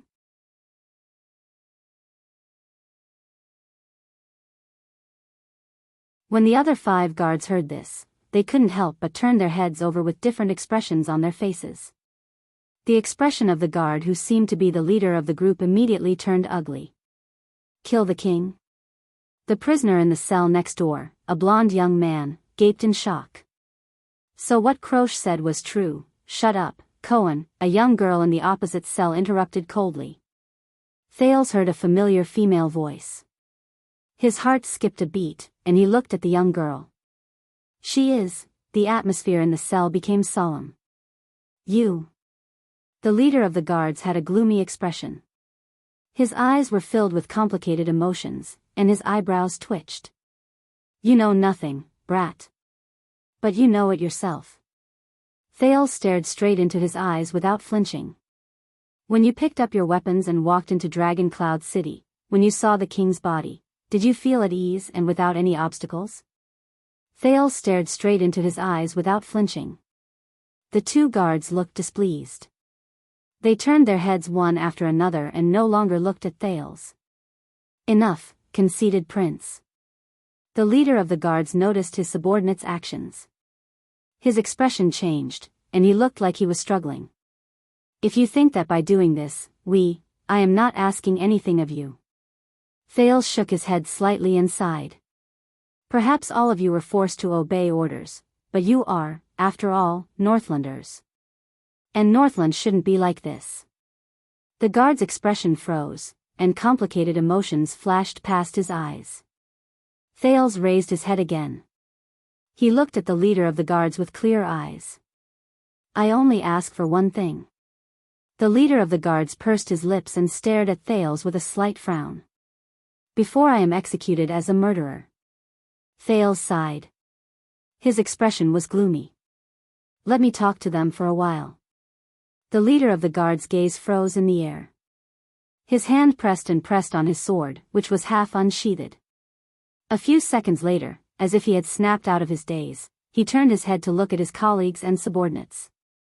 But the others had already turned their heads away. Their expressions were different. Finally, the leader of the guard snorted coldly. Asterisk clang. Asterisk he sheathed his sword, closed his eyes, and turned around. Like his colleagues, he no longer paid attention to Thales. Thales exhaled deeply. Thank you, Northlander, the second prince said sincerely with a weary expression. Aching all over his body, he wanted to slowly sit down along the wall. But the prince caught a glimpse of little rascal, who was absent-minded. The poor girl shrank back into the corner and stared at the empty ground in a daze. Thales' heart sank. Thinking of the predicament he was in, Thales shook his head, forced himself to stay awake, and moved to the fence. It's not over yet. I can't rest. What is this place?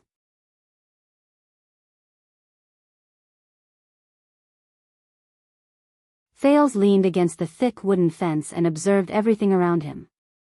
Compared to the dungeon in Vine Manor, this prison seemed to be simpler. There were only 2 everlasting lamps burning with a small amount of eternal oil. Strange. I'm not sure, Your Highness. Waya's face appeared behind the opposite prison cell. His face was full of anxiety and anger. We were ambushed, and our heads were covered. Thales frowned slightly. We? You mean? Before Thales could continue, in the cell next door, a handsome young man who was bound tightly by iron chains had already struggled to move his head over. Your Highness. The poor prisoner seemed to be enduring intense pain.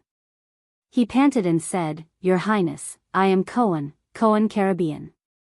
You may not know me, but I am the capital's. I mean, Eternal Star City's police officer and patrol captain. Thales looked at his face, and a scene from the past appeared in his mind. Caribbean. It's him. But how could he? I recognize you. You're a member of the sword family of Twin Towers. Thales stared at Cohen thoughtfully. His gaze swept past Cohen's golden hair. I still remember that you almost fought with your father in the Hall of Stars. Cohen's expression froze. He even forgot about the intense pain in his right arm. That's the first impression I gave to the heir of the kingdom? It's an honor to meet you again, and your attendant, the Honorable Second Prince, Your Highness. With a gloomy expression, Cohen glanced at Wuxia, who snorted in disdain. Then, he looked at the little girl behind Thales listlessly. And this young lady must be, Cohen frowned. He sized up Thales' age, then looked at the girl's age. Puzzled, he said, Your Highness? The girl opposite Cohen raised an eyebrow and snickered. Thales' face twitched. Little rascal put on a long face and looked at Thales nervously. Looking at his companion's laughter, Cohen reacted awkwardly. That's right, you're not that old yet, ahem. Thales frowned. Thank you for your concern, Your Highness Caribbean.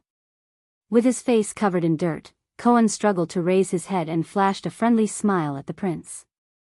As for you, Lady Arund of Broken Dragon Fortress. Thales turned his head and looked at the black-haired woman in light armor diagonally opposite him. He could not help but sigh. I guess you're not here for sightseeing, are you? The disheveled Miranda Arund still looked unpretentious.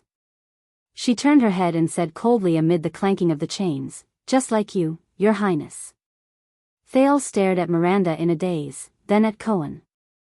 The heir of the Arund family in the Northern Territory, both of you. He took a deep breath and started to think again. Do you know what kind of trouble you've gotten yourself into? I've heard a little about it. Miranda's cold voice rang. The king of Extet was assassinated? Not only was he assassinated. Thales nodded and exhaled.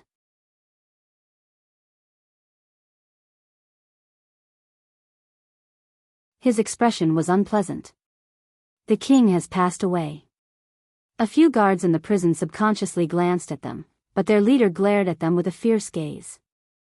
Miranda furrowed her brows. Wuxia widened his eyes. Cohen closed his eyes and put his head back on the ground. His tone was remorseful. I knew it. In the corner of the prison cell, little rascal recalled the scene of King Nuvan's death and shuddered slightly. So, the swordswoman's voice continued to ring through the bars. What exactly happened? Thales glanced at little rascal and sighed softly. He then turned to the three people who were staring at him with burning gazes. I only know part of the truth. Thales frowned. And now? He raised his head and looked at the three of them. His expression was solemn. I need you to tell me exactly what happened to you, be it the cause or the consequences. I'll start with why you appeared in Northland. 10 minutes later. Castellan Lampard? Thales could not hide the astonishment on his face, nor could he suppress the volume of his exclamation. Even the 6 guards glanced at him. The prince's hesitant gaze moved back and forth between the ashen-faced Cohen and the extremely solemn Miranda. That old man in the tavern. He looked so reassuring. And, his character, the compassion and open-mindedness he exuded did not seem like something a hypocritical and vile person would do. Wuxia widened his eyes. That old man in the tavern? Isn't he the former commander of the White Blade Guards? He's very famous. It's surprising, isn't it? Miranda's voice was still calm, but there was a hint of suppressed emotions in it. Rumor has it that his relationship with Chapman Lampard is very bad. I thought he had always been loyal to the Walton family, that old man with a human face but a beast's heart. Cohen struggled to get up angrily and grimaced in pain. He didn't even fix my right arm properly. I knew he was up to no good. You're the closest to him. When you saw him, you even put your arm around his shoulder. Miranda's cold words immediately exposed Cohen's lie, causing him to look embarrassed. Thales stared at the ground in a daze. Some of the things in his memory began to become clear. No. Thales breathed slowly, his eyes grew brighter. Caslin, this explains a lot of mysteries. Nicholas told me that he learned from an old friend of his from the White Blade Guards that the ones who tried to assassinate me at the fortress were disaster swords. Thales focused his gaze, and the journey before he entered Dragon Cloud City appeared before his eyes. However, before King Niven broke Archduke Poffert's neck, he told me that the ones who tried to assassinate me were Shadow Shield. The old friend Nicholas mentioned was probably Caslin. Cohen and Miranda were both shocked. Shadow Shield? Cohen frowned. So they're back? Thales shook his head and did not answer the police officer's question. He had to get to the point.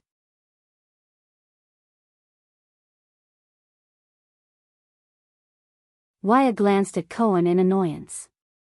The disaster sword, no matter what they are, is a lie and a cover created by Caslin and Chapman Lampard to lure all of you here in the name of the Tower of Eradication. While Cohen awkwardly realized that no one answered, Thales muttered, to be precise, they lured you, Miss Arund, the heir of the Guardian Duke of the Northern Territory here. Miranda sighed. That's right. Croce only sent the news back. She has no right to decide who the Tower of Eradication will send. Cohen was stunned for a moment before he reacted. But Caslin can. He's Master Shao's close friend. He can totally suggest and even specify who he wants. The nobles of Constellation's northern territory secretly entered Dragon Cloud City. If it were any other time, it would be fine, Waya muttered and continued, but when the king was being assassinated, they caught a suspicious Constellatiate and the heir of the Duke of the Northern Territory who secretly sneaked into Dragon Cloud City. The nature of the matter is, a perfect scapegoat, Miranda whispered. Compared to a weak young prince plotting to assassinate the king, this is much more convincing. Not only that. Thales took a deep breath. The picture in his eyes became clearer. Waya is right. You are also the heir of the Northern Territory. The second prince narrowed his eyes and recalled Val Arund's hysteria in Renaissance Palace. South of Broken Dragon Fortress, the Northern Territory of Constellation that Lampard dreamed of. When Lampard conspired with Duke Val, he was determined to get the Northern Territory of Constellation. The few of them fell silent. Cohen blinked, as if he was still trying to sort out the clues. Miranda stared at the chains on her body in a daze. Waya bit his lip tightly. Chapman Lampard never gave up on his desire for the Northern Territory. I am the scapegoat, but you, Miss Arund. Thales sighed slowly. As the rightful heir of the Northern Territory after Duke Val was imprisoned, you are not just the scapegoat. You might not even be the scapegoat. Not the scapegoat? Cohen was horrified. He struggled to get up amidst the pain. What do you mean? Thales raised his head. The picture in his mind became clearer. Think about it. The highly respected Duke Val Arund was framed and imprisoned by Constellation's fatuous King Kessel, the prince said softly. And his daughter went to Ekstedt to ask for help in an attempt to uphold justice and take back everything that belonged to Arund. Coincidentally, the Prince of Constellation assassinated the King of Ekstedt. Chapman Lampard really kept his promise. Thales sighed slowly. His face was full of resignation. It seems that the cooperation agreement between him and Val Arund, it is still valid. And you, Miss Arund. Thales sighed. You are the one who will affect the ownership of the Northern Territory in the upcoming negotiation or war between Constellation and the Dragon.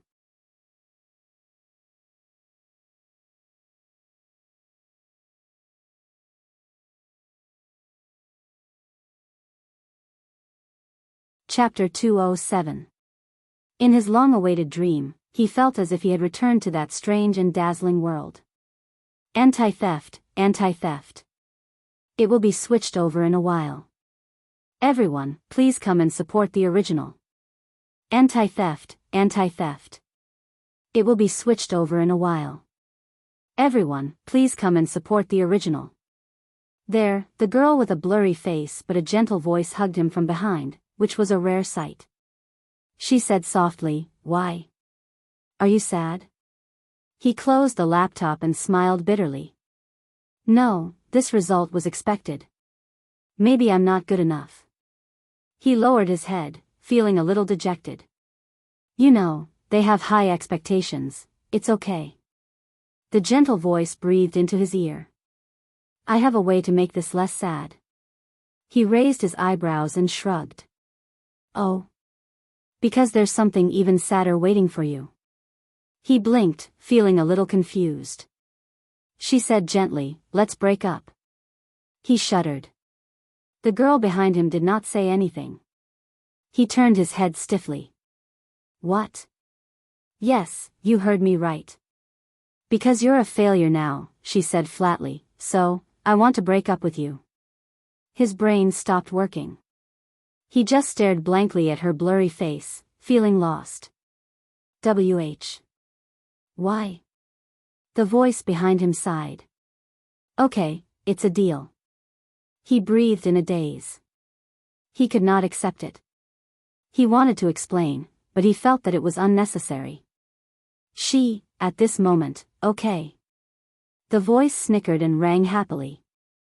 Now, 10 seconds after we broke up, I announced that we're back together. Tada. Let me introduce you to my new boyfriend, Wuxian. He could not think straight. What?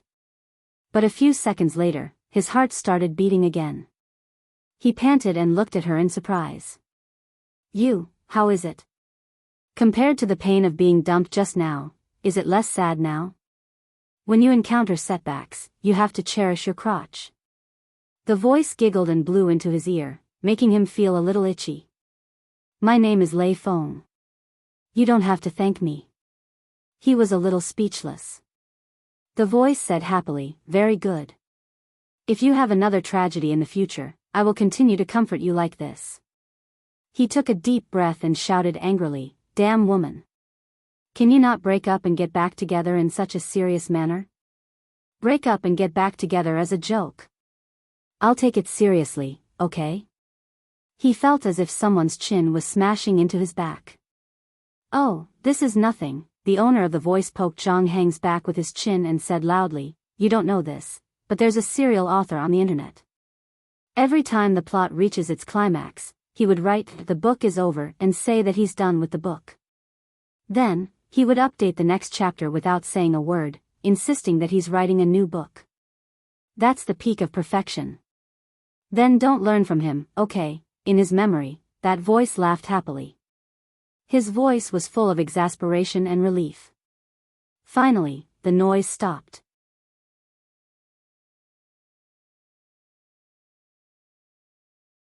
She lay lazily on his back and wrapped her arms around his chest. Hey, Chiron, don't be afraid, she said in a low voice, no matter what happens. I'm here to protect you. He lowered his head and closed his eyes. Ah, I know. You're here to protect me. The voice did not speak. She only wrapped her arms around him a little tighter. But in the next second, everything in the dream was like a reflection on the surface of the water, shattered by a sudden wave. The girl disappeared before his eyes. While he was puzzled, he heard a cold and displeased female voice. The tone was low and contained an inexplicable emotion, making his hair stand on end. I'm watching you. I warned you. In the next moment, Thales woke up with a start. He gasped for air. That voice. That voice. At this moment, a hand was placed on his shoulder. Thales turned his head, still in a state of shock. It was Gu. The man who had just shaken him up from his sleep. The Far Easterner squatted beside him and looked at him with a displeased expression. Little Rascal stood beside him with a sleepy face. Wake up, Prince of Constellation, the butcher said flatly, the person you're looking for is here. So soon. Thales forced himself to stay awake, temporarily suppressing the scenes in his dream. He rubbed his eyes and got up from the cold ground. He has a lot of connections, so it didn't take long. Gu stood up and shook his head. Besides, he's here to pick you up. Thales was stunned. He shook his head and woke up from his sleepiness. He's here to pick me up. Thales and Little Rascal followed Gu out of the butcher's shop after he gestured.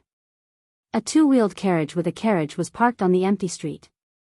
The carriage was made of cheap transparent glass. The coachman on the carriage bowed his head respectfully. Beside the carriage stood a middle-aged noble with a golden ponytail. The latter exhaled. "Your Highness, thank God. Thank you for your help." Thales nodded. "Time is of the essence. Please get on the carriage immediately." The middle-aged noble was obviously relieved when he saw Thales. He took off his hat and bowed to Thales. After we entered Armor District, we were interrogated by a patrol team. Although they acted very well, I can swear that they were definitely not from the city. They were not even locals. Thales nodded with a solemn expression.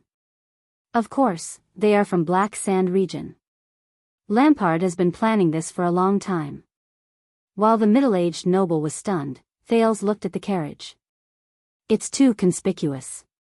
Thales frowned. "A carriage? Transparent glass? Can we get out? And we have to return to Heroic Spirit Palace." The middle-aged noble digested Thales' information and raised his head to answer the prince's question. "I used the name of Good Flow City's merchant group to urgently unload important goods from Armor District.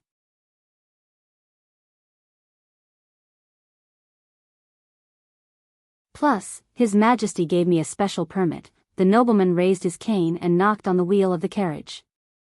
"And I happen to know a disciplinary officer who takes bribes. I've got some connections. He'll turn a blind eye if you leave through the blockade line he's in charge of. No news will get out. As for the glass, please don't worry. This is a specially made carriage. You can only see me from the glass outside. You can't see the back. If necessary, you can hide in the dark compartment." Thales stared at the carriage and exhaled. "Then let's go." He raised his head and looked at the blonde noble from Camus Union. "Marquis Shiles Bamra." Shiles nodded. He opened the carriage door and his gaze lingered on little rascal who was hiding behind Thales. "This is?" He narrowed his eyes. Little rascal shrank a little in fear. "My maid. She saved my life on the way. I can't leave her behind," Thales said calmly. "Very well, then let's talk on the way." Shiles did not ask any more questions. "I also need to hear your explanation of what happened." Thales and little rascal boarded Shiles' carriage. Shiles sat in front while they hid in the space behind him. They could not be seen from outside the carriage at all. Just as the carriage door closed, Thales poked his head out. "No matter what, thank you, Mr. Gu."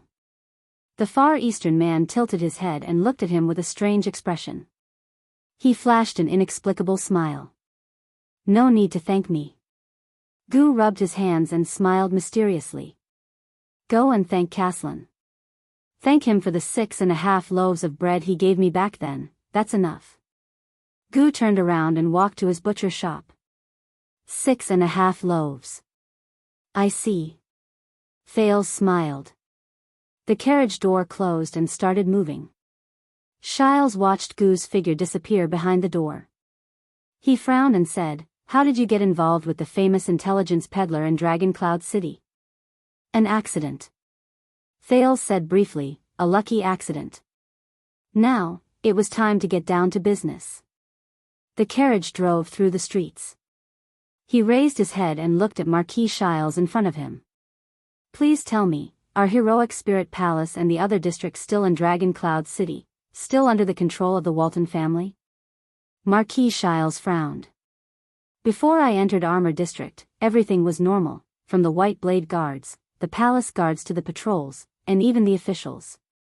Of course, when the king left the palace with his team, the calamities wreaking havoc and the great dragon descending again, some of the guests, including the archdukes, became emotionally unstable. But Prime Minister Leesban tried his best to calm them down. But, he changed the topic and said in a low voice, 'My informants in the disciplinary hall and the channels of my peers told me that His Majesty has not shown up, nor has he given any orders.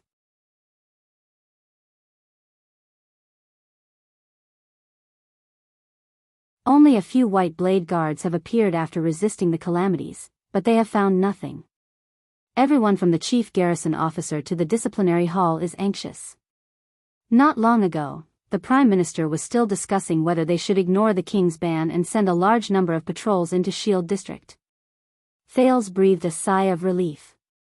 So, Heroic Spirit Palace and Dragon Cloud City are generally safe? Safe? After we met the patrols who interrogated us, I was skeptical about this. Shiles shook his head and said worriedly, "First of all, you have to tell me, what happened to Shield District after the calamities wreaked havoc? What about His Majesty? And how did you appear here?" Thales took a deep breath. He looked at Marquis Shiles, who had turned his head around, and enunciated each word clearly. King Nuvan was assassinated. He died. Shiles froze on the spot. His expression changed subtly, rising and falling along with the bumpy carriage. "The murderer is a man with the surname Charlton, and the person who hired him is Lampard." Thales finished his sentence quietly. Little Rascal looked at them timidly. "So, it seems that this is true." After a while, Shiles came back to his senses. He stroked his gloves and cane and said subconsciously, "The king is dead. Extet is going to be in chaos. The crystal drop mine contract."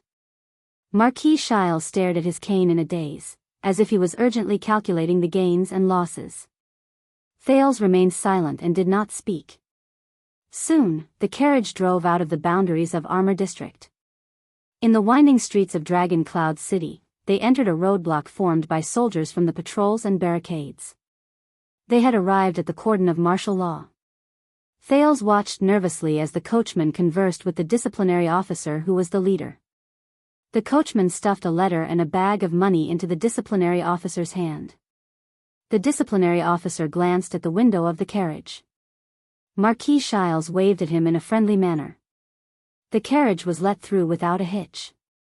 Thales, who had been lying flat on the ground with Little Rascal, heaved a sigh of relief. "Don't worry." Shiles smiled stiffly. "The merchants have many connections, and they are very useful. It's not a problem to deal with these people at the bottom of the hierarchy." The people around the carriage began to increase. Everywhere were the citizens of the capital who were whispering to each other. They were either disheveled or dressed in rags as they stayed on the streets. Quite a number of kind-hearted people brought out food supplies and gave them to these pitiful people who lived on the streets. These are the evacuated citizens. They have been homeless for a few hours, at least not before the king's ban expires. Marquis Shiles looked outside the window and shook his head.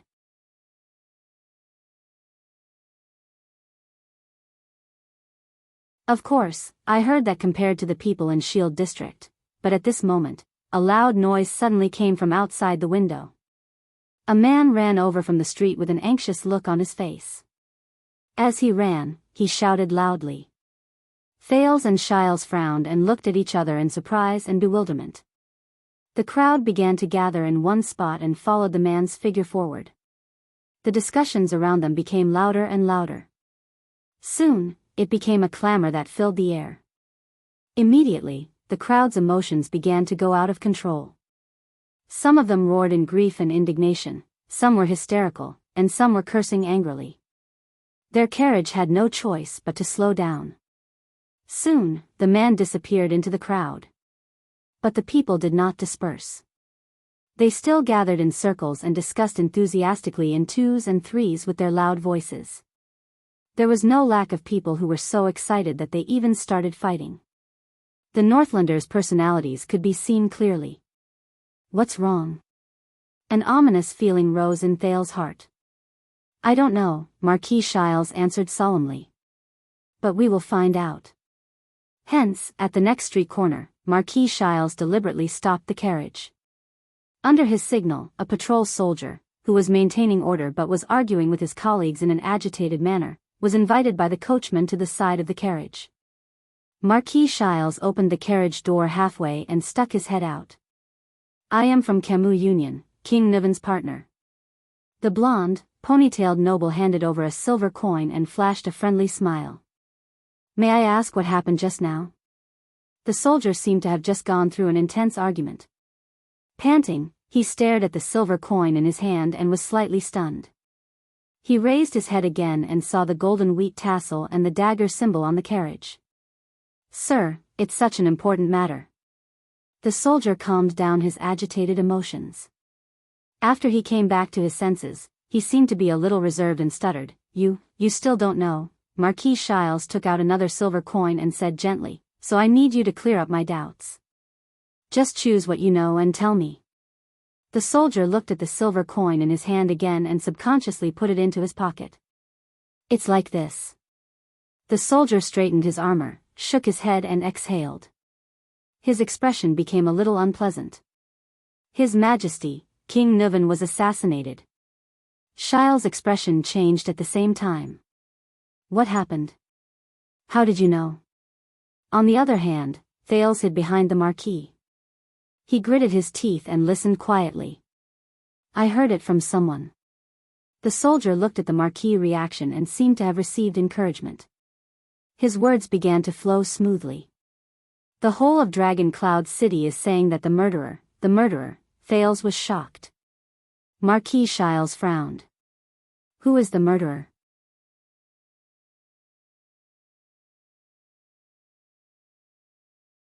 "It's those people from the Empire." The soldier raised his head and shouted angrily, "They want to cause civil strife in Extet."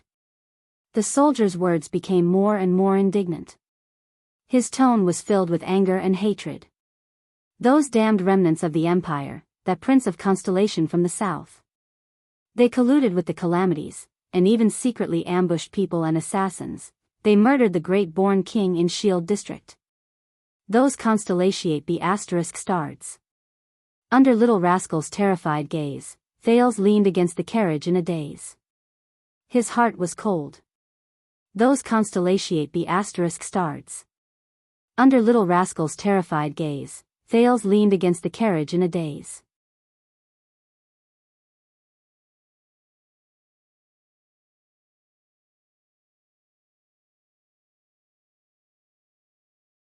Chapter 208.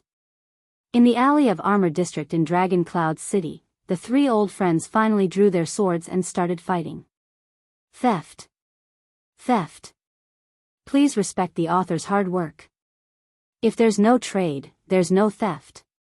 Under the moonlight, Cohen covered his innocent nose in pain as he looked at the man and woman in front of him who started fighting at the slightest disagreement. He knew that in this special battle, there was no room for him to intervene. Miranda probably wouldn't allow him to intervene either. His nose was the proof. Fortunately, compared to before, Miranda's hands were now able to control their strength. Cohen turned his attention back to the battlefield and saw that Miranda was the first to swing her sword. The tip of her sword was aimed at Raphael's chest. Raphael's thin sword instantly appeared in his left hand. Using offense as defense, he slashed at Miranda's throat with a speed that was faster than his opponent's. However, it was as if Miranda had predicted her opponent's next move. The blade of her sword naturally changed direction, and as it spun, it slashed at Raphael's left hand. From afar, it looked as if Raphael had taken the initiative to extend his left hand to meet her blade. Cohen was amazed. This was Miranda's instinct after years of practicing the Pegasus music. She actively listened to and even controlled the rhythm of the battle, manipulating her opponent's every move. Raphael frowned. He quickly pulled his sword back and was forced to retreat. He knew how terrifying his former lover was and tried to quickly break away from her rhythm. But Miranda's gaze was as cold as ice. She followed up with a timely slash. When Raphael retracted his right leg, she slashed at his left leg, which was his center of gravity. Raphael was forced into a difficult position by this slash. He was forced to stop retreating and face the sword. Just like before, Miranda seemed to have predicted Raphael's movements. She pulled her forearm, and the wind howled. Cohen's pupils shrank as he watched the battle. In the 10 seconds, the swords of both parties did not touch, exchange, or clash. They only moved back and forth in the air, causing ripples in the air. But Cohen knew that this was an extremely dangerous battle. His teacher, Zadie Tafner, once told Cohen, who was not yet a police officer at that time, that this kind of silent and rapid battle was more often seen in battles between supreme-class fighters. The next moment, Cohen saw Miranda's blade instantly swing at Raphael's head at the most appropriate time, avoiding her opponent's block, dodge, and counterattack. Hiss, the sound of a sword tearing through the air could be heard. In that instant, Raphael's dark red eyes flashed with a different expression. His left arm trembled visibly. Then, the thin sword danced in the moonlight, leaving an afterimage. Ding!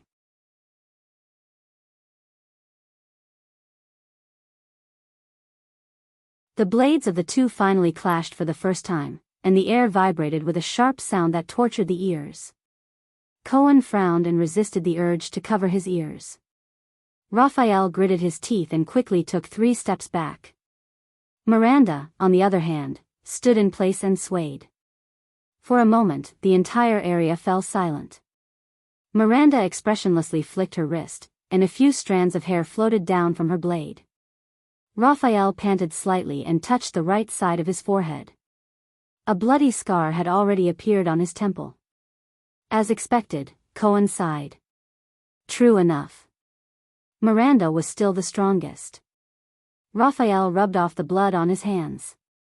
With a resigned smile, he shook his head and sighed. When it comes to sharp observation, seizing the timing and rhythm of battle, you're still as good as ever, Miranda. Cohen coughed and carefully observed Miranda's expression. So, Raphael, let's call it a day. It's been a long time. Miranda still did not know about Raphael's power of eradication. However, if they continued to fight, the observant Miranda, they had to stop the fight. But at this moment, a voice that made the two men tremble came from the field. Raphael, where's your sword of death? Cohen was slightly startled. Raphael lowered his head. Miranda's voice trembled slightly in disbelief. That power of eradication that replaces defense with offense and counterattacks in a desperate situation. For more than 10 years, you're the only one who has awakened the power of eradication, the kind of power of eradication that can break the rhythm of Pegasus music. Why is it gone? Cohen closed his eyes in pain. *T. She found out. Miranda raised her head suddenly. Under the moonlight, her cold expression was tinged with disbelief and panic. This is not the rhythm of Sword of Death. It's not even the rhythm of your swordsmanship. The swordswoman said slowly, although my hands. I can feel that cold temperature. It was hidden in your hands just now. It's another force. What is that, Raphael Lindbergh? Miranda's gaze was like two blades that pierced Raphael, who did not say a word. Cohen slapped himself on the forehead in frustration. The three of them were silent for a few seconds, until Raphael spoke in a gentle and relaxed manner. This is Prayer of the Dead. To be honest, it's not much different from Sword of Death. The young man in white sneered. His voice was still light. Fighting for a chance of survival in a hair's breadth, seeking victory in a dangerous situation to the limit. The style is very similar. I thought that you would not be able to feel it with your hands. Just like how Touch of Greed is the Disaster Sword's version of the Glory of the Stars. Miranda furrowed her brows tightly. With a hint of anxiety, she keenly asked, is the so-called Prayer of the Dead also another version of Sword of Death? Her gaze was filled with indescribably complicated emotions.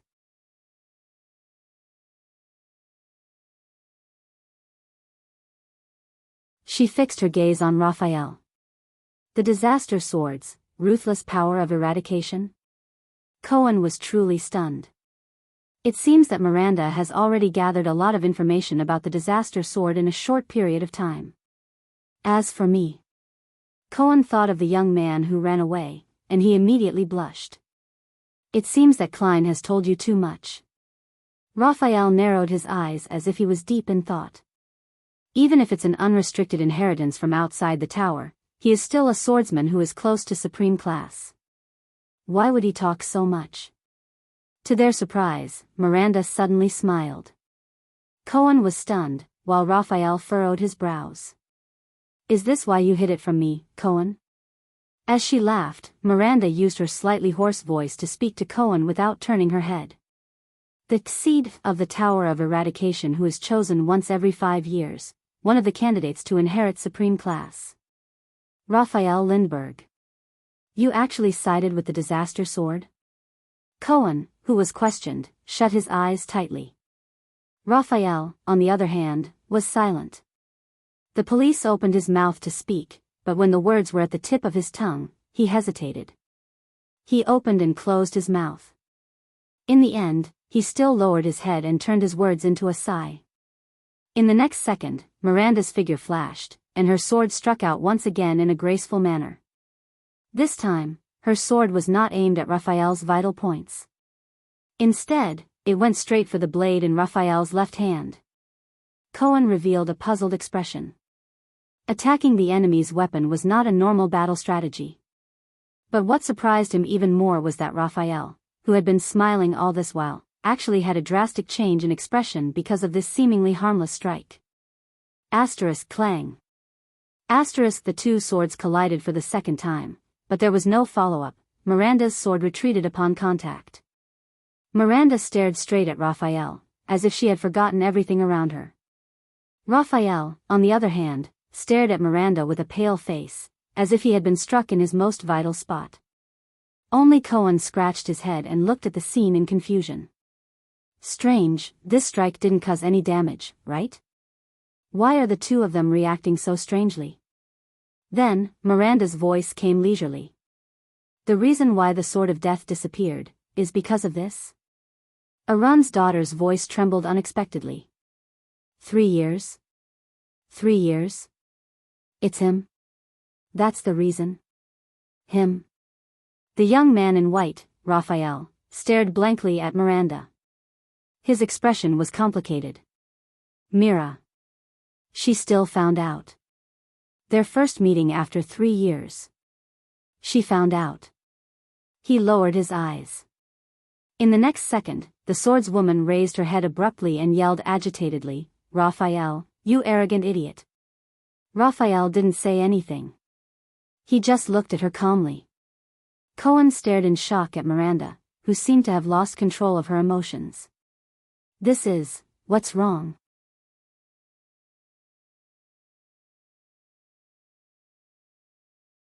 Wasn't she a strong and independent, strong woman just a moment ago? How did she become a grief-stricken ex-girlfriend? In the next moment, the swordswoman turned around and stabbed her sword into the wall beside her. Swoosh! Raphael let out a long sigh. With a gloomy expression, Miranda loosened her grip, letting the hilt of her sword tremble in the air. I curse him. Miranda turned her head and gritted her teeth. Her expression was filled with grief and indignation as she sneered angrily. He deserves it. He deserves it. The swordswoman roared. Raphael gently sheathed his sword. Don't be like this, Mira. The young man in white shook his head and said softly, it's not worth it. Cohen's mouth fell open. He was about to go crazy from the situation in front of him.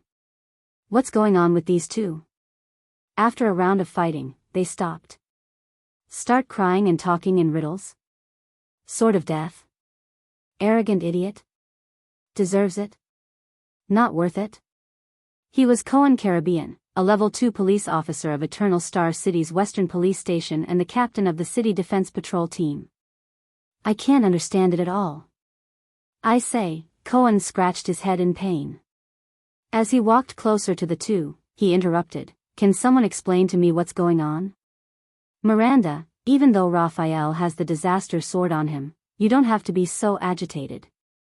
In the next moment, Miranda and Raphael raised their heads at the same time and shouted angrily. Shut up, Cohen. Miranda's face was filled with rage. Not now, Cohen. Raphael's face was as cold as ice. Cohen, who was interrupted by the two at the same time, paused in midair with his mouth wide open. He stared at them innocently and at a loss. He raised his hands, smiled apologetically, and took a step back. All right, you guys talk, you guys talk. The police officer, who was completely unaware of the situation, silently cursed in his heart. People like me who aren't smart enough shouldn't participate. Damn couples.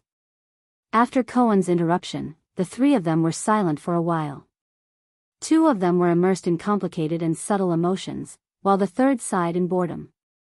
So. Miranda adjusted her emotions, lowered her head, and sneered, "The death of the sword cleansing can't come back, right? Just like you." Raphael understood what she meant. He sighed softly, and his gaze was complicated. The death of the sword cleansing originated from the chaotic period of war during the era of multiple kings. The young man in white shook his head emotionally. A brave and loyal great knight was betrayed by the king he served, and his reputation was ruined. The great knight's son escaped from the siege. He washed the blood on his father's sword by the river, and swore to take revenge, Raphael said flatly. Many years later, he joined the enemy kingdom and became a knight.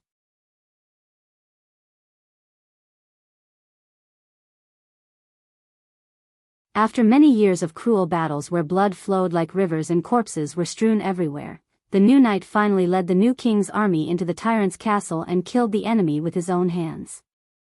But this did not bring him satisfaction. The path of vengeance burned with only emptiness and sorrow. When he saw the fear and hatred in the eyes of a princess left behind by his enemy, the knight's heart softened, and he suddenly came to a realization. Raphael lowered his head with a gloomy gaze, and continued in a low voice, "What's the point of this?" He said. Old vengeance was avenged, new hatred was born. The grudges between the kings were endless.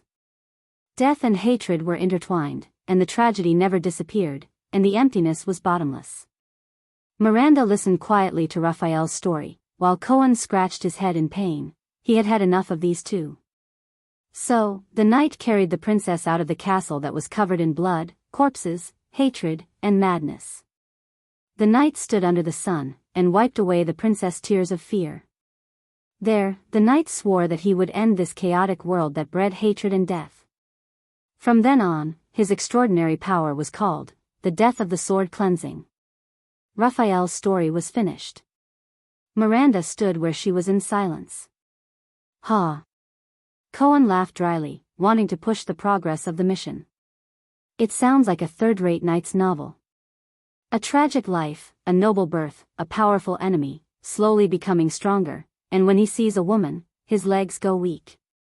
Then, he swore to dominate this chaotic world. Shut up, Cohen. This time, the man and the woman interrupted Cohen. Surprisingly, they were of the same caliber and speed. Once again, Cohen shut up, feeling wronged. Look. Raphael turned to Miranda, and with an obscure smile on his face, he said, "Compared to a greater goal, these things are not worth caring about. Do you understand?" Miranda looked at Raphael, her eyes full of hatred and sorrow. So, the Secret Intelligence Department? Raphael twitched the corner of his mouth and nodded. The two stared at each other in silence. It seemed that only the other could understand each other. Until Miranda looked away with a pained expression. "I wasn't joking just now. This concerns the future of the two kingdoms. Dragon Cloud City will not be peaceful tonight." Raphael straightened his clothes, raised his head, and looked at Heroic Spirit Palace in the distance under the moonlight.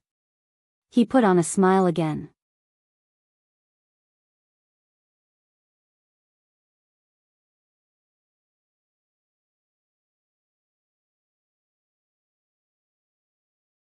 Chapter 209. Somewhere in Eternal Star City. It was in pain. This is an anti-theft stamp. I'll change it back later. PC readers can just refresh the page.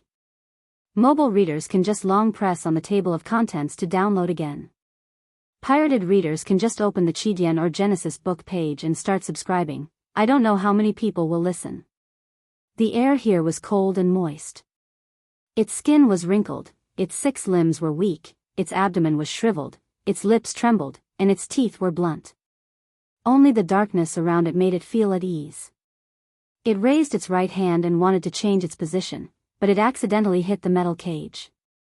A sharp pain came from the surface of its skin that had just touched the metal. It opened its mouth and let out a meaningless howl of pain. This damned cage. The magic seal on it was rigorous, meticulous, comprehensive, perfect, and flawless. It was the standard product of the Alchemy Tower. It did not know if it was the work of the Confinement Research Institute or the Spell Laboratory. It was probably the former. In the extinct Alchemy Tower, this kind of magic cage with a single function was only studied by this faction that had been in decline for a long time. For example, the cage that was currently trapping him here. It had endured such days for an unknown period of time, and even its sense of time had become numb. It even suspected that if it continued like this, then one day, it would even completely forget its own name. It was fed once a month, given a fixed electric shock every month, and had to complete work all the time. Under such circumstances, it began to miss its main body. It still remembered the pain when it was cut off from the main body, and the heart-wrenching wails and screams that came from the main body's mind. Even many days and nights after that, even when it was its turn to be cut off, the pain was not comparable to the excruciating pain of being separated from the main body. It really wanted to return to its main body. If it remembered correctly, the main body should be locked up in the City of Triumph, the damn capital of the human empire. The country had obviously been torn apart, leaving only a small piece of territory. It was so weak, but that group of humans still shamelessly called themselves an empire. Did the weak not deserve to die? Thinking of this, its mind that was a little muddled because it did not know how long it had been locked up suddenly moved. By the way, has the main body not sent anything from the City of Triumph for some time? Whether it was letters or items, there was nothing. The mental connection between the main body and the main body seemed to have been broken for some time. Humans no longer used it. Impossible. It did not believe that those evil humans would let it or its host take a break. They would only endlessly squeeze out its value without knowing the bottom line. Did something happen to the main body?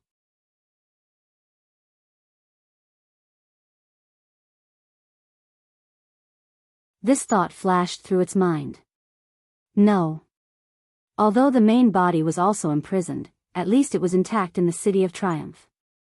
The Empire knew its value, and the Imperial Prince had even tried to communicate with the main body. But how could the prideful main body respond to a lowly human's request for a trade? So they were still using itself to communicate. Although the Empire wasn't as powerful as it was in the past, the humans would definitely protect the main body. As long as Victorious Return wasn't destroyed overnight, the main body would be safe. One day, it would definitely return to its main body. At that time, it would once again be as powerful as it was in the past. Then, it had to carefully hide itself and strengthen itself. Most importantly, it had to find a way to restrain those mystics. It did not want to experience the humiliation of being captured and imprisoned as a slave a second time.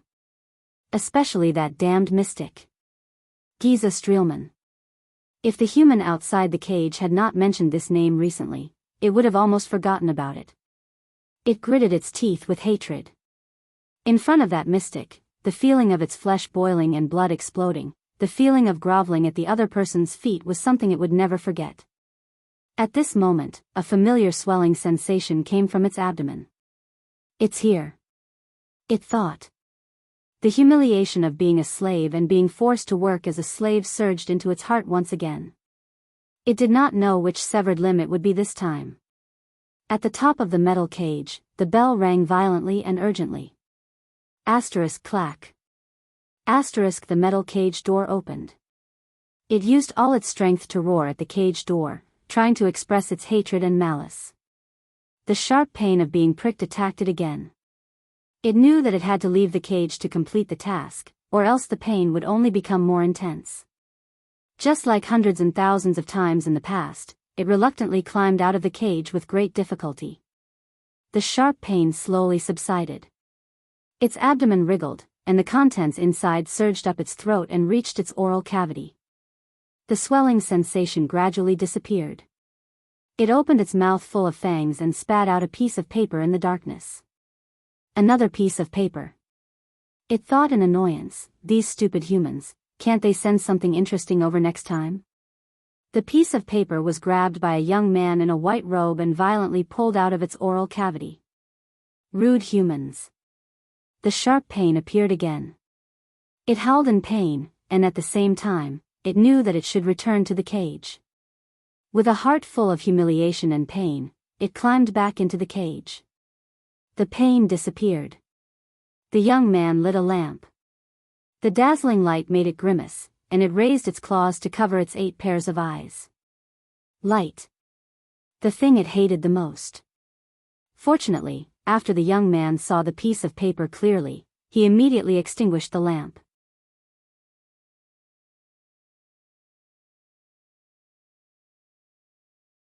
In the darkness, in its field of vision, the young man in a white robe put down the piece of paper in his hand and spoke in a much more solemn voice than usual. Things are somewhat beyond our imagination. Oh. An old and hoarse voice rang. It remembered this voice. During the years when it was brought away from the City of Triumph, many humans were in charge of managing its cage, but this old voice seemed to have been in charge for a longer time. First, the prince was intercepted by Lampard at the border, but it seemed to be a daunting experience without any real danger. Now, the diplomat group is heading to Dragon Cloud City under Lampard's escort. You know that I don't care about this, the old and hoarse voice said faintly. What about that homicidal maniac? Giza Streelman did not follow our plan to surround Ramon with Blood Bottle Gang, even though we used various channels and hinted to them countless times about Ramon's importance to the Brotherhood, the young man said quietly. Giza Streelman. The nerves all over its body were stimulated by that familiar name again. My enemy. The mystic. The enemy of life that rampaged through flesh and blood. What happened? The old and hoarse voice rang again. It made its public appearance. According to our informants in Broken Dragon Fortress, Giza seemed to have endangered Prince Thal's safety on the way, the young man said. The sound of a cane hitting the ground rang in the darkness. The old voice sounded doubtful. According to the previous report, wasn't the Night Queen the one who intercepted His Highness? Is that why she requested help from Broken Dragon Fortress? Yes, but the information has been updated. It seems that things have become a little more complicated. The young man raised his head and revealed a smile that no one could see clearly in the darkness. The blood mystic appeared for the Dark Knight black coffin in the hands of the Blood Clansman. It opened its eyes abruptly. During the years when it was separated from its main body, it had experienced too much numbness and chaos, but its memories with its main body were still preserved in its mind. Dark Knight, what a familiar term, where did I hear it before? There was silence. The old and hoarse voice did not reply. I remember that thing is on the list of legendary anti-mystic equipment, but judging from your reaction, it is indeed an extraordinary item, right? The young man in white raised his eyebrows. You know, if we send a message and arrange for manpower now, we might be able to intercept the Night Queen. The air and the darkness seemed to have frozen in an instant. Don't ask. That coffin is not something we can touch. After a while, the hoarse voice slowly rose. Be it the coffin itself or the item in the coffin. The young man frowned and revealed a puzzled expression. But in the end, he still nodded.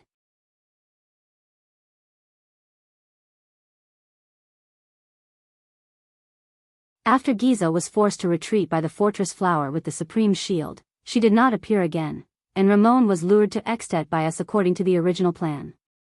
The old figure slowly stood up. Very well. If Blood Bottle Gang still cannot find Ramon, we will remind them again, no matter what, we must lure the blood mystic over. In fact, this is the next thing I wanted to say, the young voice interrupted him. Your last test seems to have worked. The owner of the old voice, the Black Prophet Murat Hansen, slowly raised his head in the darkness. Although the Brotherhood's headquarters did not make any moves under our surveillance. Black Sword appeared at the border between the two countries. The young man curled his lips. I think he went to save Ramon. It seems that there is indeed something wrong with that Ramon, and his value to the Brotherhood is probably far beyond our imagination. There was another strange silence. Then, Murat's sinister laughter rang out slowly. He. The Black Prophet laughed softly. Heh, I was almost fooled by my own student and that old woman. There was a moment when I really wanted to dispel my suspicions about Ramon's identity and remove him from the blacklist. However, no matter how meticulous his disguise is, it is no match for your suspicion, which is even stronger than that of Broken Dragon Fortress, teacher. The young man in the white robe, Raphael Lindbergh, raised his head in the darkness and chuckled sarcastically. Release the news. Murat did not care about Raphael's mockery. He stopped smiling and said in a low voice, "The prince should have already entered Ekstedt, right?" Raphael nodded. "They are on the last stretch of the road in Black Sand region.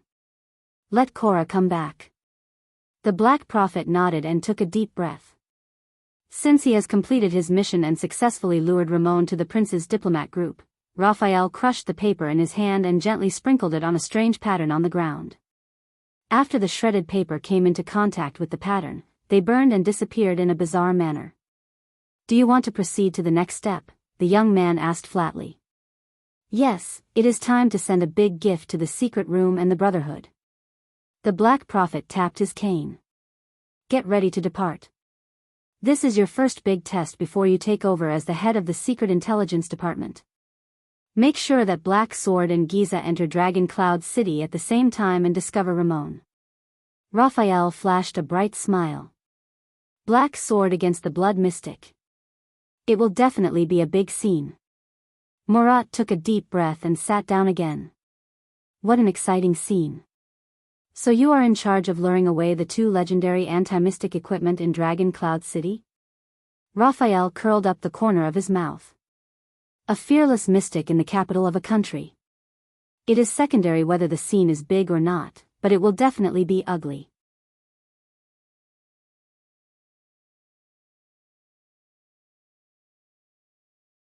"Are you sure you want to do this? Especially, to all the intelligence agencies, he is a notorious homicidal maniac." Raphael smiled, but he said in his heart, "Treat it as Constellation's return gift to Ekstedt. Avenge the losses that His Majesty and I have suffered over the past few months." The Black Prophet sighed emotionally.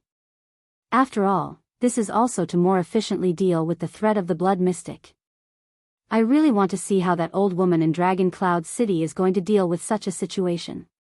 Also, with the tacit approval of the kingdom's secret intelligence department, Black Street Brotherhood has been in the limelight for too many years," Murat thought. Since Blood Bottle Gang has been dealt a heavy blow, Asda and Giza have been forced to appear. It is time for the Brotherhood and the hand behind it to pay the price. Everything is for the stability of Constellation, is it not? Raphael flashed a bright smile. "Black Sword against the Blood Mystic. It will definitely be a big scene." Murat took a deep breath and sat down again. "What an exciting scene. So you are in charge of luring away the two legendary anti-mystic equipment in Dragon Cloud City?" Raphael curled up the corner of his mouth. "A fearless mystic in the capital of a country. It is secondary whether the scene is big or not, but it will definitely be ugly. Are you sure you want to do this? Especially, to all the intelligence agencies, he is a notorious homicidal maniac." Raphael smiled, but he said in his heart, "Treat it as Constellation's return gift to Ekstedt. Avenge the losses that His Majesty and I have suffered over the past few months." The Black Prophet sighed emotionally. "After all, this is also to more efficiently deal with the threat of the Blood Mystic. I really want to see how that old woman in Dragon Cloud City is going to deal with such a situation. Also, with the tacit approval of the kingdom's secret intelligence department, Black Street Brotherhood has been in the limelight for too many years," Murat thought. Since Blood Bottle Gang has been dealt a heavy blow, Asda and Giza have been forced to appear. It is time for the Brotherhood and the hand behind it to pay the price. Everything is for the stability of Constellation, is it not? Raphael flashed a bright smile. "Black Sword against the Blood Mystic. It will definitely be a big scene." Murat took a deep breath and sat down again. "What an exciting scene. So you are in charge of luring away the two legendary anti-mystic equipment in Dragon Cloud City?" Raphael curled up the corner of his mouth. "A fearless mystic in the capital of a country. The scene is secondary, but it will definitely be ugly. Are you sure you want to do this? Especially, to all the intelligence agencies, he is a notorious homicidal maniac." Raphael smiled, but he said in his heart. Treat it as Constellation's return gift to Extet.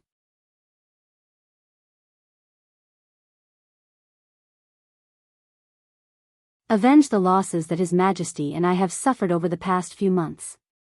The Black Prophet sighed.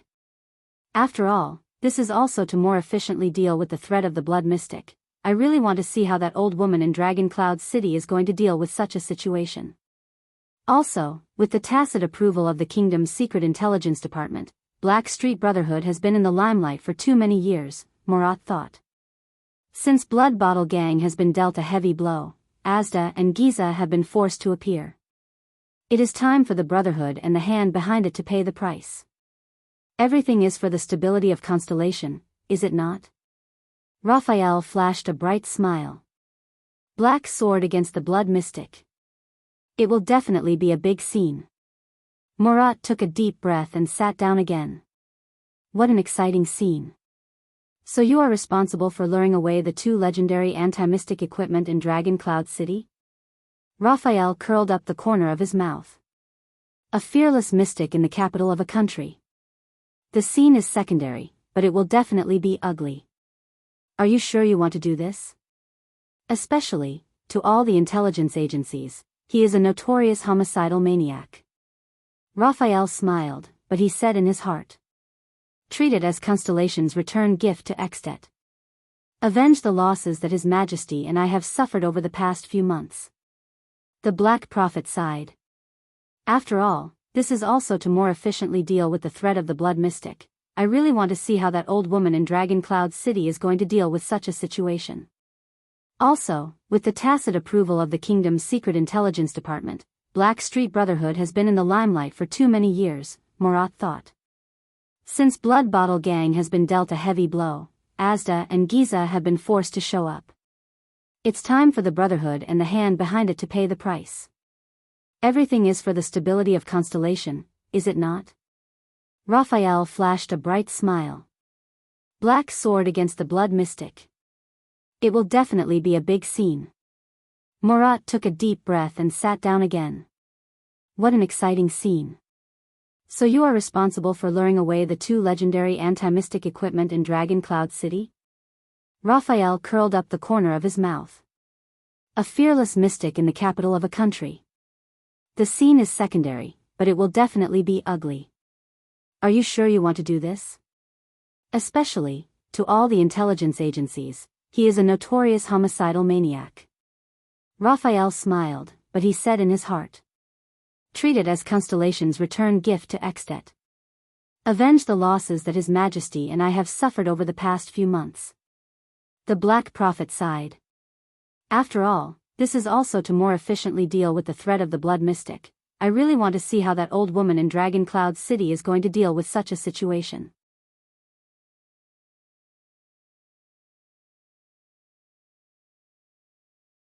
Also, with the tacit approval of the kingdom's secret intelligence department, Black Street Brotherhood has been in the limelight for too many years, Murat thought. Since Blood Bottle Gang has been dealt a heavy blow, Asda and Giza have been forced to show up. It's time for the Brotherhood and the hand behind it to pay the price. You're tuning in to the Carefree Valley YouTube channel. Don't forget to subscribe and join us on this journey to catch the most captivating stories.